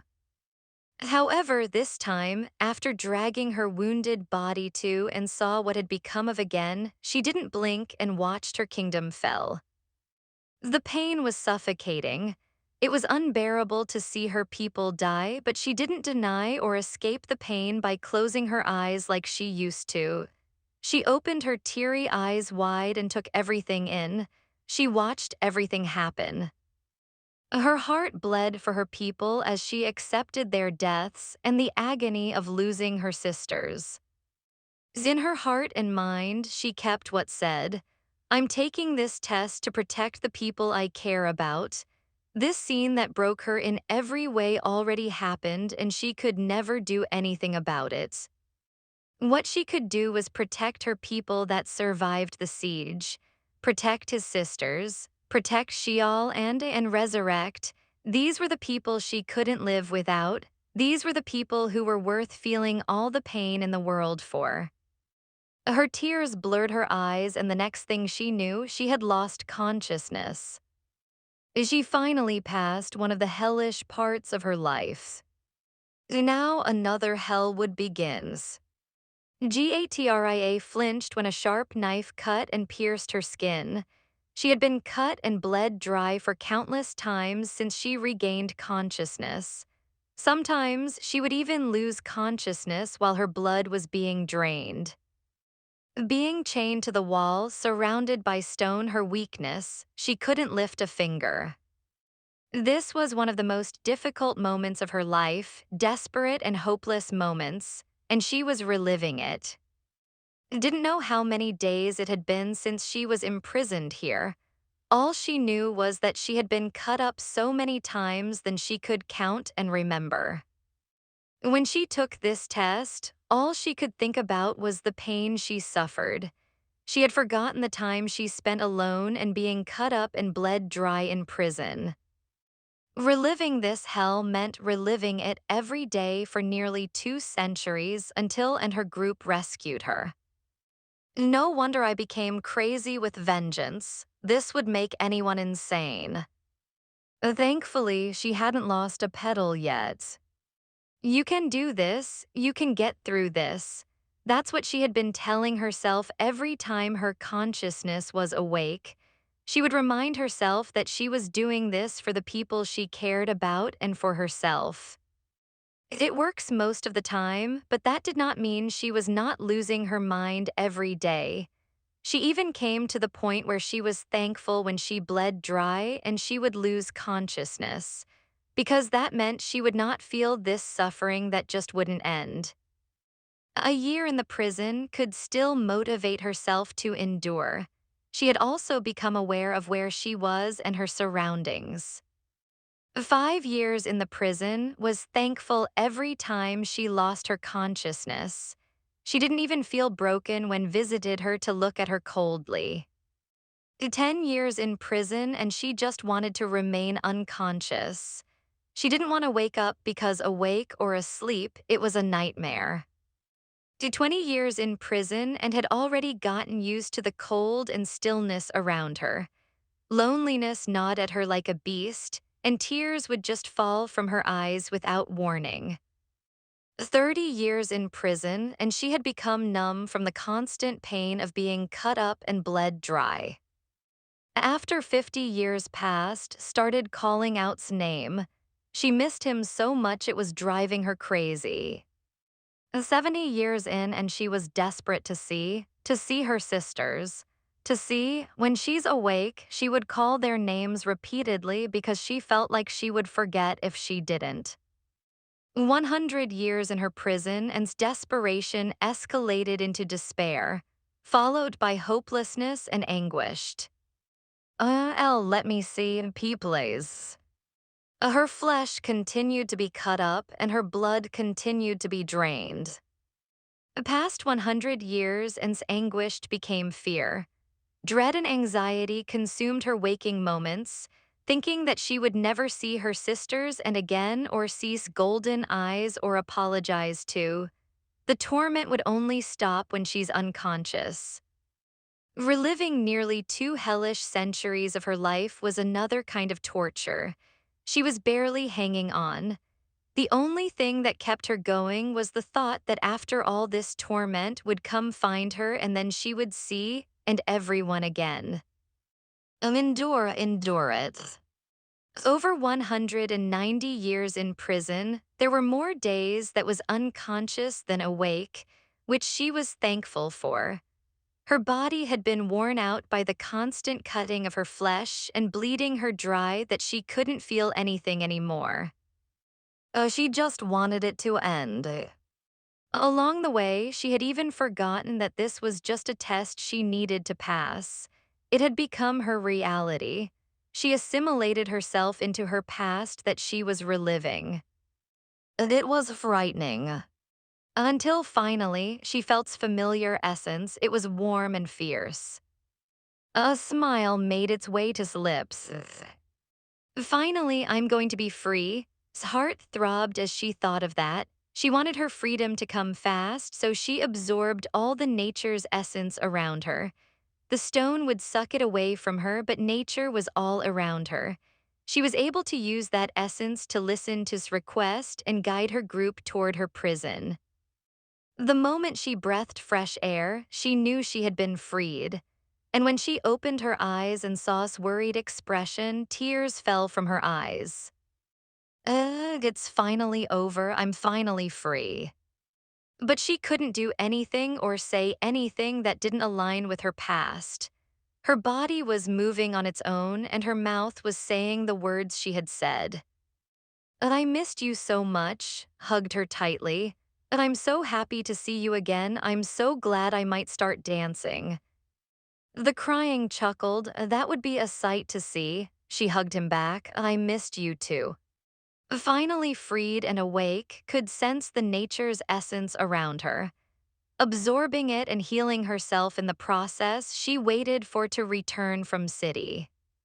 Felt like she was watching a recording of her past. From waiting for, seeing her again and the war in where she nearly killed.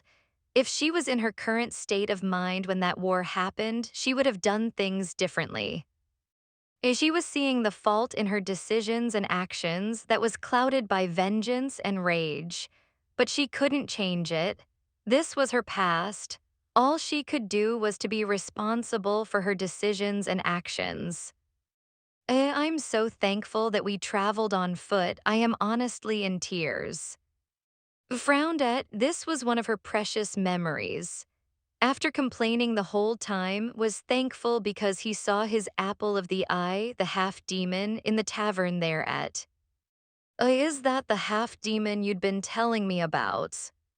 Oh, yes. What a coincidence. I know, it's because we traveled on foot that we met him here. Good thing I was very patient. It inwardly rolled her eyes. Yeah, keep lying to yourself. But seemed deaf to her words. Be honest with me, do I look decent and handsome today? What's the fuss? He has a blindfold anyway. Glared at how could you be so mean to your best friend? Rolled her eyes, go and change table, seduce your half-demon while I'm eating. Almost immediately, left their table and went to seduce his half-demon. Meanwhile, ordered her food and ate in silence while waiting for someone to appear. A long time no see, sword goddess. When heard that, she inwardly smiled. If she was free to do whatever she wanted, she would hugged and tied him to her side so they wouldn't be separated again. But that was not the case, and she watched herself treat as someone she was slightly acquainted with. It was unbearable to watch that she finds herself inwardly rolling her eyes a lot of times. From seeing again to traveling with him, saw the side of she was not aware of because she was drowning in hate and vengeance. His subtle glances at her, the way he looked at her, his gentleness toward her, and the way he treated her with so much care it hurt. She was not surprised that she fell for him without even realizing it until she was holding his dead body in her arms. If she could turn back time and relieve her past where she could change things, she would change three things: how she treated the humans, how she interacted with, and how she blamed. The pain of regret was insufferable and a lesson learned. But however much she regretted and learned from her mistakes by reliving her past, that still did not prepare her for death. Knew that seeing die the second time would be unendurable. She wasn't even surprised when she lost a petal and the world reset. Oziel. The moment the deity of death, supreme deity, entered the test, the whole Sheol felt it. The lack of essence, the rumble in the abyss, and the tremor in Sheol, anyone could tell that their deity was not with them anymore. I can't feel her majesty anymore. Envy looked at the abyss worriedly. Oh, she must be inside the test now, said Temperance, clenching his fist. Yes, it's just us. Pride looked at the abyss. And prepare yourselves, it's starting. Just after Pride said that, the abyss groaned. It was as if it was wailing. The 7 patriarchs braced themselves. The door to the abyss was trembling and rattling as if hundreds of people were forcing it open from the inside. Right before their eyes, the door to the abyss slowly cracked open, and 2 lesser deities of Pantheon crawled out from that small opening. They may be called lesser deities, but a deity is still a deity. Glutton could feel the power these deities hold. It was chilling, and stopping them alone would be a hurdle. Hell, even a couple of the patriarchs wouldn't even be enough, and they were facing 2. Suddenly, all the 7 patriarchs heard Sheol in their mind. This is the only solution I could think of. Soon after those words were spoken by Sheol, the 7 patriarchs split into 2 and separated from their counterparts. For the first time the 7 patriarchs were looking at their counterparts straight into each other's eyes. Pride chuckled. It had been so long that I forgot I'm more handsome than you are, Humility. A Humility smiled, still prideful, I see. Next time we see Her Majesty, let's suggest not to share bodies anymore, why don't we? Gluttony grinned. Temperance stepped in. Focus, patriarchs, we have 2 lesser deities to take care of. Patience looked at the 2 lesser deities who had just crawled out of the abyss and getting their bearings back. Let's divide into 2 and take care of them before our deity comes back. Lust stretched his arms and legs before a red mist surrounded him and spread. When the red mist reached one of 2 lesser deities, which was the deity of dawn, her focus immediately turned solely into lust. The desire in her eyes to rip apart lust could be clearly seen. It's to avoid them from having thoughts to flee. Before Lust could finish his reasoning, the deity of dawn leapt toward Lust and pounced at him with a blinding light in her hands.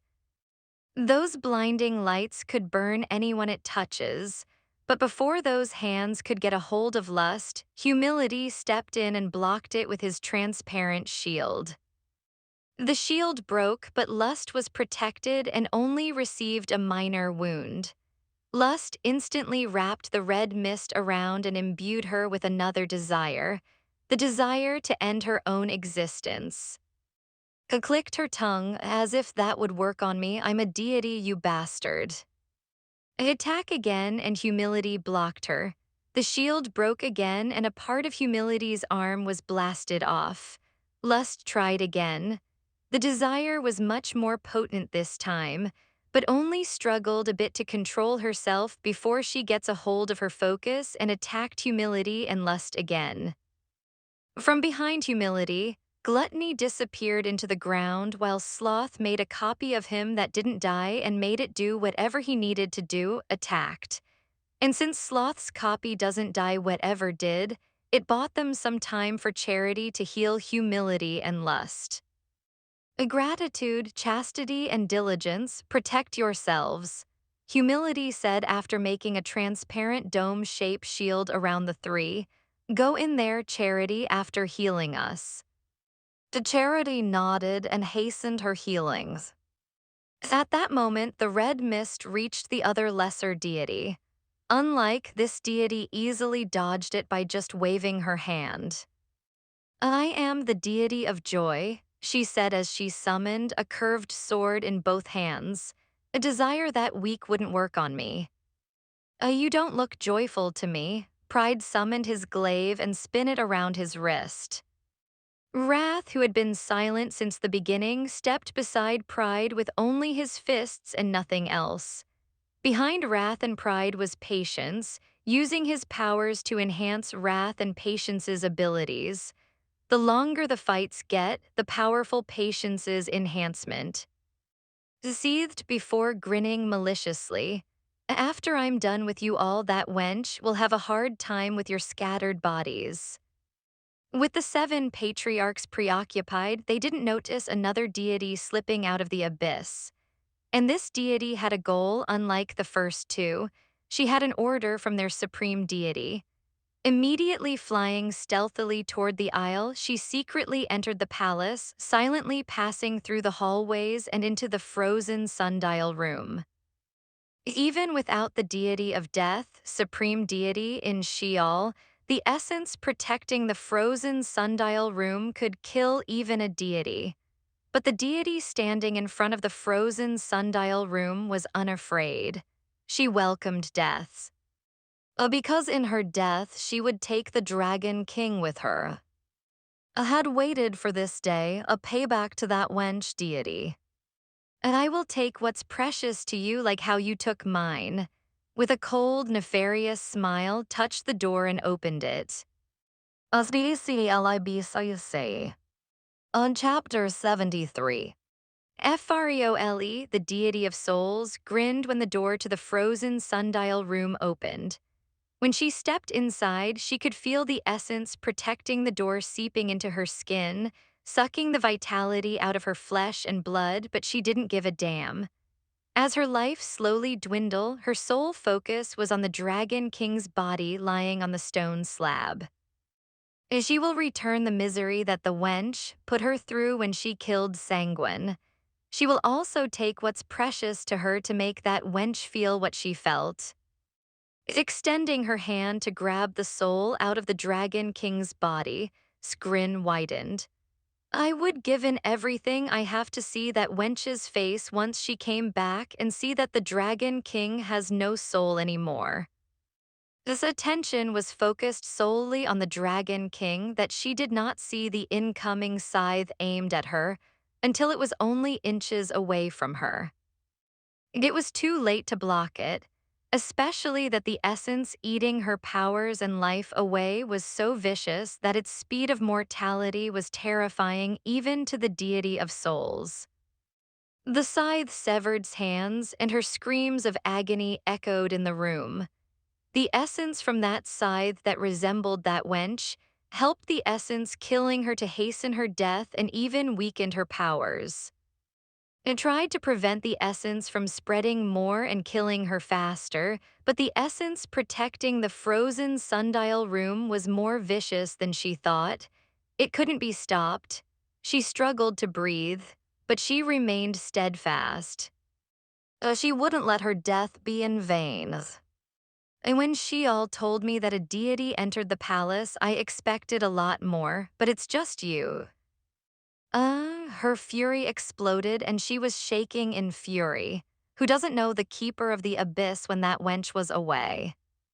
How could I not feel him just how? Walked toward the Dragon King while observing the deity warily. Seeing that expression on her face could tell what she was thinking. I'm the keeper of the abyss and the only son of the deity of death. I share the same essence as my mother, and you are in my territory. Here in Sheol, if I don't want to be found, even a deity with your level of ability wouldn't be able to. His eyes resembled at that very moment, those eyes that would make anyone feel how little they were under its gaze. Seeing those belittling eyes narrowed on her, screamed, I'm a deity, you bastard. Forced herself to move. She didn't have time. Her life is slipping away. She had to take the Dragon King's soul and destroy it before she dies. Don't even think about it. Called back his double-bladed scythe into his hand and pointed one of its blades at, or you will drop dead before my mother's essence is done with you. But the desperate just grinned at, she didn't need to get the whole soul. Even just a little of it would be enough. Without a complete soul, the Dragon King couldn't be resurrected. That wench would be miserable just like she was. This laughter filled the room. Misery, misery to that wench, I will destroy his soul. In desperation, did not wait for the essence to kill her. She ended herself and used the surge of power caused by self-destruction to grab the Dragon King's soul. His eyes widened in panic. No, uncle. In haste, stabbed his uncle's side waist with his scythe and then stabbed himself with the other end of the scythe to link them. The essence in his body exploded and an ancient tongue chanted incantation that bounded the Dragon King's soul to his to keep it safe. It couldn't be stolen or damaged by anyone unless dies. It was just a split-second bounding of souls and only grabbed it for a few seconds before perishing, but the pain toppled over and he vomited blood. His vision darkened and his ears rang. And in that split second that his and the Dragon King's soul shared the same pathway, he saw and felt the agony his uncle felt when Supreme Deity died. The pain suffocated that he gasped for air and immediately severed the binding as soon as presence disappeared. So painful, catching his own breath and clenching his chest tightly, pushed himself up and immediately checked on the Dragon King. His uncle's body was severely damaged by self-destruction, but his soul remained intact thanks to the binding. But because of it, his own soul was damaged. However, it was nothing to worry about. Once his mother came back with life's essence, his soul would be repaired. Breathes out a sigh of relief, thank the deities. He weakly leaned against the stone slab and closed his eyes while he continued to cough up blood. Mother. The sundial test of time. Watching die a second time, the world reset and the test started again. Was too exhausted to look at when she heard her ask the same question again. She just left the palace and went to the forest to see. Just as expected, arrived after her. I did not say a word and just hugged. The startled remained stiff with his hands on the air, as if surrendering. If he didn't feel's trembling body, he would respectfully pushed her away, but feeling her body tremble and hearing a small sob, couldn't make himself put some distance between them. I did something happen to Warlord. I for once stopped being nice. Stiffened before responding, if I stop, there won't be any good thing about me. Steadied herself, breathes out and let go, but not before pinching his cheeks. Even if you're not nice, there are a lot of good things about you. I don't think. Your eyes, she smiled, they're very nice, I like it. Seeing suppressed a smile made chuckled. After failing that test at the very end, she felt horrible, but being with like this, she felt lighter and unburdened. I honestly don't want to leave, but I have a test to finish.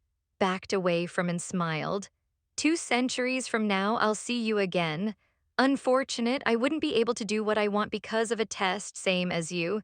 So how about you stop being nice and kiss the hell out of me now? Was shocked, but he remained calm and even smiled at.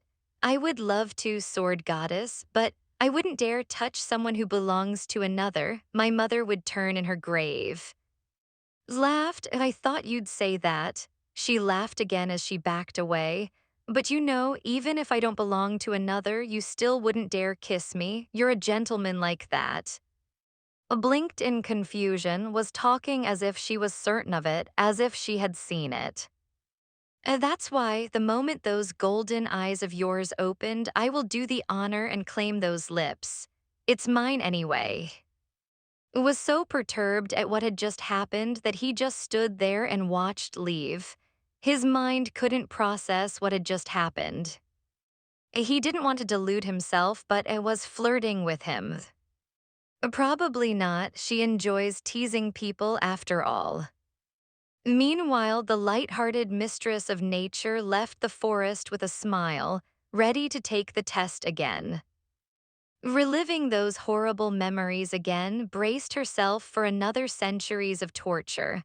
From betrayal to death, she endured the pain and the torment it brought. The pain remained, but the hatred that had been burning inside her since her escape diminishes every time the world reset. It was as if every time she failed to pass the test, she learned a lesson of acceptance, and her responsibility as the overseer of was shown to her through her mistakes and failures. Taking this test was not just full of torment, but also a humbling experience. That moment when she held his dead body in her arms for the fifth time, she deeply understood why Supreme Deity made this test. It wasn't to make her relive all the torment she suffered, but to let her see the person she had become because of resentment and anger. As the deity of life, she shouldn't harbor such negative emotion toward the life she cared for in. It was her responsibility to take good care of and its citizens. Her enmity toward humans made her forget that. As humiliating as it was to admit, they may have sealed the pantheon's supreme deities, but that did not mean that one. The pantheon won the battles, but pantheon won the wars. It was an utter defeat. Cradling's dead body and looking at his face while the black fog slowly swallowing them to send them to Sheol, she smiled. After watching you die for the fifth time, I finally managed to keep my three-petal insignia intact. You'd been waiting for me for so long, and even in death, I made you wait again. But I'm coming home now. I'm coming home to you, so wait for me a bit. I swear you will never have to wait for me again. As the black fog completely swallowed them and she appeared in Sheol together with his dead body, everything faded, and her surroundings became white, blinding her for a moment. She was all alone. Where am I? It's good that I still look the same after my death and reincarnation. Whipped her head back and her expression became filled with confusion. In front of her was a woman who looked exactly like her, but unlike her, she had the life and essence in her. She was balanced. Then it dawned on who this woman was. I smiled and nodded. I blinked at, then frowned. This is strange. I chuckled, yeah, well, for me as well. I left a part of my consciousness inside the sundial test of time to see how far I had fallen. Laughed dryly. Wasn't kidding around when she said I went dark. Facing herself, smiled dryly. Yeah, well, it was unbearable. I know I saw your memories, sighed heavily. I guess Sanguine won this round, huh? Nodded, I think so too, but I'm not losing the second time. Grinned at that and playfully pointed her finger at her. That's my girl. As long as we're breathing, we will fight back and win this fucking war. I had the same thought and nodded. By the way, your test is horrible. His grin widened. You're very much welcome, but you know, frowned as if she found something disturbing. Even after dying and reincarnating, those two and are still as troublesome as ever. Laughed, they have always been troublesome. In they call us the four queens of, but honestly, only me and acts like a queen all the time. Those two only act like queens when facing dignitaries in banquets and when attending official gatherings. Other than that, they act like children. And chuckled, that's why Eris is always irritated at those two. Eris kept telling them to act like supreme deities, but just didn't listen. It's a good thing that those two are somehow scared of Eris and me. Oh, and are scared of and me too. And shared a look before laughing together. It was a harmonious scene, until teasing eyes narrowed on. Oh, so the Dragon King, huh? That was unexpected. Clicked her tongue. Don't look at me like that. I'm youth. I know what is going on in that head of yours. No teasing. Rolled her eyes. Come on, I would never get a chance to tease myself like this again. It's a very novel experience if I say so myself. I know. Sighed heavily. I guess it can't be helped. At least now I confirmed that I like teasing, but I don't like being teased back. Oh yes, we don't like that.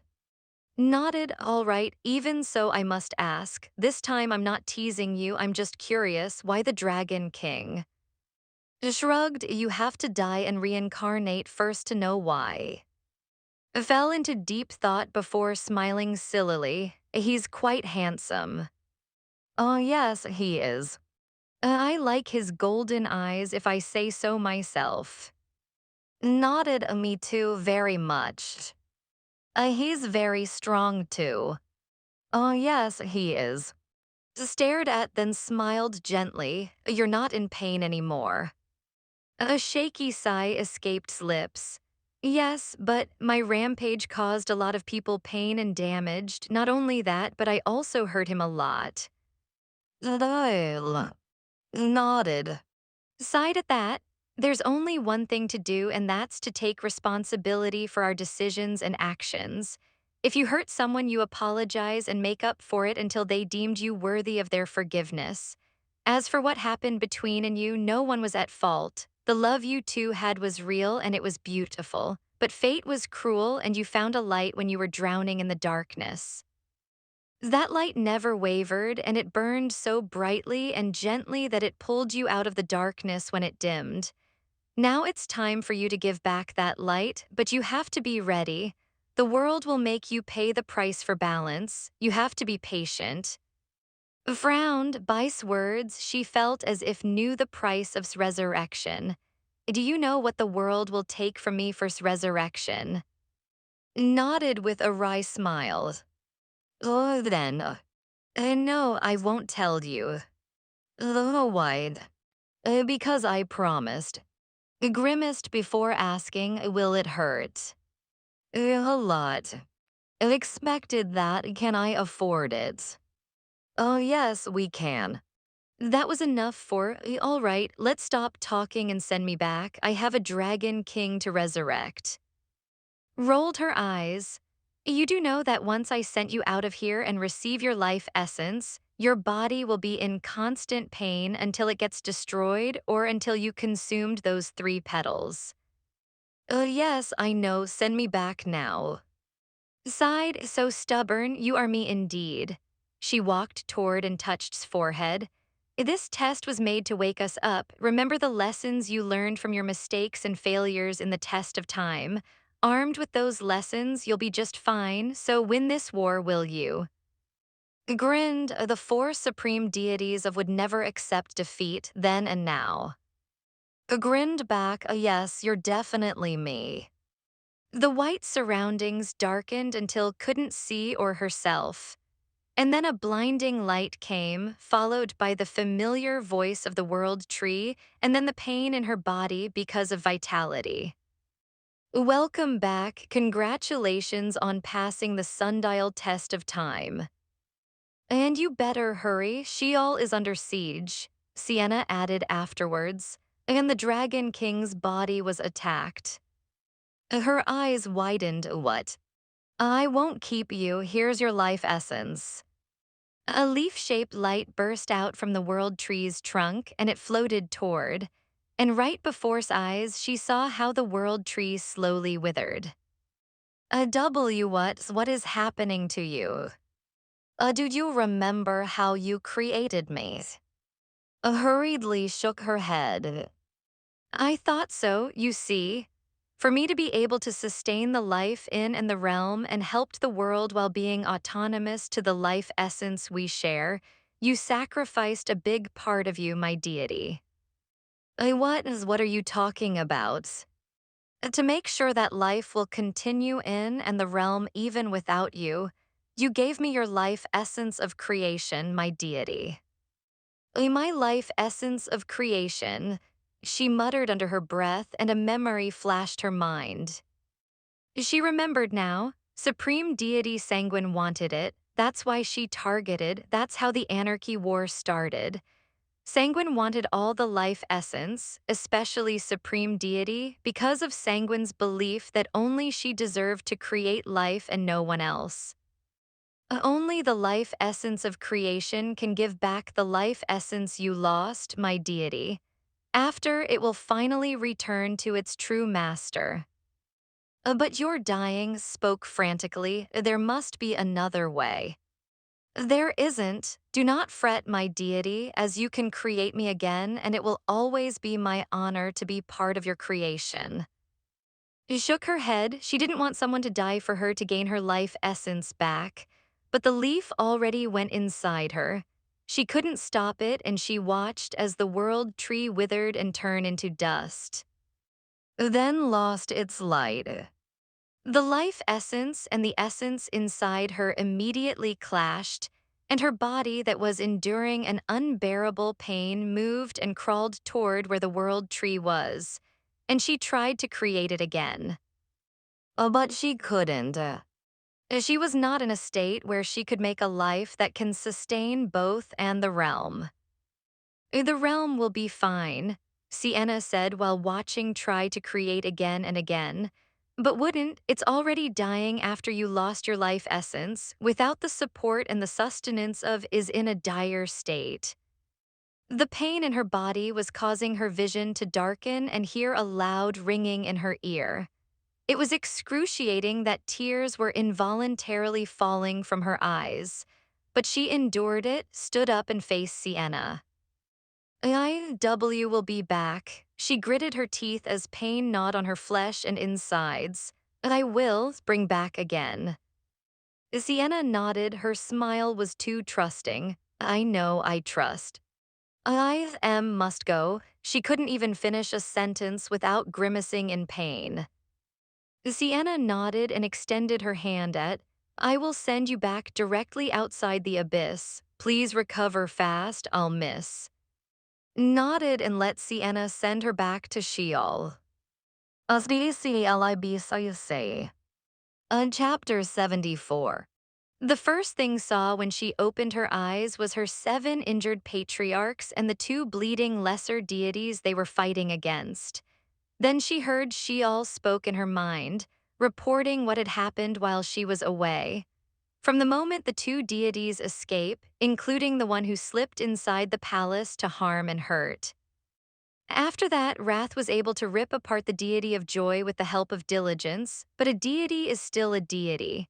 She pieced herself back together and she cut Wrath's arms and left leg. Meanwhile, Pride fought with the deity of dawn after nearly chopped lust and broke humility. Pride's glaive stabbed a couple of times, but Pride was ripped the shred by those blinding lights in her hands. Grimaced and gritted her teeth when she felt a stabbing pain in her chest. Her and life essence continued to fight for dominance. If she was not in a hurry, she would love to see her 7 patriarchs ripped apart those 2 deities and drag them back to the abyss, but not tonight when she was writhing in pain and all she could think about was resurrection and safety. Made her presence known the same time she summoned her double-bladed scythe to her hand. A Patience smiled and Temperance grinned. Even Wrath smiled and Pride gave way. The 7 patriarchs could see that their deity passed the test, and she was overflowing with both and life essence, albeit both in chaos inside her. The deity of joy moved her body into a fighting stance. The wench is here, the deity of dawn smirked. Good, I will rip you to shreds. Rolled her eyes. Big words coming from someone who couldn't defeat my 7 patriarchs. Useless deities like you should just go back to the hell where I sealed you and shut their traps. Deity of joy bellowed a battle cry and dashed toward while leaped into the air, both her hands emitting a blinding light ready to rip to shred. But just snorted at the 2 and throw her scythe to the door of the abyss to open it fully. The moment the door to the abyss opens wide, long black chains from inside the abyss shoot out and wrapped around its necks, wrists, and ankles, stopping their movement and sealing their powers. And shrieked as they were being dragged back to the depths of the abyss. They cursed and called names, but did not heed them any attention and flew toward the palace after telling the 7 patriarchs to rest and come see her afterwards. Flying was not fast enough, so flashed herself outside the frozen sundial room and opened. She ran toward her son, who was leaning against the stone slab. He coughed up blood, and mother. Overcome with relief's body finally gave out and he fell to the ground. Even when the pain was ripping her apart inside, caught in her arms before his body hit the ground. It's okay, Mom is here, I'm here. As lips trembled when she felt the state of soul, it was badly damaged. As she hugged her son, my baby, you shouldn't have sacrificed yourself like this. Do you want your mother to go crazy? But had long lost his consciousness. He was just really waiting for his mother to come back. He cradled the back of his head, kissed his forehead, and poured all her life essence with a small amount of creation into his soul. To fix the damage to his soul, was very careful while using her life essence of creation to mend the damage before wrapping soul with a protective barrier made of and life essence. As only then did let out a relieved breath. Will you wake up for Mom now? As if to obey her request, weakly opened his eyes and smiled at her. Welcome back, Mother. Let out a loud sigh. You scared me. I trust, Mom. I know you'll save me. Flicked's forehead, and she could only smile dotingly as hugged her tightly. Congratulations on passing the test, Mother. She patted his back. Felt like a warm hand was caressing his chest. His mother had always been warm and caring. I'm sorry for scaring you, Mother. I won't do it again. I'm glad to hear that. Hugged his mother tightly before letting her go and looking toward his uncle. Uncle's body has been damaged because of self-destruction essence, but his soul remained intact. Finally laid her eyes on, and her expression darkened when she saw the state of his body. She waved her hand over his ravaged body, and his gaping wounds closed right before their eyes. When tried to imbue more healing essence into, a pain like no other gripped her chest, and she fell to the ground, groaning in agony. The mother helped her mother got up and supported her. Are you okay, Mother? Forced a smile to not worry her son. Yes, Mom is okay, just the in-life essence fighting for dominance inside me. It's bearable, don't worry. Didn't believe his mother. How could a pain that could topple her mother over be bearable? You should rest, Mother. She shook her head and reached out her hand to Cup's face. No, not until I get my Dragon King back. Knew how stubborn his mother could be, so he reasoned with her. Mother, Uncle will be very worried about you if he sees you looking so pale and weak. That's why you must rest before you resurrect him. And while you are resting, I will ask and to clean Uncle's body and changed his clothes. He doesn't look decent at the moment. I, who was eager to resurrect at that very moment, looked at ripped and bloody clothes. She sighed, all right, but just 1 hour. It's been a millennium since I saw him. Because of the sundial test of time, sense of time was slightly skewed. To her, it had been a millennium since she last saw the Dragon King's real body, but to everyone in Sheol was only gone for a whole night. Then let me accompany you to your bedchamber, Mother, offered. He wanted to make sure that his mother will rest. Then I will come back here to bring Uncle's body to the bedchamber next to yours so and could clean him up. Immediately agreed. Gave his mother a small nod before accompanying her to her bedchamber. It didn't escape's notice how his mother would grimace and flinched from time to time. He knew it was the pain from the two essences clashing inside her. Once he was certain that his mother was resting, he left her bedchamber and went back to the frozen sundial room. Using his essence to make his uncle's body float, he took him to the bedchamber next to his mother and summoned and a mother will resurrect Uncle in an hour time, informed the two. Please clean the Dragon King's body and change his clothes. And both bowed and said, yes, Lord. Nodded, I trust and to do an exemplary job on cleaning Uncle's body, but I must oversee the process. Mother is very sensitive when it comes to Uncle. We must do our best to not make Mother uneasy. Of course, Lord.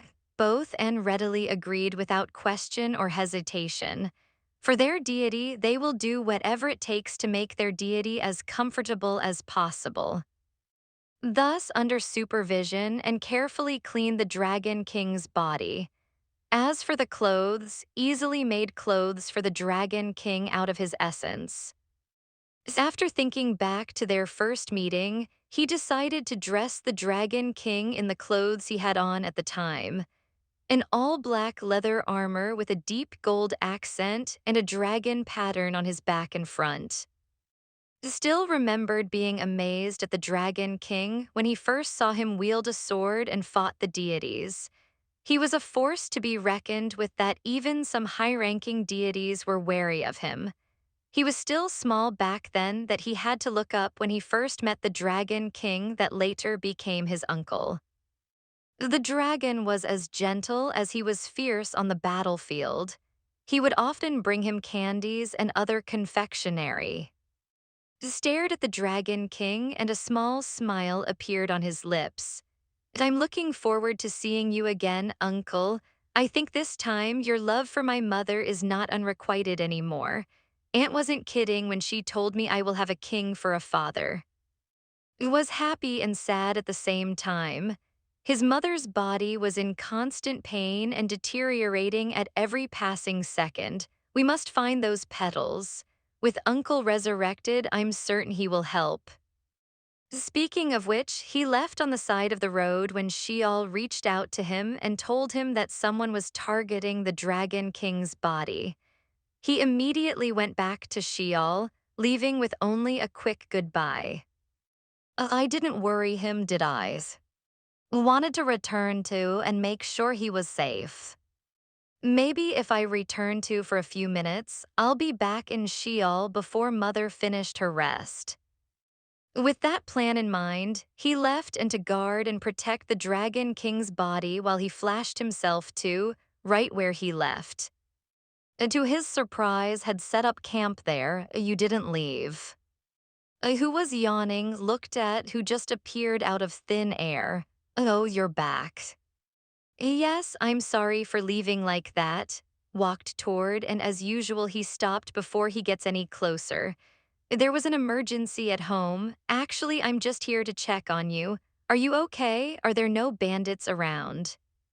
There are. I killed them. Oh. Looked at surprise expression. You know, I'm not as fragile as you think I am. I just don't enjoy fighting, but I can protect myself just fine. Nodded. That's good to hear. I have to go back now. See you tomorrow. Stilled for a quick second before nodding. Yes, I'll see you tomorrow. Watched disappeared again and sighed. He wondered what happened that made show a panic expression. He was curious, but he quickly extinguished that curiosity. It wouldn't do him good, and it's none of his concern. Back in Sheol, an hour already passed when returned. When he went to check on his mother, he found her writhing in pain on the bed. The mother tried her hardest to appear unbothered by the pain in front of her son, but the level of pain her body was experiencing was enough to make her scream. She was just holding it in to not scare and worry her son. Why is it time? I asked. It didn't answer her. Mother, you should rest more. She shook her head and smiled wryly. If it's more painful when I'm lying on the bed and doing nothing. She got up and patted his chest. Don't worry, it's going to be okay. Mom is okay. Just stared at his mother, not believing her words. How could his mother be okay when he just saw her writhing in pain? And he was certain that at that very moment, his mother was enduring the pain to appear fine in front of him. Mother, I'm your son. There's no need to hide it from me. I know you're in pain and I know it's unbearable. So please don't keep it from me. I may not be able to help you with the pain, but I can at least do something to make you feel better. smiled and cupped his face before pinching his cheeks. My son is so sweet and I'm a very lucky mother, but you don't have to worry about me all the time. I will tell you if it becomes unbearable. However, as of the moment, I can still live with it. I may groan and writhe in pain, but your mom is a strong woman. I can endure it until I consume those 3 leaves. Mom promised you, didn't I? You will not lose me again. Sighed and rested his forehead against his mother's shoulder. Since mother promised, I will try my best to find those leaves faster.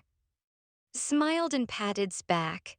You know, instead of mother, how about you call me mom? It would really make me happy. In calling your mother mom and your father dad is the testament of their close bond. Of course, some parents preferred to be called mother and father for formality, but who cares about that here? I don't. I rather hear my son call me mom. His face softened. Okay, mom, I will call you that from now on. The smile widened and messed with his hair, but she abruptly stopped and grimaced in pain. Was worried sick, but he acted like he saw nothing. Mom, uncle is in the bedchamber next to yours. Do you want to see him now? Was grateful that acted like he didn't see her in pain. Yes, take me to him. Nodded before supporting his mother. Because of the constant pain in her body, would stop walking from time to squeeze her eyes shut, grit her teeth, and silently endured the pain before she resumed walking again. When they arrived at their destination, opened the door for his mother and gestured her to enter first. Smiled at her son's gentlemanly nature, but her smile slowly disappeared when she saw. He was dressed in an all-black leather armor with a deep golden accent, and she marveled at that beautiful sight. He looked every bit of the Dragon King he was. So sexy, chuckled at that thought as she approached the bed was lying on. Looked like he was just sleeping. Took a deep breath and sat on the edge of the bed beside, and she just staring at the Dragon King as if memorizing every detail of his handsome face. I will finally see those golden eyes of yours again. She cupped his face and smiled. You owe me a kiss, my Dragon King. Recalling her brief talks with every time the test reset, the smile widened as she leaned down and pressed her forehead against. She whispered and rubbed the tip of her nose against. Wake up and live, my Dragon King. Then her lips slowly pressed against his cold ones. Past the breath of life formed from her life essence of creation through that sweet, innocent kiss.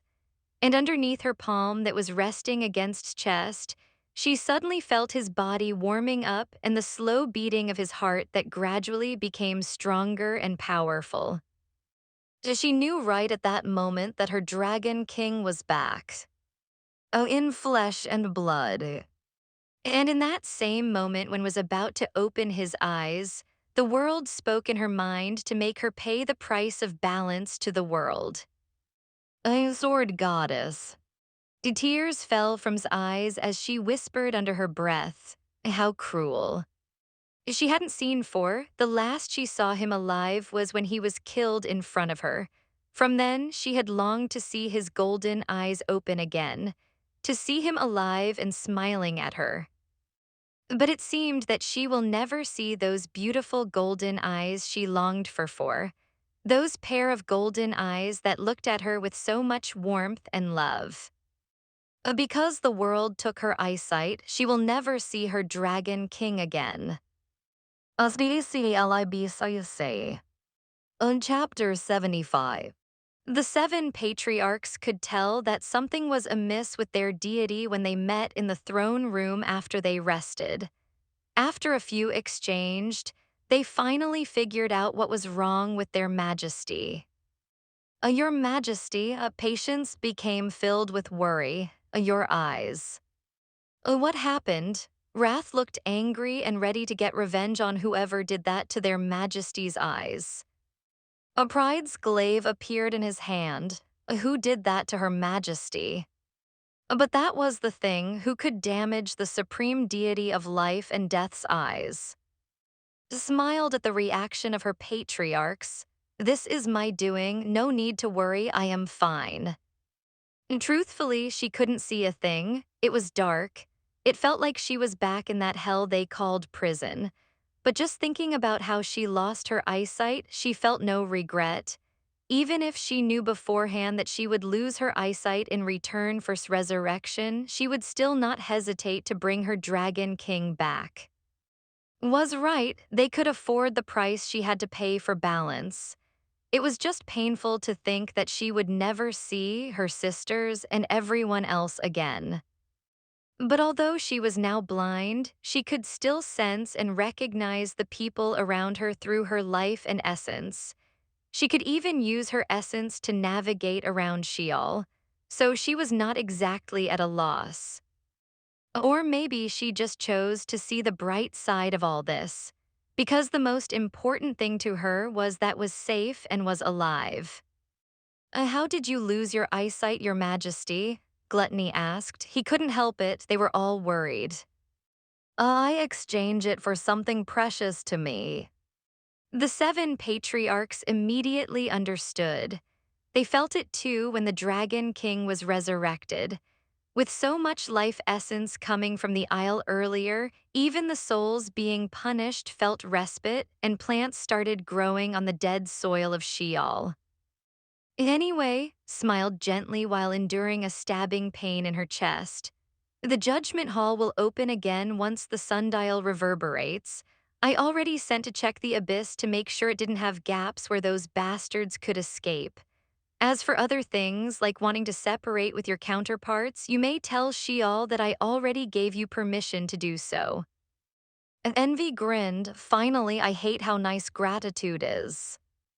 Lust chuckled. "I feel you, charity is just too pure for me." "I will not separate with patience," Wrath announced. "He's the only one keeping me in check." Pride nodded. "I'm sticking with humility too."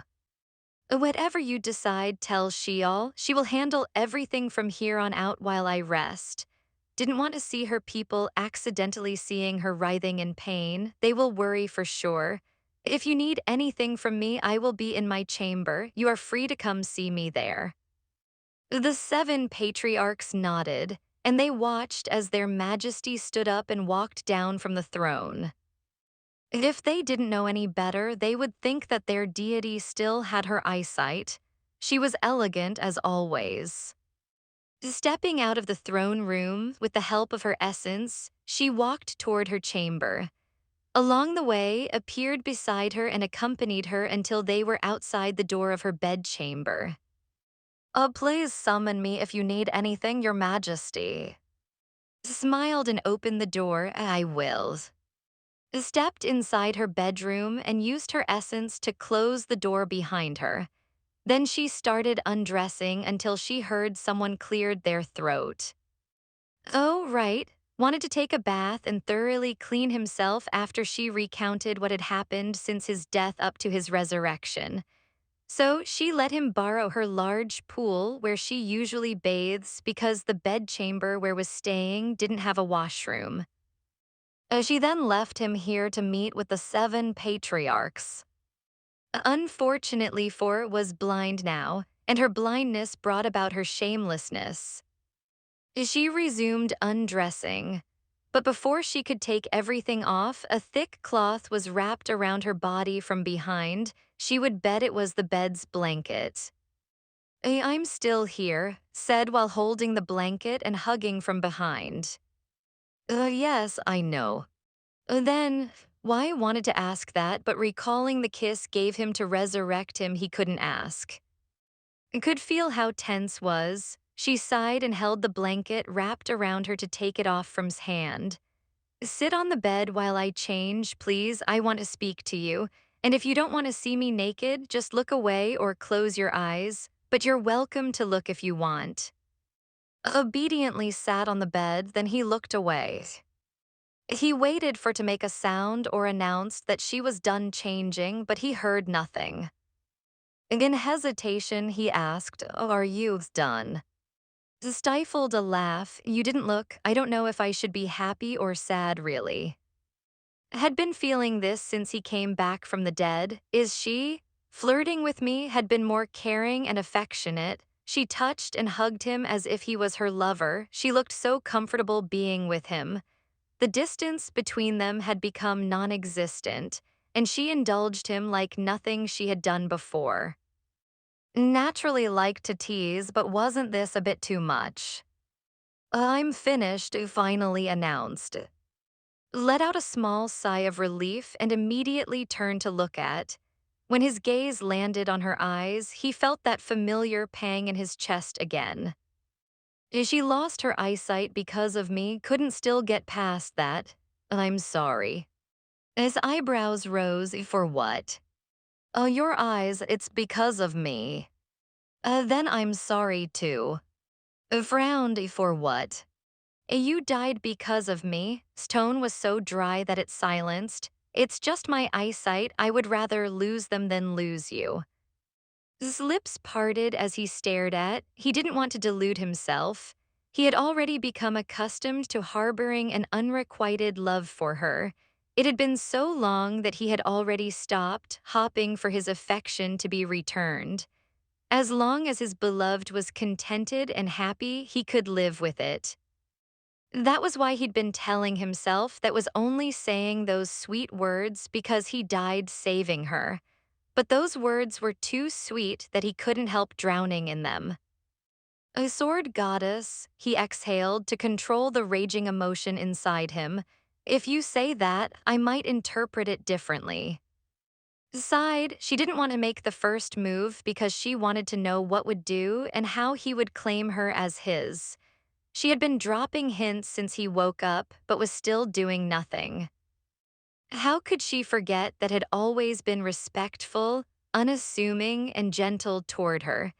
He had been loving her for so long that he had become accustomed to accepting what she could just give and not wanting more from her.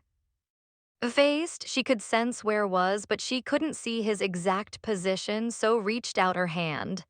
My hand. In half a breath, warm hand held hers. Smiled, are you sitting on the bed?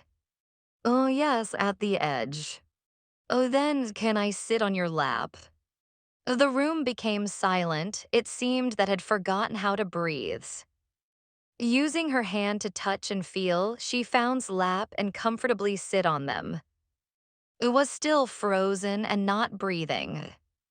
Aside, I can sit somewhere if you want. His hand immediately wrapped around her waist and hips as if to stop her from moving away. Don't. Inwardly smiled at that, so I'm allowed to sit on your lap. Oh, yes. She patted his hand around her waist, breathes. The moment, I mean, yes, I wills. It sounded so flustered that she would have loved to see it. Unfortunately, she couldn't. She leaned her head against his shoulder. When you died in my arms, do you know what I realized as your body became cold? Was finally breathing and continued speaking. I realized losing you was much more painful than being betrayed. Stared at, she was blind, but her eyes were filled with emotions he recognized but didn't dare name and acknowledged it. In the test I took, it took me a millennium to get past your death. A lone tear fell from his eyes. It was unbearable, seeing you die again and again and again. It was maddening. The only thing that made me hold on and not give up was the thought that after all that torment, I will finally be able to bring you back, even if I have to pay a price I can afford it. Dried tears and softly brushed his thumb against the corner of her wet eyes. I'm sorry, I didn't mean to die like that if I knew. If you knew, then what? Wrapped her arms around his neck and bury her face in the hollow of his neck. Will you leave and protect like I asked you to? Leaned his against and rubbed their foreheads together. Don't ask me for the impossible, sword goddess, as if I could leave my beloved behind. Smiled against his neck. You know, I was already blown away when I found out that you have had feelings for me for hundreds of years. But a millennium, really? You waited for me for that long. Because you're worth waiting for. Snorted, that's sweet and all, but I think you just didn't know how to approach me. Yes, confessed, sounding embarrassed. That too, I mean, who would have the courage to confess their love to the supreme deity of life and death? I'm just a dragon king, my love. Even with all I have, I'm still not worthy. I beg to disagree. Even without that title, you're still worthy. I couldn't help smiling, would love to see that if only she could. Slightly tensed when he felt's hand moved to cup his cheek. Then her fingers started caressing and tracing his lips, his nose, and then his eyes.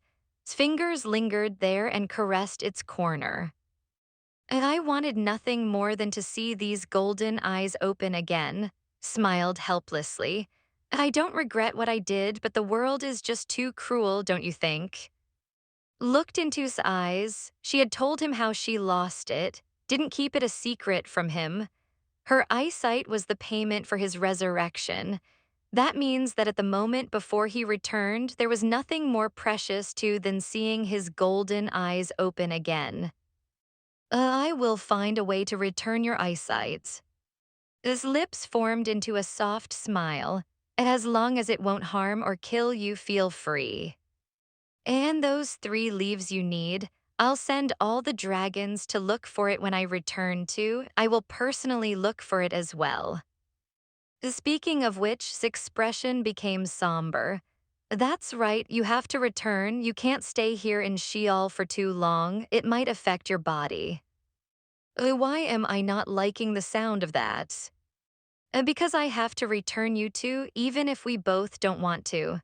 Sheol is the land of dead and you are alive right now. You can't stay here for too long without essence coursing through your veins. This expression became grim, but you can't also leave Sheol in your condition. Might accidentally destroy if her essence became more chaotic than it already was. Sighed heavily, I can't, she wouldn't risk like that. That means I won't be seeing you anytime soon. Did not like that, but he knew that with the situation they were in, they didn't really have a choice. Can I visit you here? The safest answer was no, but she didn't want to make wait again. Yes, but not often. Being here will burden your soul and body. Even deities don't dare visit me here unless it's urgent. That's more than enough for me. The unhappiness was feeling earlier easily went away by just those words. She had really fallen so hard and deep for this dragon king. Her fingers that were caressing the corner of his eyes trailed down to trace his lips. I'm going to send you back to soon. Do you want to do something fun with me? Who was always unassuming when it comes to frowned. There is something fun we can do here in Sheol. I rather you rest, sword goddess. Your body is not exactly in a good condition right now. Almost rolled her eyes as seriously. And could see how exasperated looked. He became worried. What is it? Sighed heavily, her shoulders even fell dramatically. So, a millennium of unrequited love could do this to someone, or maybe my dragon king just wants me to spell it out for him. I could somehow vaguely understand what meant, but his mind just couldn't wrap itself around it. He had been pinning for a millennium. He was already used to just loving her from afar without expectation. I just couldn't find the right words to say, so he just honestly shared his thoughts. It's already enough for me that you are being sweet and affectionate towards me. Wouldn't it be disrespectful to ask for more than what you can give when we're not in that kind of relationship? Heaved a long, deep sigh before opening her mouth. We will get nowhere if I just wait for you to take a hint. You're as thick as they come, so I will spell it out for you. She cupped his face. I love you, I want to monopolize you and be mine for as long as we shall live, and yes, I accept your everlasting vow. Now, which one do you prefer, my dragon king? I'll kiss you or you'll kiss me. A silence filled the room. Sighed and couldn't help rolling her eyes. Seriously, I know you're a gentleman and that you would never dare disrespect me, but can you just forget about being gentle and nice for once and just do whatever the hell you want? Was pushed down to the bed, her back slammed against the mattress. Before what just happened registered in her mind, she felt's warm body on top of her, and a set of warm lips claimed hers just before a wet, warm tongue invaded her mouth. Groaned at the taste of slips, and her groans were followed by more indecent sounds coming from her throat as deepened the kiss and devoured the rest of her sentence. Who wouldn't let out such indecent sounds when desperate and full of longing kiss was drowning her in pleasure? She could feel his love in every movement of his lips and every touch of their entangled tongues. She could feel his desire that he tightly reined in for a millennium to not disrespect her. And she accepted all that and reciprocated in a way that would convey her deepest desire and most sincere emotion for him. When pulled away, it was only to give her time to breathe and whispered over her lips in a low, deep voice. Bear with me, my supreme deity, this is a millennium worth of kisses. Could only open her mouth and accepts millennium worth of kisses that made her let out more indecent sounds. It was almost unbearably painful that she couldn't see her dragon king while dominating her lips until they were throbbing and sore. If didn't involuntarily flinch and grimaced when her body was hit by excruciating pain from her two clashing essences, wouldn't have awakened from his desire to claim and stopped. With his eyes closed, he pressed his forehead against, "What can I do to make you feel better?"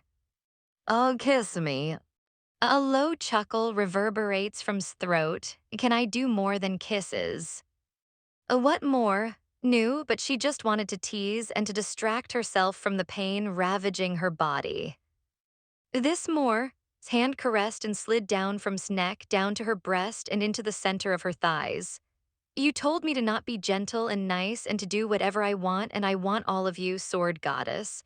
I want the supreme deity and the mistress of nature. Everything you can give, I'll take it and own it. And since I don't have to be nice and gentle, as you said, then I won't be holding back." Gulped, did I just dig my own grave? As I say. A warning, mature content. Chapter 76. Dragos lips brushed against eyes, kissing them gently before he pressed his lips against her forehead. Every time he sees those eyes, his heart hurts. Told him that it was just an eyesight, but it was more than that. Those were the eyes that looked at him with appreciation and confidence when he became her general. Those were the eyes that smile every time she would tease him nonstop. It was those unfaltering, confident, and beautiful eyes that made him fall. I would gladly exchange my eyesight for yours in a heartbeat." Smiled, I know. His gaze dropped to lips that he ravaged just a moment ago. She already looked so beautiful, but when she smiles so happily, it's a whole new loveliness that always captured him. And he wanted to kiss those smiling lips of hers. He was left wanting for more. "I'm not done with my millennium worth of kisses, my love." The smile widened. "You can kiss me any time to finish your millennium worth of kisses. I'm not going anywhere." Smiled, "I like that." Yes.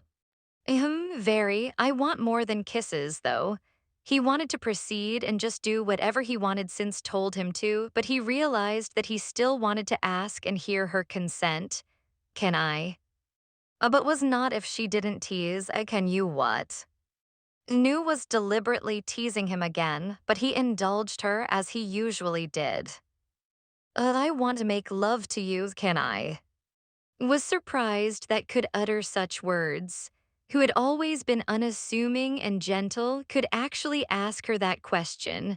It was unexpected, although she didn't find the positive response of her body and mind unexpected at all. After losing and spending a millennium in the sundial test of time watching him die repeatedly, she realized how much she regretted not responding to his affection. She felt like she had wasted so much of their time, and she didn't want to feel that feeling of regret ever again. She was done regretting and feeling sorry for the wasted time. Now that she couldn't see, she was more than eager to do everything they could done if she just woke up sooner from her hatred and pain. She wanted to kiss, hug, and make love. She wanted to be one with the man she loved. Do you even have to ask? Raised her arms and wrapped them around's neck. Haven't I dropped a lot of hints already? A hints taken, he brushed his lips against hers. But I still want to hear a yes from you, my deity. It couldn't help biting's bottom lip when she heard how he called her. My deity, why does it sound so different from when others call me that? I still can't remember my past that clearly. Is that how you call me before, my deity? No, confessed, feeling a little embarrassed. I call you your majesty just like everybody else, although I couldn't say the same for my head. So it's my deity in your head. A soft groan and bit's lower lip. Will you stop teasing me? I chuckled, unfortunately, it's part of the package, love. Conceded, well, I love that about you too. Thinking that their conversation was getting further away from their initial topic brought it back. Yes. What? My answer is yes.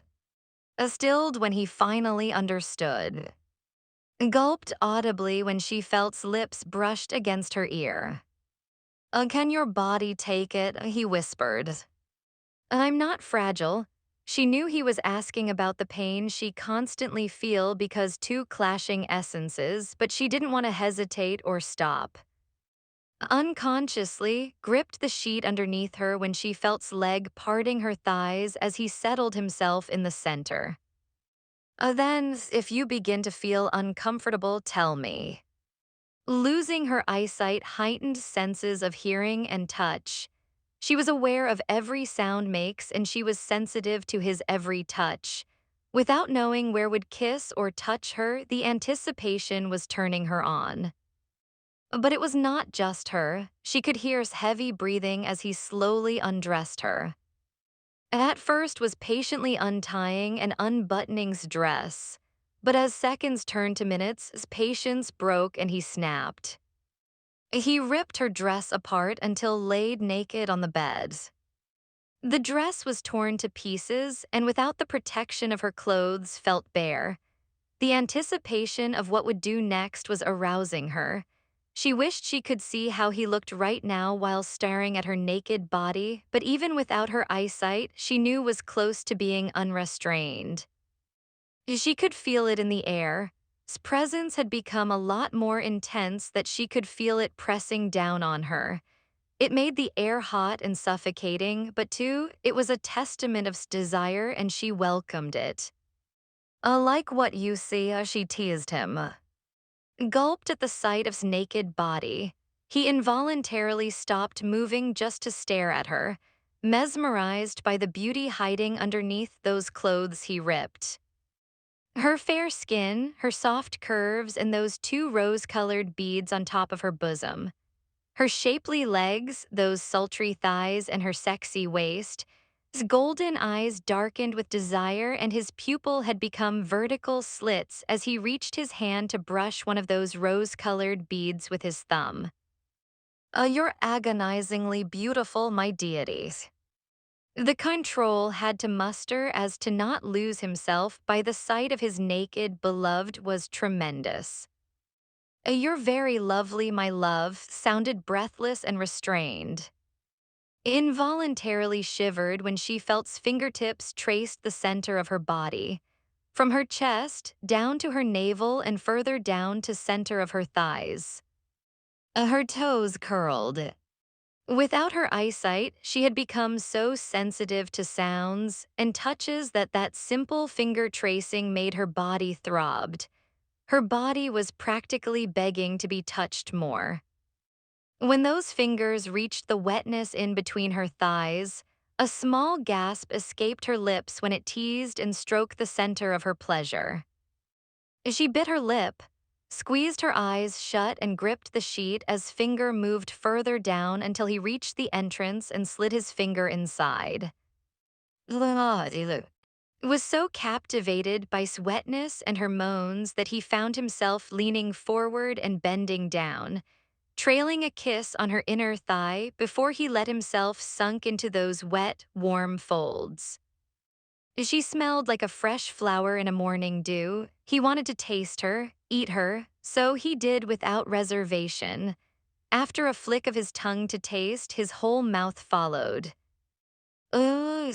Hand automatically reached for his head buried in between her thighs and clenched his hair. Lewd sounds were coming out of her mouth. Her throat was reverberating long moans and groans. She arched her body. Her head fell back and her lips parted wide open, letting those indecent sounds slip out. With a finger moving in and out inside her, warm tongue flicked and teased her clit before sucking it, then going back to teasing again. Trembled at the pleasure as she instinctively pushed head down and parted her legs wider. Buried his mouth deeper into wetness and gripped both her thighs, push it up then slid his tongue inside her core, moving in and out, mimicking the movement of his finger he just pulled out. Gripped the bed's headboard as if bracing herself when wrapped her legs around her neck, and her thighs hanged on his shoulders.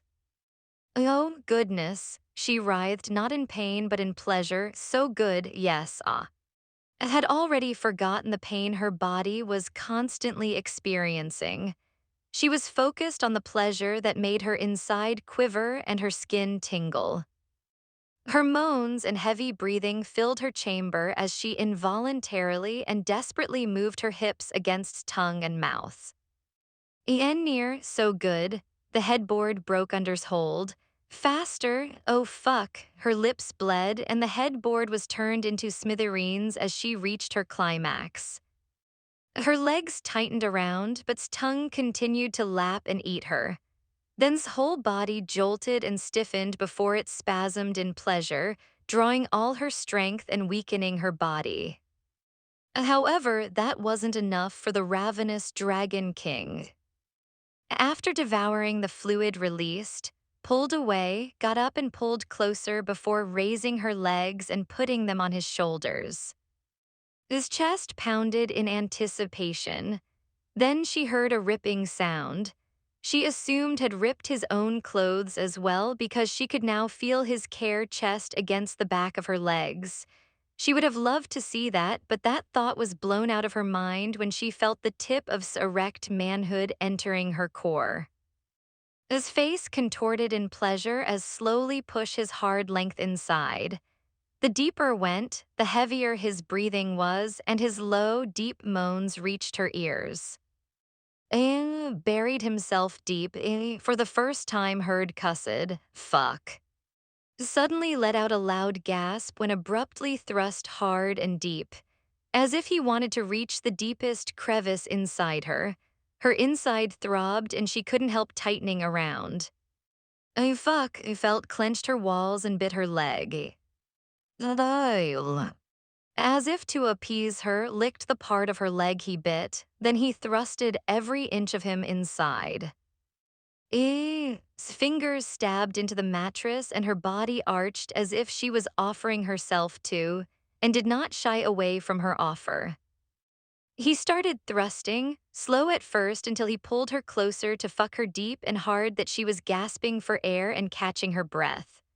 The lewd sound coming from their intertwined sex, slow moans while calling her name and feelings teeth biting the back of her legs and inner thighs while his tongue was licking her skin were adding to her arousal that she was unconsciously rocking her hips while pleading for more.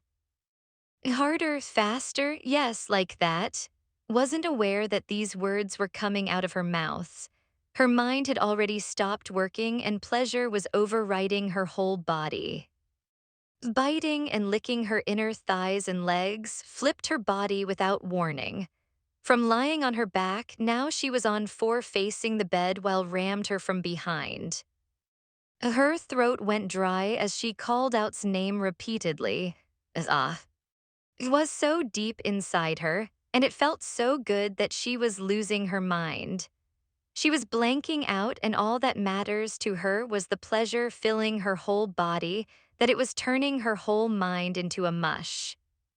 Then did an unexpected again. He wrapped his arm around her waist and pulled her up while still taking her from behind. Now she could feel's body against her back while her body was bouncing up and down at every thrust. Fuck, groaned and bit her earlobe, and right beside her ear he moaned so deep and low that it made her whole body shiver. I love the way you taste, by the way, my deity. Bit her lower lip even harder, drawing blood as she released for the second time. While recovering from her sudden climax, his hand found their way into his breast, kneading, caressing, and teasing while he fucked her harder and deeper.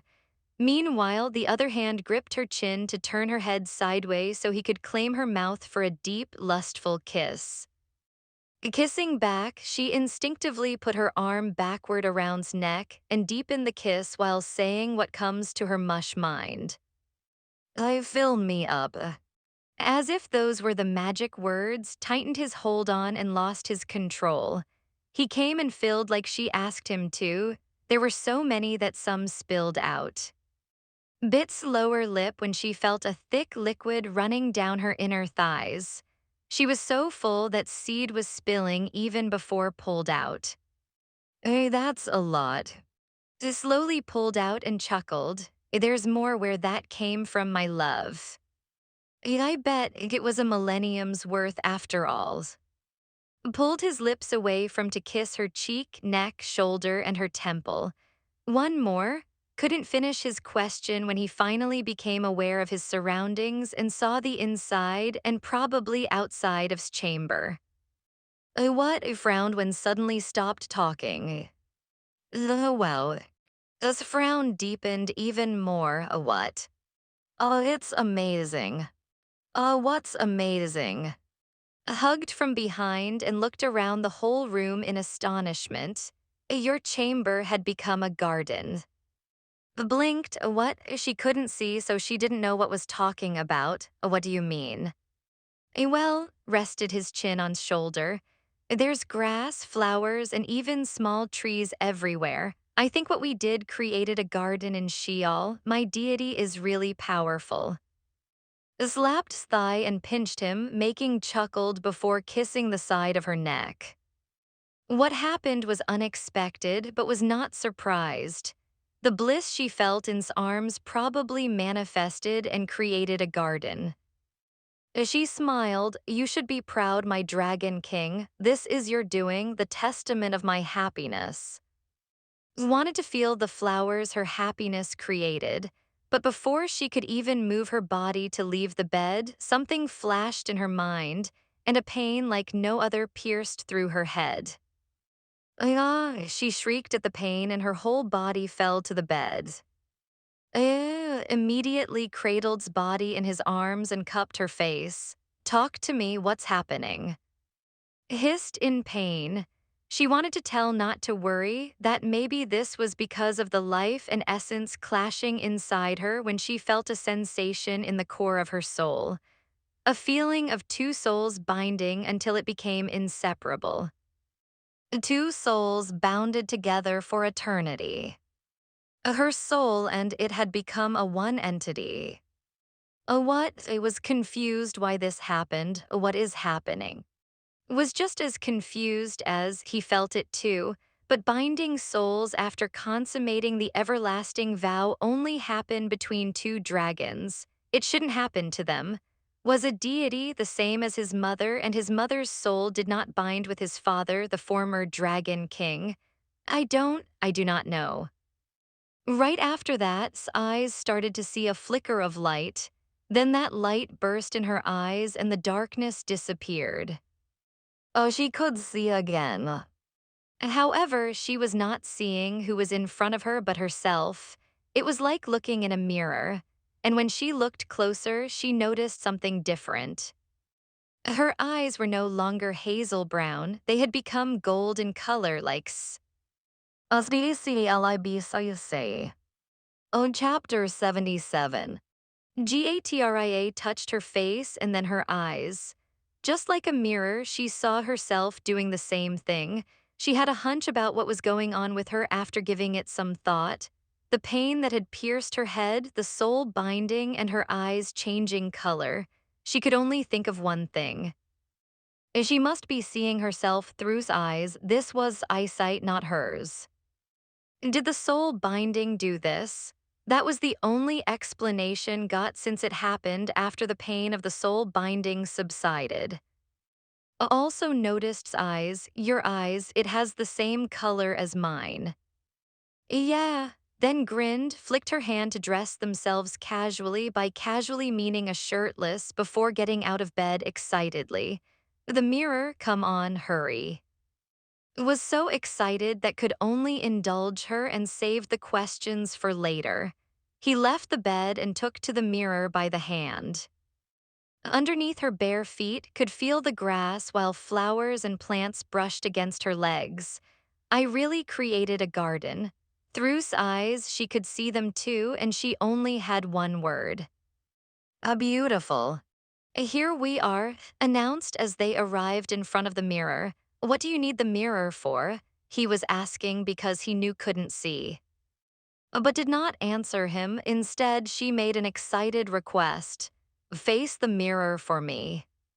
Did so with a frown, then moved to stand behind, rested her chin on his shoulder, and hugged her dragon king from behind.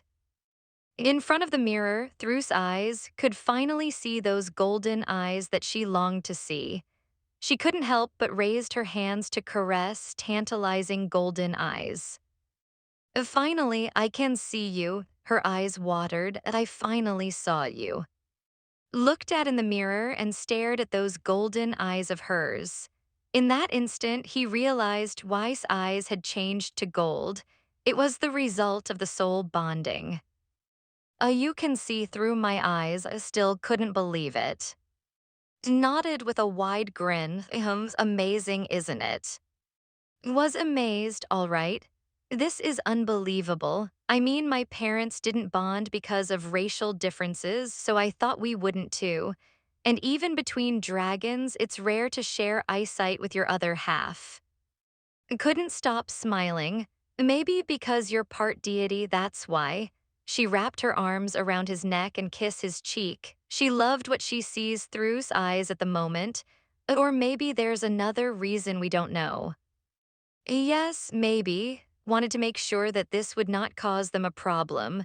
I will ask the elders once I'm back in. Nodded as she continued clinging on to Snack. Since I can see through your eyes, I wonder if you can have something from me in return. Oh, and if this works even at a great distance. Say I'll be in Sheol and you'll be in. We can try it once I'm back in. Wanted to know as well if it was possible. And I do know that we can turn this off. Off frowned, you mean how I'm seeing through your eyes? Oh, yes. Oh, then try it. Closed his eyes and cut the link between them. When he opened his eyes again, he turned his head to look at. What do you see? Blinked, her eyes had turned into its usual hazel brown color. Nothing, I can't see anything. However, she was not disappointed. She was actually feeling the opposite, was happy that she was able to get a glimpse of her dragon king. At least I can see you and the people I care about whenever I want to, that's enough for me. For now, you mean, pressed his lips against forehead. After we find the 3 leaves that you need, we will look for a way to get your eyesight back. Halloween. Oh, yes, me and. Oh, when did you two had a talk? When you were in the throne room, he lent me some clothes, we talked for a bit. Nodded and then involuntarily flinched when a pain more excruciating than the previous ones ripped her body and she trembled. Are you okay? Worriedly asked before picking up and returning her to bed. Maybe you should rest. Teased, rest. Oh, I thought you're going to make love to me again. groaned at teasing and buried his face against her neck. I can wait until you're better. As eyebrow rose, you can. Yeah, it's not a problem. Sounded as if it was indeed not a problem. Honestly, after I had a taste, I want more, but I think it would be best if you get better first. I couldn't go all out because I was worried about your body. Wait, what? That wasn't all out, was stupefied. Then added, I might get a little rough on you moving forward, so get well soon first, okay, my deity. Why was not surprised? When it comes to waiting, probably had the longest patience. But she was still bothered by the fact that was not going all out earlier. I think this little rough is not so little. She really needs to get better before doing anything with again. Took a deep breath and decided to be honest with when it comes to what was happening in her body. I noticed that the pain is getting worse and worse quicker than I thought it would. I have a feeling that as time passed, it'll only get more and more painful until my body couldn't take it anymore and explode. Lightly bits shoulder before straightening his body. Is there anything I can do to make you feel better other than kisses? Chuckled before turning serious. There is a way, but you're probably not going to like it. Tell me, comfort was always first and foremost priority. So if there was a way, even if he didn't like it, as long as it could help, he'll be okay with it. I can put myself in a deep sleep until the day I consume those 3 leaves. I will use a portion of my life essence on myself, which will hurt so much if I'm awake since my 2 essences are clashing inside me to somehow fix my body every time it gets broken. My body won't deteriorate fast, but it doesn't mean it won't. In addition, sleeping means I won't feel the pain at all. Waiting for you until you wake up is not a problem for me. Didn't want to see hurting. If being in a deep sleep could help that, he's all for it. I can wait for as long as I need to. Sleeping would be for the best as well, I think.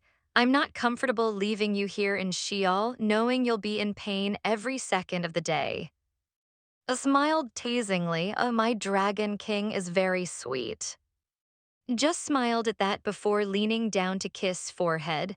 Of course, it's my beloved we're talking about here. By the way, do you have a divine altar here? I want to speak to deity. It's been a long time since I spoke to her. After the Anarchy War, the realm cuts off its connection to.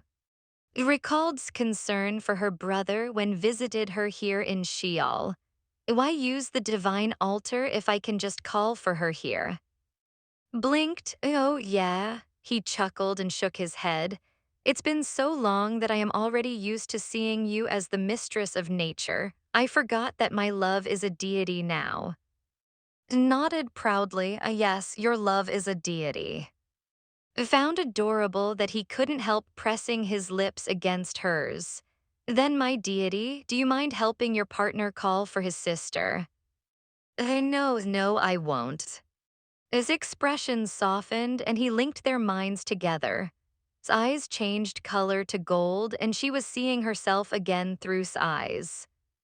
Frowned, is it just me or I'm kind of glowing? You're glowing. His frown deepened even more when she noticed something. I know I'm beautiful, but I think I have become more beautiful since I lost my eyesight, she grimaced. That sounded narcissistic for some reason.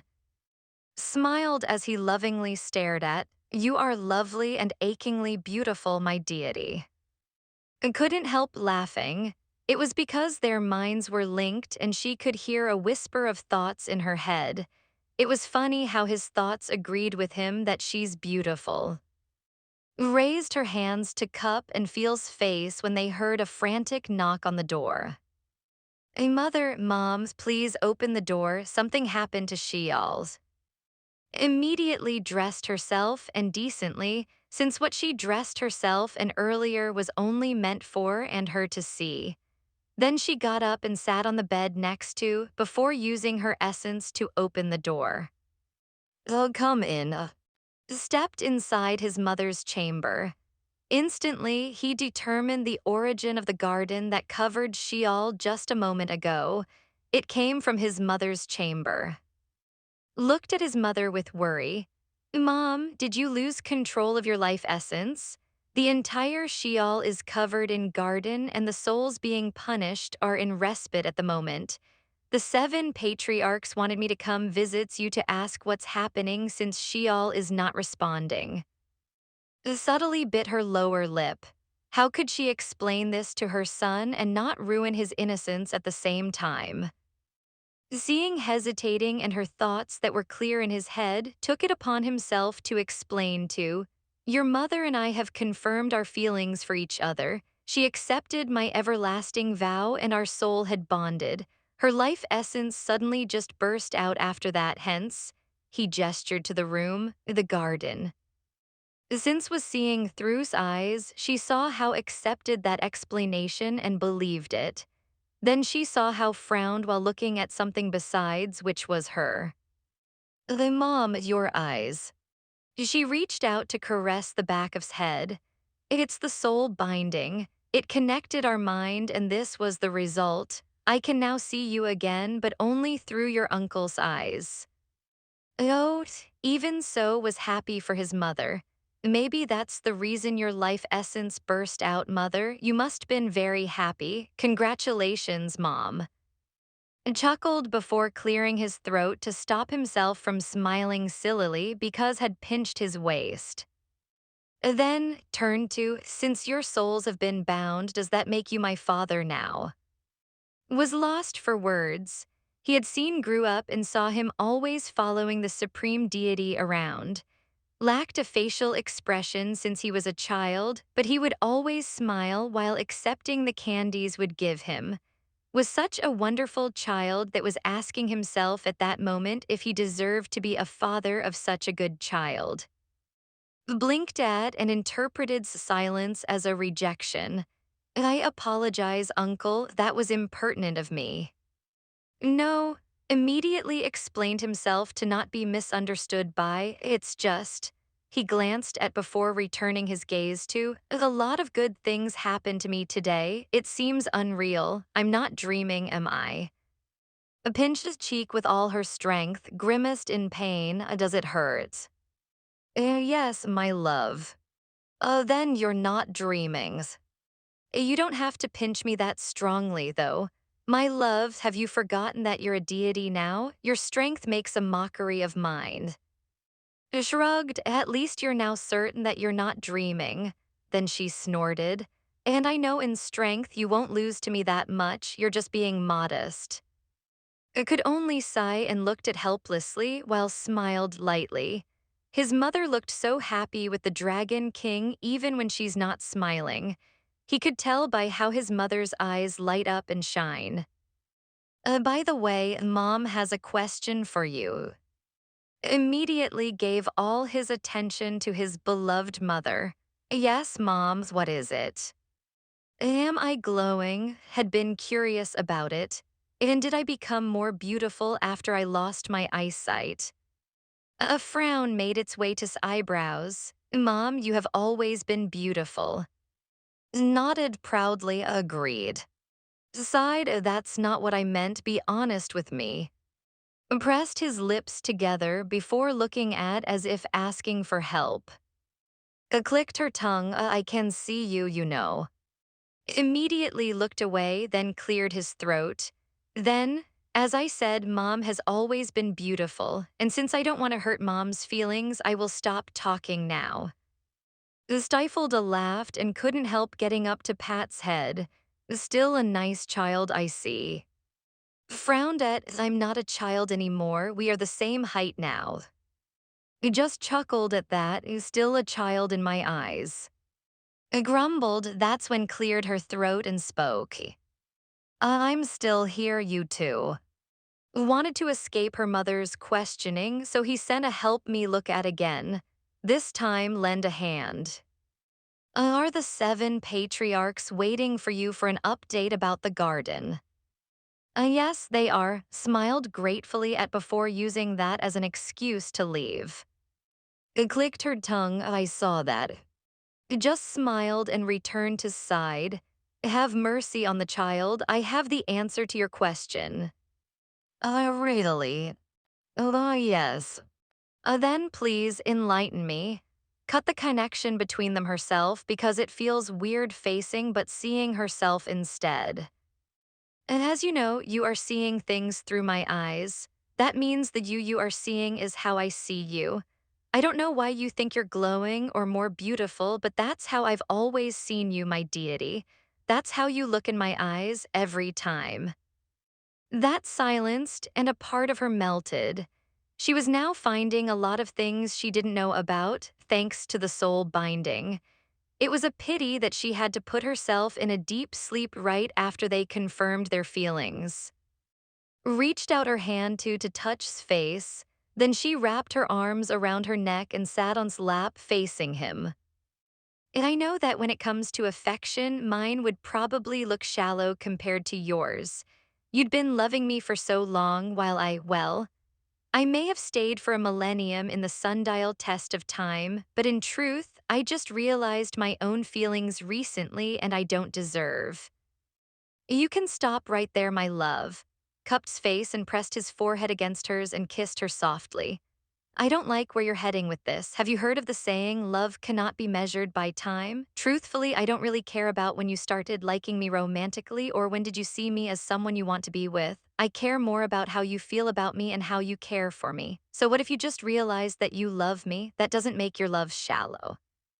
It only means that you were a little late in returning my feelings, that's all. A little late, his voice had a hint of disbelief. Yeah, I chuckled, just a little, but who cares about time? You love me, the end. Oh, that's it. Yes, that's it, he kissed his forehead. Don't overthink it, my love. Let out a sigh of relief. I'm glad, I just don't want you to feel or think that I don't love you enough. I won't, I trust you. Rested her chin on his shoulder as she hugged him tightly. To receiving's trust was just as sweet as her I love you. There was a sudden knock on the door. Opened it with her essence without moving from where she was sitting on which was On's lap. Even before the one who knocked entered her bedchamber already recognized who it was. What is it? Your Majesties, bowed it then, and you have a visitor waiting for a safe passage to Sheol. Was not expecting anyone who. A deity and deity, your majesty. Probably felt that has been resurrected, but what is she doing here? Was the deity of marriage and childbirth? Was it because of her and soul binding? Did that count as marriage too? A give and safe passage and lead them to the throne room. We'll be there after freshening up. Oh yes, your majesty. After left, kissed before leaving his lap and pulling to the bathroom. Let's get cleaned up first before we face your sister and led him to the large pool inside the bathroom to take a quick bath. Afterwards, they changed and went to the throne room together. Being as she was sharing's eyesight, saw how's entire face lit up when she saw entered the throne room with her. Smiled a deity. Made a face, its big sister, little brother, then looked at beside, she bowed deeply. No need for thanks, I have my own selfish reason. Finally stepped forward and beamed at and, congratulations on your union, your majesty and king. I know I shouldn't leave the realm, but I couldn't help it, so I tagged along with, grinned excitedly, and she was even bouncing on her feet. I have to make sure that what I felt in the realm was not false. Slightly frowned at its last sentence. What did you feel in the realm? Does it have something to do with us? Is that why you're here? Yes, eyes were shining like there were stars in them. It had been so long since a deity conceived that I just have to come here. I can't help myself. Blinked, dumbfounded. She felt like she understood what meant, but at the same time didn't. Explain. Now it was who blinked, dumbfounded. What do you mean, supreme deity? Explain what? What you said about a deity conceiving, what does it have to do with us, I mean? Its mind was turning and running, then it stopped when it made an unbelievable conclusion. Wait, don't tell me I'm. She couldn't even finish her sentence. As for, he had been looking at's belly right after he heard what deity said. Yes, was grinning from ear to ear that no one would be surprised if she started dancing in joy. Deities always have a hard time conceiving life, but when we do, it happens fast. Blinked how fast. Beamed right after copulation, Dragon King. From the door to the throne room, a loud crash was heard. His hands had lost its strength, and the glass tray filled with teas and confectionery he was holding for his mother and her guests fell and broke. Moms, am I going to be a big brother? We're reaching the end of Moan, probably just 3 chapters left including epilogue. Any unanswered questions here will be in the Mistress of the High Seas, Book 3 of, yes, there will be some, and scenes there as well since it's the continuation of the story just more focused on's part. Anyway, P.S. I can't believe we're close to CH 80. My plan for this was just 60 chapters at first. On chapter 78. That is a good idea. Deity agreed after told everyone in the throne room their plan to put herself in a deep sleep while waiting for the 3 leaves she needed to balance her body. But you're bearing a child, Supreme Deity. Too much exposure to essence here in Sheol might have an adverse effect on the baby. Why don't you sleep in the realm instead? I can't, shook her head. My essence might go berserk and hurt everyone. You never changed, Supreme Deity. Its expression softened. You always go above and beyond for everyone in the realm, and I understand your concern. Face then hardened and her voice became firm. That's why you must let us help. We may not be able to fully defeat your essence if it went berserk, but we can block it and prevent it from spreading in the realm. If worse comes to worst, could isolate you in a different space while still staying inside the realm. Recalled the essence had given her, she glanced at, like what your essence did when I was in. Nodded, yes, I agree with as well, Your Majesty. We can help protect you in the realm. Not only that, but we can also help make sure that your body wouldn't deteriorate while sleeping. Nodded vigorously, and I can check on your child every day to make sure she's safe. His lips formed into a smile. I will have a little sister. Mest's head, yes, little, you will have a little sister. Held's hand, and I think it would be best to stay in the realm while you're in a deep sleep, not only for you, but for our child as well. It turned to, what about you? The realm is closed to visitors. You won't be able to visit to see me or our child. Smiled reassuringly. My deity, you know me. I can wait for as long as I need to. As long as you and our child are safe, that would be enough for me. Let out a loud sigh. I just promised to myself that I won't make you wait ever again, but here we are. Then she turned to where she sense was. You can't visit me in the realm too. Is that okay with you? Nodded with determination.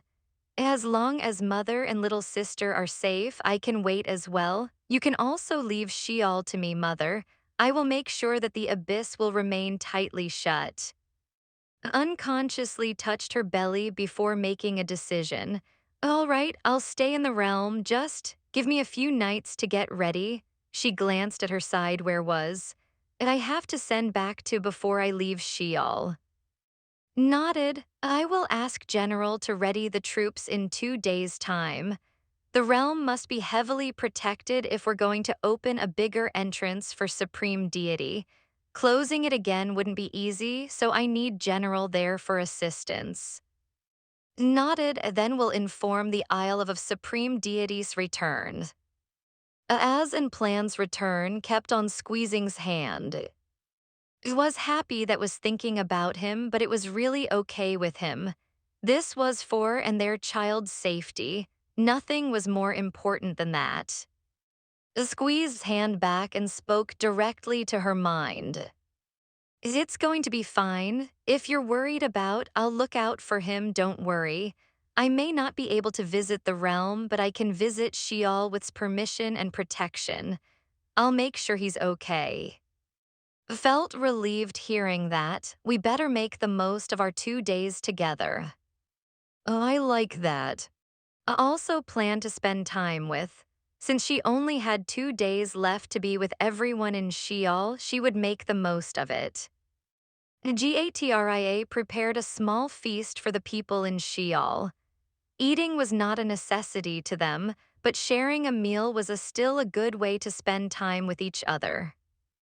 From the 7 patriarchs to the maid and manservants, everyone was enjoying themselves until told everyone her plan to stay in the realm for her recovery. The resident of Sheol was saddened by the news, but it was for their deity's recovery. Thus, they wished their majesty to get well soon so she could return to Sheol again. The next day asked to help her prepare a picnic for herself, and the garden she had made in Sheol was withering, but there were spots on the aisle where the flowers were still blooming, so she chose that spot for the picnic. What did not consider was that the spot she chose overlooked the 5 rivers of punishments, and from where they were sitting, their view was the suffering and wailing souls. What a view, I couldn't help commenting. Nodded indeed, this spot has the best view in all of Sheol. Reached out to Pat's head, still very innocent, I see. Smiled at that, my is adorable, isn't he? Nodded a very. Then asks a random question. Mom, uncle, do you think my little sister will like me? Of course. Fed a small fruit to, who was lying down on the picnic blanket with her head resting on thigh. If you want, do you want to think of a name for her? His eyes widened, and he looked at her mother as if asking for permission, only to realize that his mother couldn't see him, so she asked, Can I, Mom? Smiled, think of a good name for your little sister, okay. For the first time, smiled from ear to ear, and I will make sure to think about it thoroughly, Mom, Uncle, looked so excited, and I can't wait for her to come out. Continued feeding fruit while handing some to. My mother used to tell me stories about my older sister, Deity. She said that Deity's offspring are different. According to her, my older sister grew up quickly. She wasn't able to enjoy my sister's childhood. How fast? Curiously asked while peeling some fruit for his mother. And depends on a deity, recalled his mother's stories. The powerful the deity is, the faster the child will grow. Stopped peeling the fruit in his hand and stared at his mother. Imam is powerful. Does that mean my little sister will not be little for long? Nodded possibly. Chimed in, I remember a deity once had a child, and that child grew up into an adult in just a few days. It's not just the mother, it also depends on the child if she wants to remain as a child or be an adult. But we can't say for sure if that will happen to your little sister because your uncle is a dragon. He may have a blood of a deity, but his dragon king's blood reigns supreme. She yawned and closed her eyes. So there is a chance that your little sister will become a dragon. His lips formed into an O. Anyone could see how excited he was. He couldn't wait to be a big brother. And chuckled at his expression. Will you be okay with a dragon little sister? Of course. His passionate eyes narrowed on. I think my little sister will be very cute in a baby dragon form too. Laughed, then sobered up when he noticed had fallen asleep. He immediately motioned to lower his voice and not make a loud sound. Immediately nodded. They both needed a good rest. Uncle, what is your plan after you return to? Asked in a low voice. He already spoke to about it, so he shared it with, I will go meet my little sister. She must be saddened by my death. I have to tell her I'm okay. After that, I will help you look for the 3 leaves that need. The sooner we find it, the better. Nodded, then I will wait for you in. Speaking of, have you arrived there yet? He shook his head. But we're close. It's just that we have to stop because of what happened in Sheol when Mom went to take the sundial test of time. Halloween. Yes, I'm traveling with he's Mom's divine chosen. Someone who heard a deity of death's words. Yes, a person desperate for death. Nodded and sighed. Very, Mom said that we should try changing his mind but is so adamant about dying. People who have heard the voice of the deity of death were people who were desperate for death. They were usually people who had forsaken life and couldn't be saved anymore. Didn't want to be ignorant about this kind of stuff, so he told what he knew about the deity of death's divine chosen. His face fell. Is there really no other way to change his mind? You can try, but don't get your hopes up. Nodded and changed the topic because he didn't want to talk about it anymore. By the way, Uncle, can you tell me about Mom's life as a mistress of nature? Mom only told me the good things. Smiled dryly at that, and I'm sure she just didn't want to worry you or make you sad. I know, stills, I want to know, please, Uncle. Was reluctant to do so, but if not from him, will surely hear it from someone else in. And that someone else might retell it in a way that would make hate or misunderstood someone. As after a thought nodded, all right. Reminiscing about the past and recalling his memories told what he knew. From the time Supreme Deity was resurrected as to the time he died and was taken to Sheol. Kept nothing from his story included experience that he knew her hatred toward the people who made her suffer and, of course, Warlord's relationship with and what did that ended the relationship. You really believe that it's not Warlord's fault? Asked. Nodded. You see, when I first find out about Warlord's relationship with, I observed him and investigated him. Through my investigation, I found out that he is a good man and a respectable warrior. Even until now, he loves dearly. So I don't know how to face him once I'm back in. I know what it's like to have your heart broken. I couldn't understand his uncle. As a keeper of the abyss, he knew that greed and jealousy exist in ever-living being.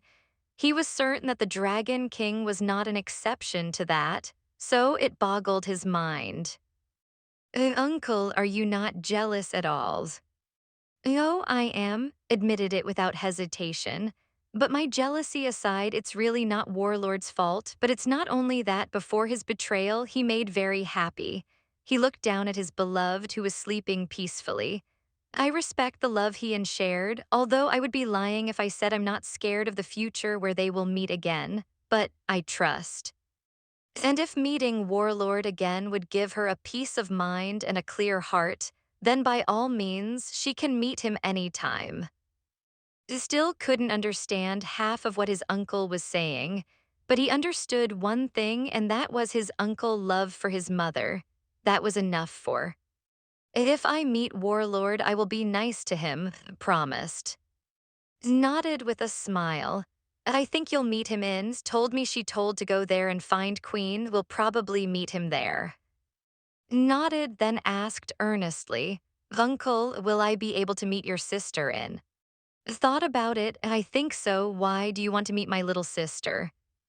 Nodded, you're my father now, that makes her my aunt, it's only right that I meet her. I couldn't help smiling at honest expression. All right, I'll introduce you to her. This child was too innocent for Sheol, to be honest. Was certain that had already been exposed to every possible sin in the world as a keeper of the abyss, but he remained so innocent as if he hadn't seen the darkest desires of every living creature in the world. Uncle Inns, can we tell Aunt Eris or the others about Mom's condition? We can try. Had been living with the oath of silence for a millennium, so he knew a thing or two about it. If you say something that might compromise the oath of silence, you'll feel your chest contract before you can finish what you're going to say. Take it as the world warning you not to continue. Look down. I want to tell Aunt Eris she really liked children a lot. She used to play with me when she's not busy.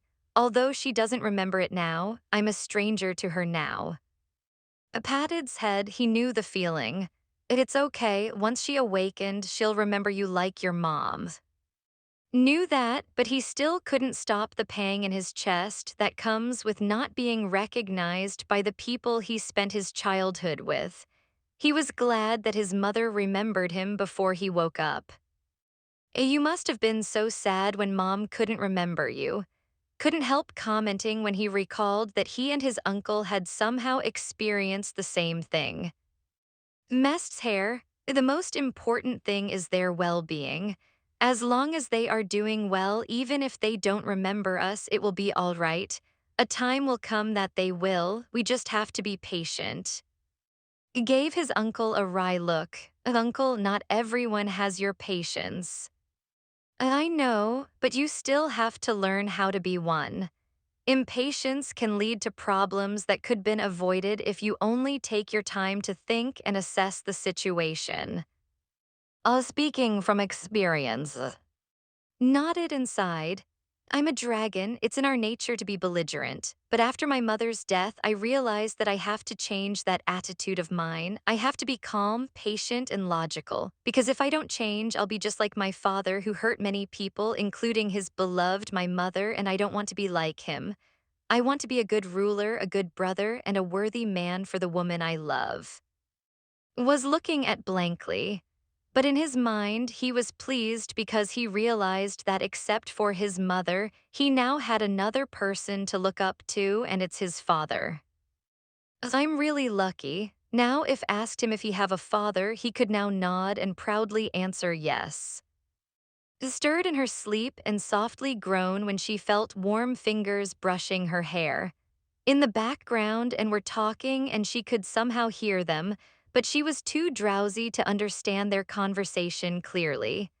After a short while, she fell asleep again. Just smiled and continued conversing with while gently brushing his hair with his fingers. Meanwhile, in arrived one after another, from the normal citizen to the temple attendants and warriors who survived the siege. They entered in response to the summon of one of their queens, Queen, the commanding general of. And the queen in question was standing at the top of the tallest castle spire looking down at the town, observing the surroundings and the people below. Her emasculate white wings were on display that anyone who sees it will think that a divine being was floating in the sky. From behind her, riding on appeared, called, he said they got queen. Nodded, all right, let the first phase of our plan commence. It's time to clean up all the waste we don't want to see so much rubbish when she returns. Smiled, yes, your highness. Say. Chapter 79. Gatria and spent their last night together in's chamber, just talking about anything they could think of, sharing their thoughts with each other and planning for their future with their children that was yet to come. As much as they want for their last night not to end, the sundial in the throne room reverberated. Its sound echoing throughout every corner of Sheol, telling everyone that Sheol just welcomed a new night. Reluctantly and stepped out of chamber together and met up with halfway toward the throne room where deity, and general awaits. We greet the supreme deity. The three greeted with a curtsy from the two deities and a deep bow from the general. Nodded and greeted them back. Then General nodded at, it has been a long time, Dragon King. Smiled and nodded back, yes, how have you been, General? Bored, but it's better than fighting in the wars. Chuckled and nodded in agreement before squeezing his hand in his and looking at the three in front of them. Please take care of my deity. He bowed to show his sincerity. Immediately moved to straighten her brother's body. We will take care of our supreme deity without you doing this. Squeezed hand. Don't worry, I'm not vulnerable. I can take care of myself. She faced and cupped his face. And I promise not to put myself or our baby in a harm's way, so don't worry, I'll be fine. Nod, but he still sent a look to his older sister asking her to look out for, nodded earnestly. General didn't want to ruin the family's goodbye, but they had a schedule to follow. I apologize in advance for saying this, but we have to leave now if we don't want those bastards to have a whiff of what's going on. Would be the one opening and closing the realm. Didn't want to burden her so much, so she reluctantly let go of his hand and turned to face. I come here, give Mom a hug. Immediately hugged. Softly patted her son's back. Be good, don't assimilate yourself into the abyss again. If something happened that is out of your control, use the divine altar and contact deity. If you need help, you can ask your uncle or the 7 patriarchs or Sheol. Just like what I said before, you're not alone. And I know, Mom, tightened his embrace on his mother. Be careful, I promise we will find those 3 leaves as soon as possible. Smiled, all right, you take care, don't put yourself in a harm's way and listen to your uncle. Nodded a yes moan, he then backed away and stand beside. A supreme deity this way.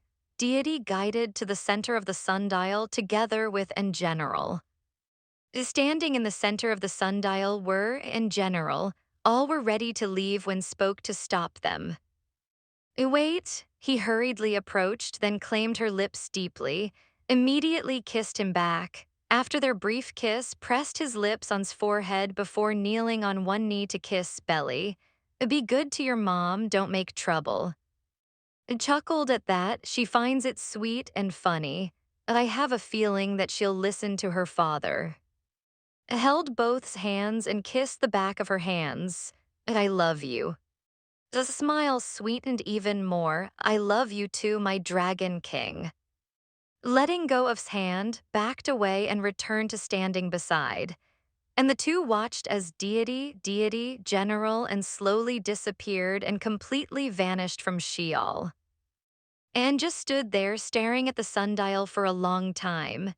No one spoke, but both shared the same thoughts and concern for. Mom will be okay, right?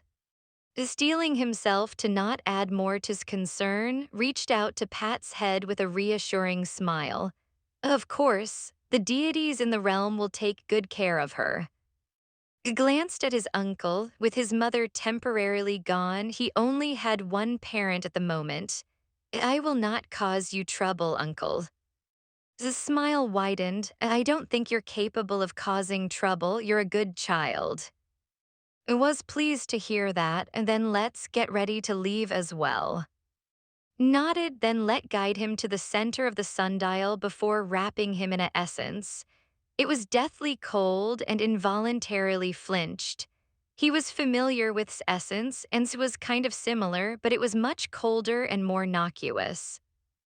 My essence will protect you from being ripped to shreds in the passageway between Sheol and bear with it for a moment, uncle. Nodded a don't worry. Took a deep breath, held his wrist so they wouldn't separate in the passageway, and he stated their precise destination. The forest outside, next to the deity of death, divine chosen.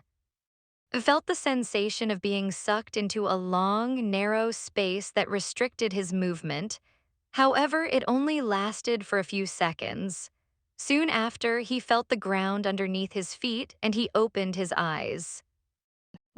Blinked and inhaled the air. He was indeed back in. Calm down, he is my uncle's.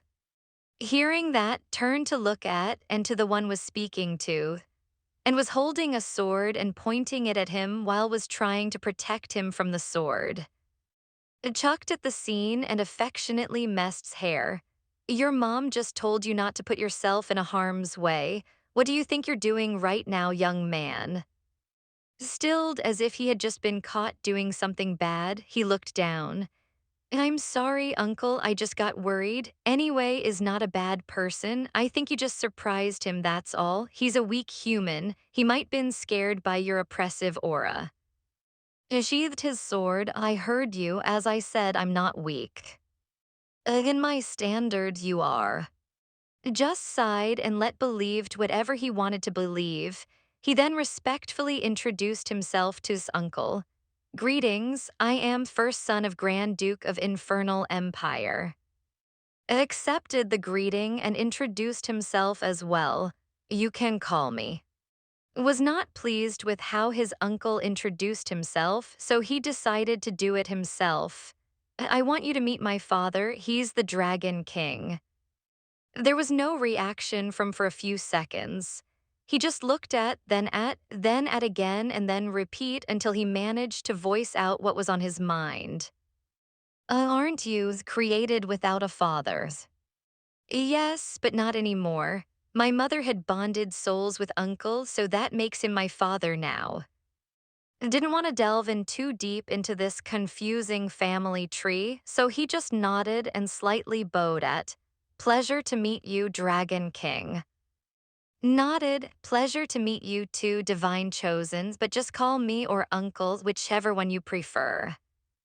Did not react to that and just looked at questioningly. Are we leaving now? Because if boredom could kill me, I'll be dead by now, which is what I wanted but couldn't have. Yes, well, we couldn't always get what we want, said so seriously that no one thought he was being sarcastic. Let's go, we're already near. Then turned to, will you be traveling with us, Uncle, or would you look for your little sister first? I'll be traveling with you too. Through the bond he had with, he knew exactly where she was. She's in. His face lightened up, let's go then. Just by looking at, could tell that was happy to travel with the Dragon King. Had no qualms about it and just followed the two, who were walking in the forest as if they were having a stroll in the garden.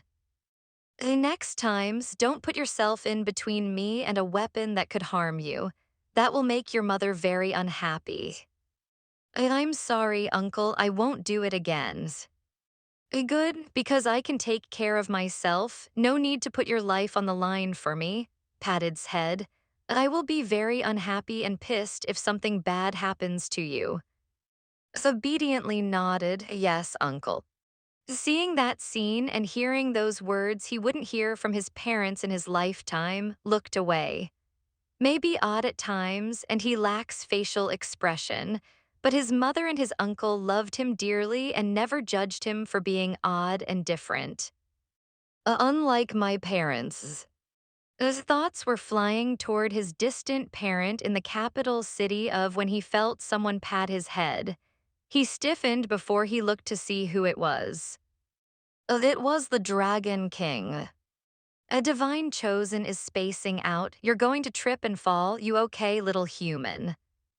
He subtly brushed off the Dragon King's hand. I'm not little. Interjected, trust me to Uncle you are. You're probably an infant in his eyes because I'm already a year old, but he still sees me as a child. Because you are a child. See, what did I tell you? Looked at the two in front of him, then sighed. He thought only the mother and son will make his life chaotic. It seemed he had to add the father as well. Maybe it runs in the family. He come on, wrapped his arms around and shoulders before pushing them to the front to walk together. I'll man the rear, ba careful with your steps. And started their journey to. They had to cross the apple woodland and the forest that surrounds it to arrive at the plains near. The forest was dense, wet, and slippery. It was too irritating for who was not used to traveling on foot, but every time he's about to slip and fall on his backs, Uncle would always be there to support him not to fall. And he did the same too.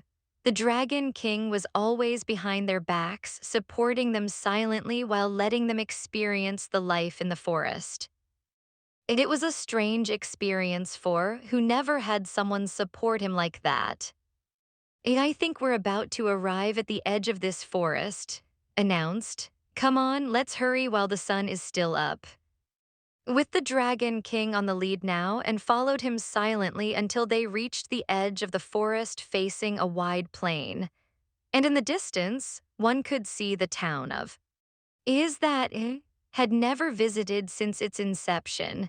He only heard a thing or two about it after the emperor's nephew, the warlord that oversees, betrayed the emperor for the mistress of flame.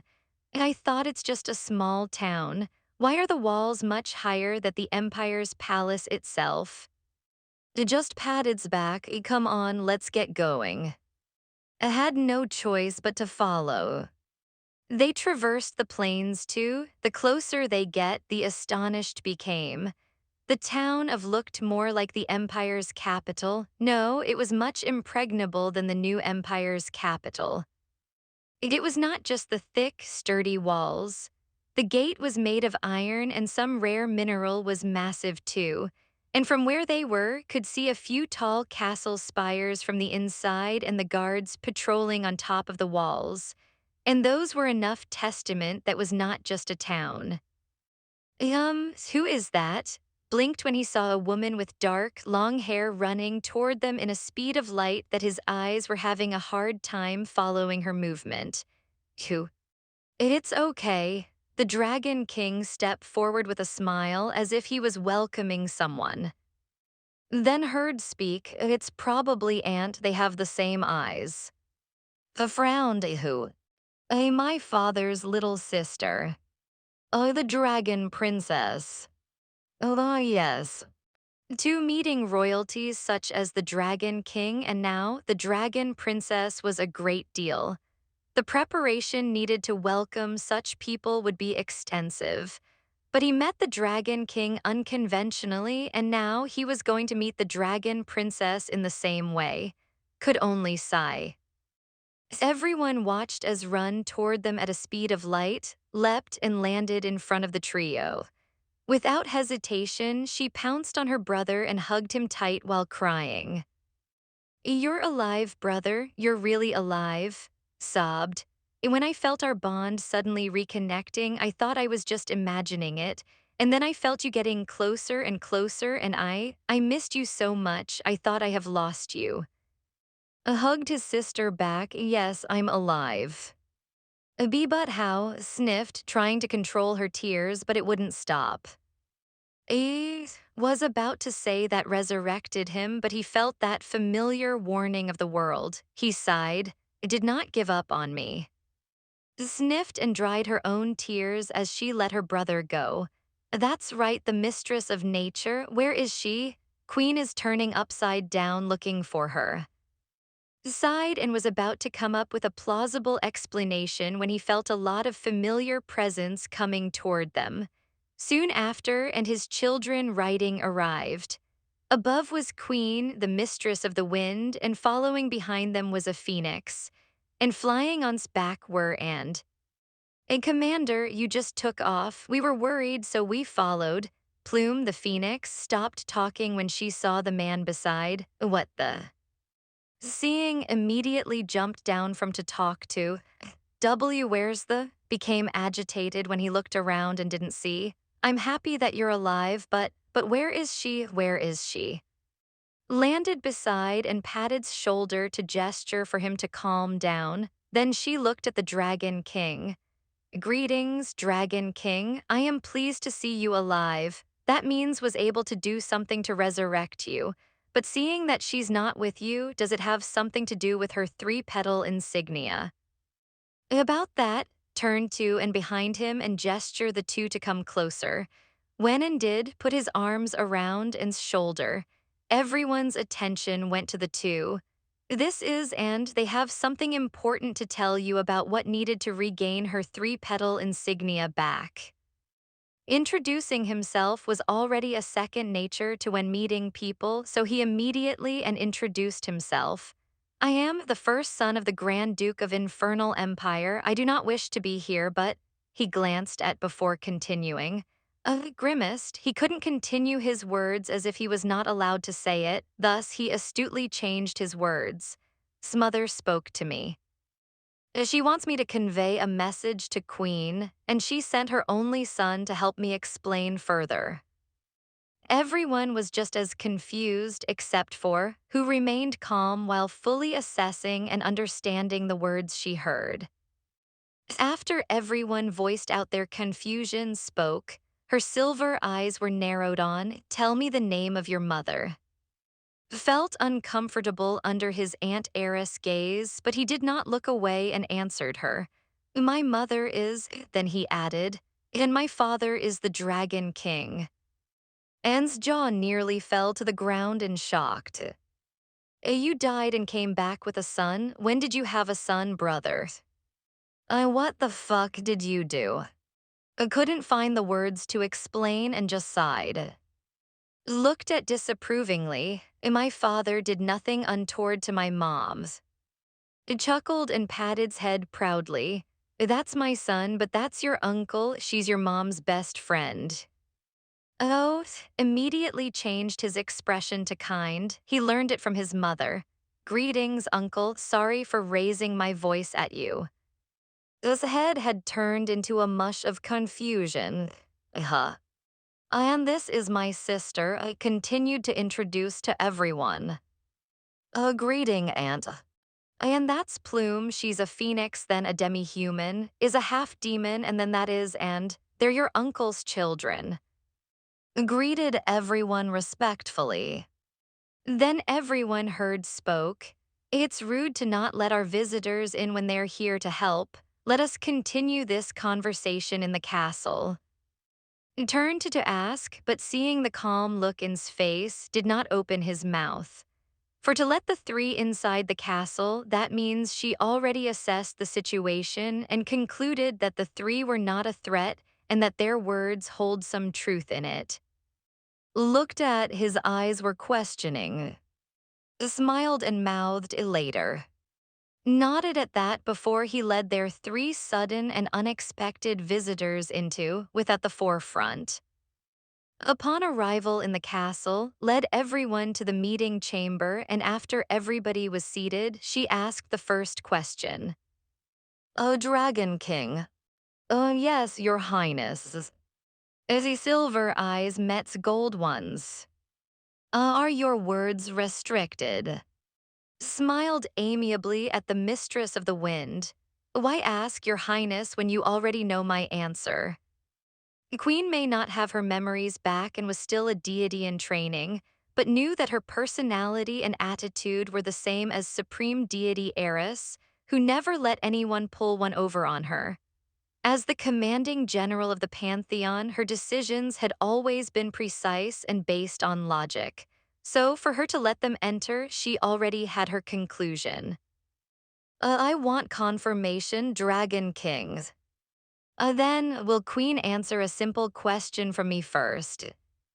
Gestured to continue and ask. Why do you trust me?" That had been Boggling's mind since the first time he heard it. Gave her answer as if it was the simplest thing. Told me to, maybe mischievous and rowdy at times, always dragging to make trouble, but she would never forsake us, her sisters and her people. Sat on the chair in front of the Dragon King, and those inquisitive eyes narrowed on. "Now for my question." Leaned back in his seat. "Yes, I am, me and are bonded to an oath of silence. I think little here is also forbidden to say some words, so we apologize in advance if we couldn't answer some of your questions, but we will try to be as truthful and open as we can." Then can you tell me where is? Couldn't calm down without knowing situation. She's safe at the moment." What you mean by at the moment?" Calmly answered, "That means is safe, but her time is ticking and we don't have much time left. So," she looked at, and, "what is it that we need to do for?" And shared a look before opened his mouth to convey the message of the deity of death. After this, his job was done and he would finally welcome death. Do you know what these 3 leaves look like?" Asked while taking a parchment and a pen to draw it based on the description. However, shook his head. "My mother never told me." Seconded, "I think even didn't know what it looks like. I will send all the able dragons in the dragon domain to look for it, myself included." Nodded, "A leaf from the tree of Loon, the tree of and the tree of." Did not like having no information about these trees. We need to do extensive research about those trees to find them, said. The commander interjected, should I contact Lady? He turned to her servant who survived the siege and came to at her summon. Contact the elves and tell them that if they still want to continue their peace treaty with us, they should send one representative to, no, not just the elves, reached out to all races except for the humans. I will personally deal with them. Raised his hand, getting attention. Yes, young master, what is it? Admittedly, just wanted his life to end as soon as possible. But recalling how loved his mother and how his mother felt the same way, remembering how proud was when talking about his mother, couldn't make himself turn his back and just die without sharing what he knew that would certainly drag him to a long, arduous path, away from the death he seeks. I took a deep breath. His mind was shouting at him that this was a bad idea, but from the bottom of his heart, he knew he was doing the right thing. After his mother spoke to me, I started having strange dreams about trees, I think. Squeezed his eyes shut. And I think I know what it looks like and where it is. Looked at and shocked while exhaled in relief. The faster they found those leaves, the better for. Although looked at Queen, he knew that this place should make him uncomfortable because he was in the enemy territory. But receiving thanks from the mistress of the wind herself and the people around him, as if he did the most amazing thing, he thought may not be as bad as he thought it was. At least here, he felt that his action and words mattered. Although glanced at, then just nodded. I still want to die, then asked. And chuckled wryly, yes, after we found those 3 leaves. Nodded, of course. Just nodded and accepted the parchment and the pen Queen provided, where he drew the 3 trees he dreamed about. After handed the parchment back to, it was divided into 3. 1 tree for the dragons, 1 tree for thee, and 1 tree for the elves, if they chose to keep the peace treaty. Thus, the plan to take back to had begun. As the ECLIB say, on Chapter 80. After the meeting ended and volunteered to show and to their respective rooms, intentionally stayed behind to speak with. It was a request and it must be done. What is it? Instantly asked soon after everyone left the chamber, and it was just her and the Dragon King. And is Warlord here already? Yes. May I ask why he was not present at the meetings? Looked at the tree Drew as she answered. He told me some things about his trip to Principality. For some reason, he couldn't tell me what exactly happened there. It's like reading a book with blank pages in between, and these blank pages contain the most important part. That's why I asked you earlier if your words are restricted as well, because I already have experience with Warlord. I assume that whoever gets in contact with suffers the same concern. As for his mind, already confirmed that Warlord's mind now has an impenetrable barrier, meaning he wouldn't be controlled anymore, so I let him stay. As for not being present in the meeting, I believed he's in the training area hunting his skills in battle. I do not wish to disturb him. He seems desperate to get stronger. I was honestly surprised that Queen did not send Warlord away and even let him stay. He told me sent him here, added with a slight frown. If not for confirming his truthful words, I would send him away. I thought so. The supreme deity Eris knew would never do anything without a solid basis. Stood up and was about to excuse himself when he heard spoke. You didn't go into details earlier. How is doing Dragon King?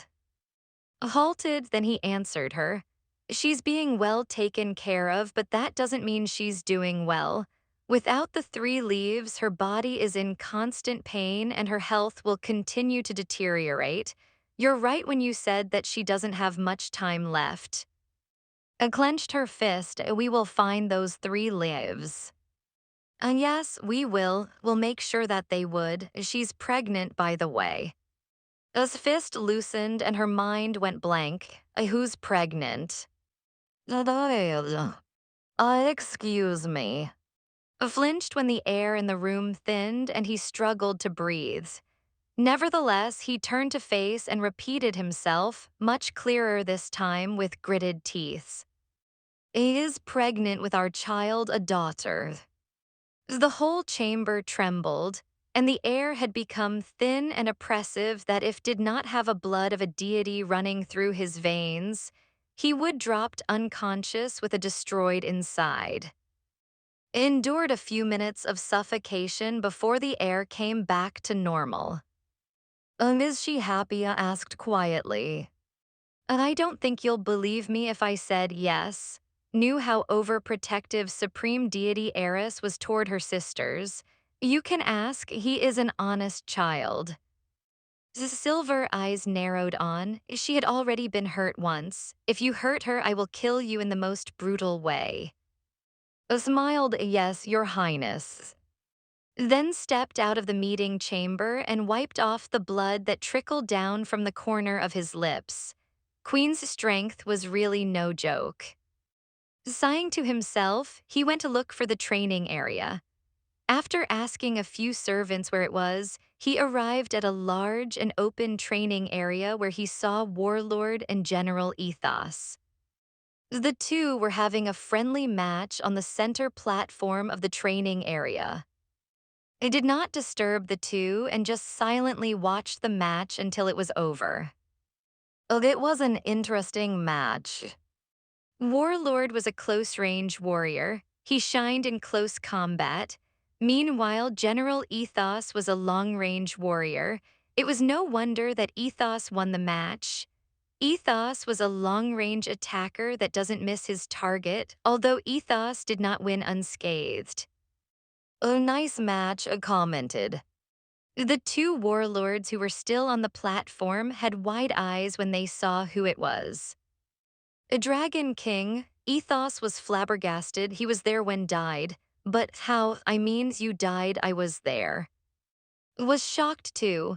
He learned from that died, and when he arrived herein, what said was confirmed by Sister Commander. But now the Dragon King himself was walking toward them, alive with flesh and blood. What happened? I asked when arrived in front of them. Shrugged, I got lucky. Ethos frowned and shook his head. That's not luck, I'm telling you, only a miracle could save you. Smiled when he recalled what happened after his resurrection. Yes, it was indeed a miracle. He is back as well. Couldn't help asking when he recalled what the Mistress of the Wind had told him. Took's body to Sheol, the land of the dead. Since was back, that means was back as well, right? But shook his head. I'm actually here about that. Looked at, can I have a minute of your time? Blinked at before nodding. Of course. Then bade goodbye to Ethos and led to the part of the training area where there were benches to sit on.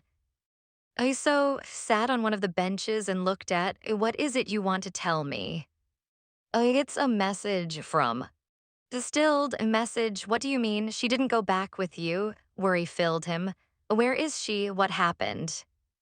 Sat on the bench adjacent to and told him what he could. To his surprise, words were not restricted, unlike when he was talking to. Was it because had already been exposed to his deity's essence?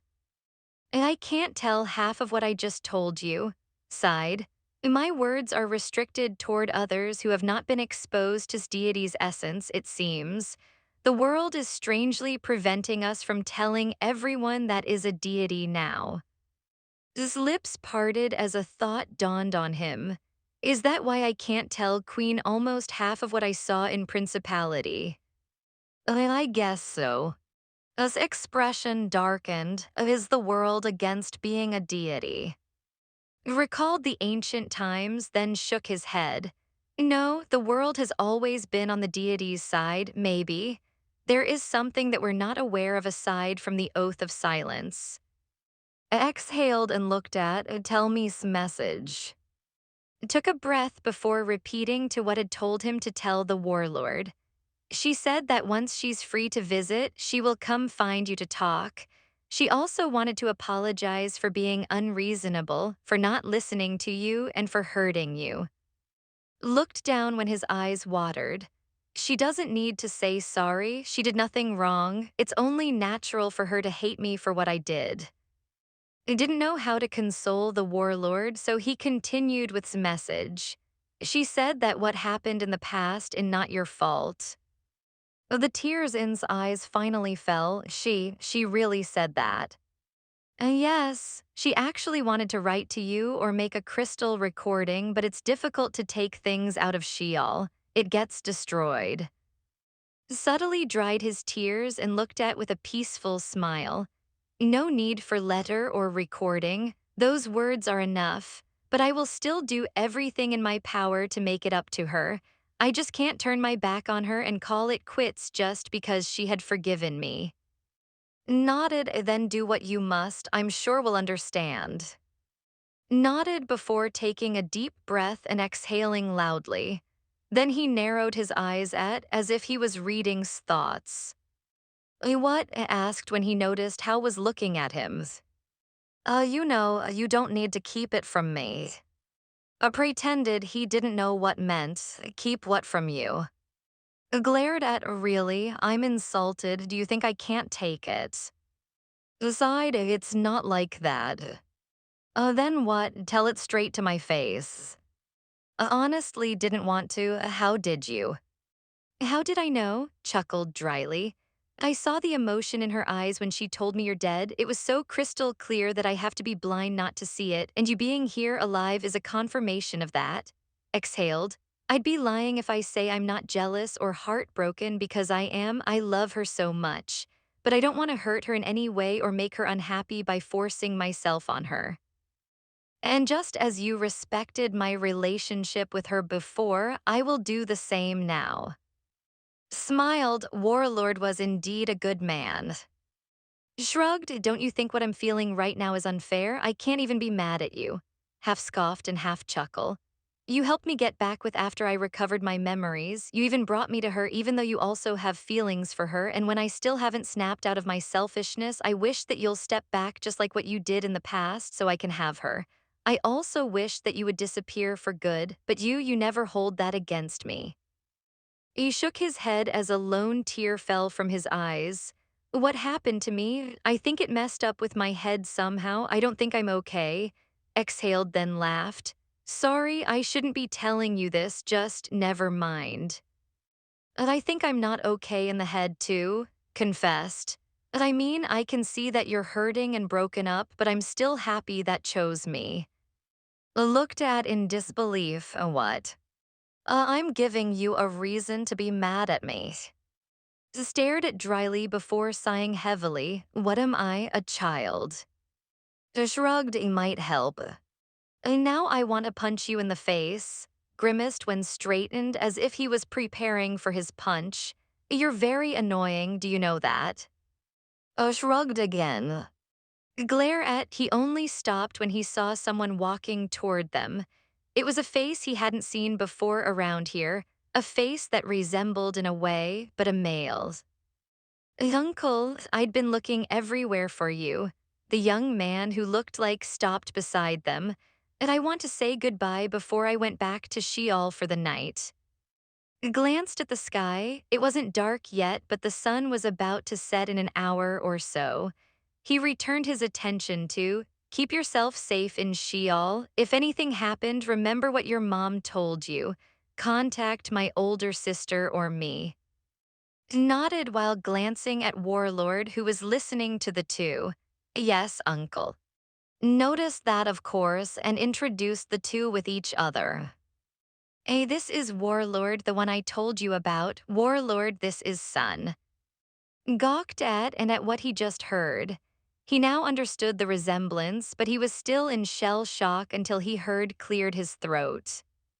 I stood up and extended his hand. Greetings. Accepted Warlord's hand and firmly shake it. I heard a lot about you from Uncle. Just good things, I hope. Nodded, he said it's not your fault.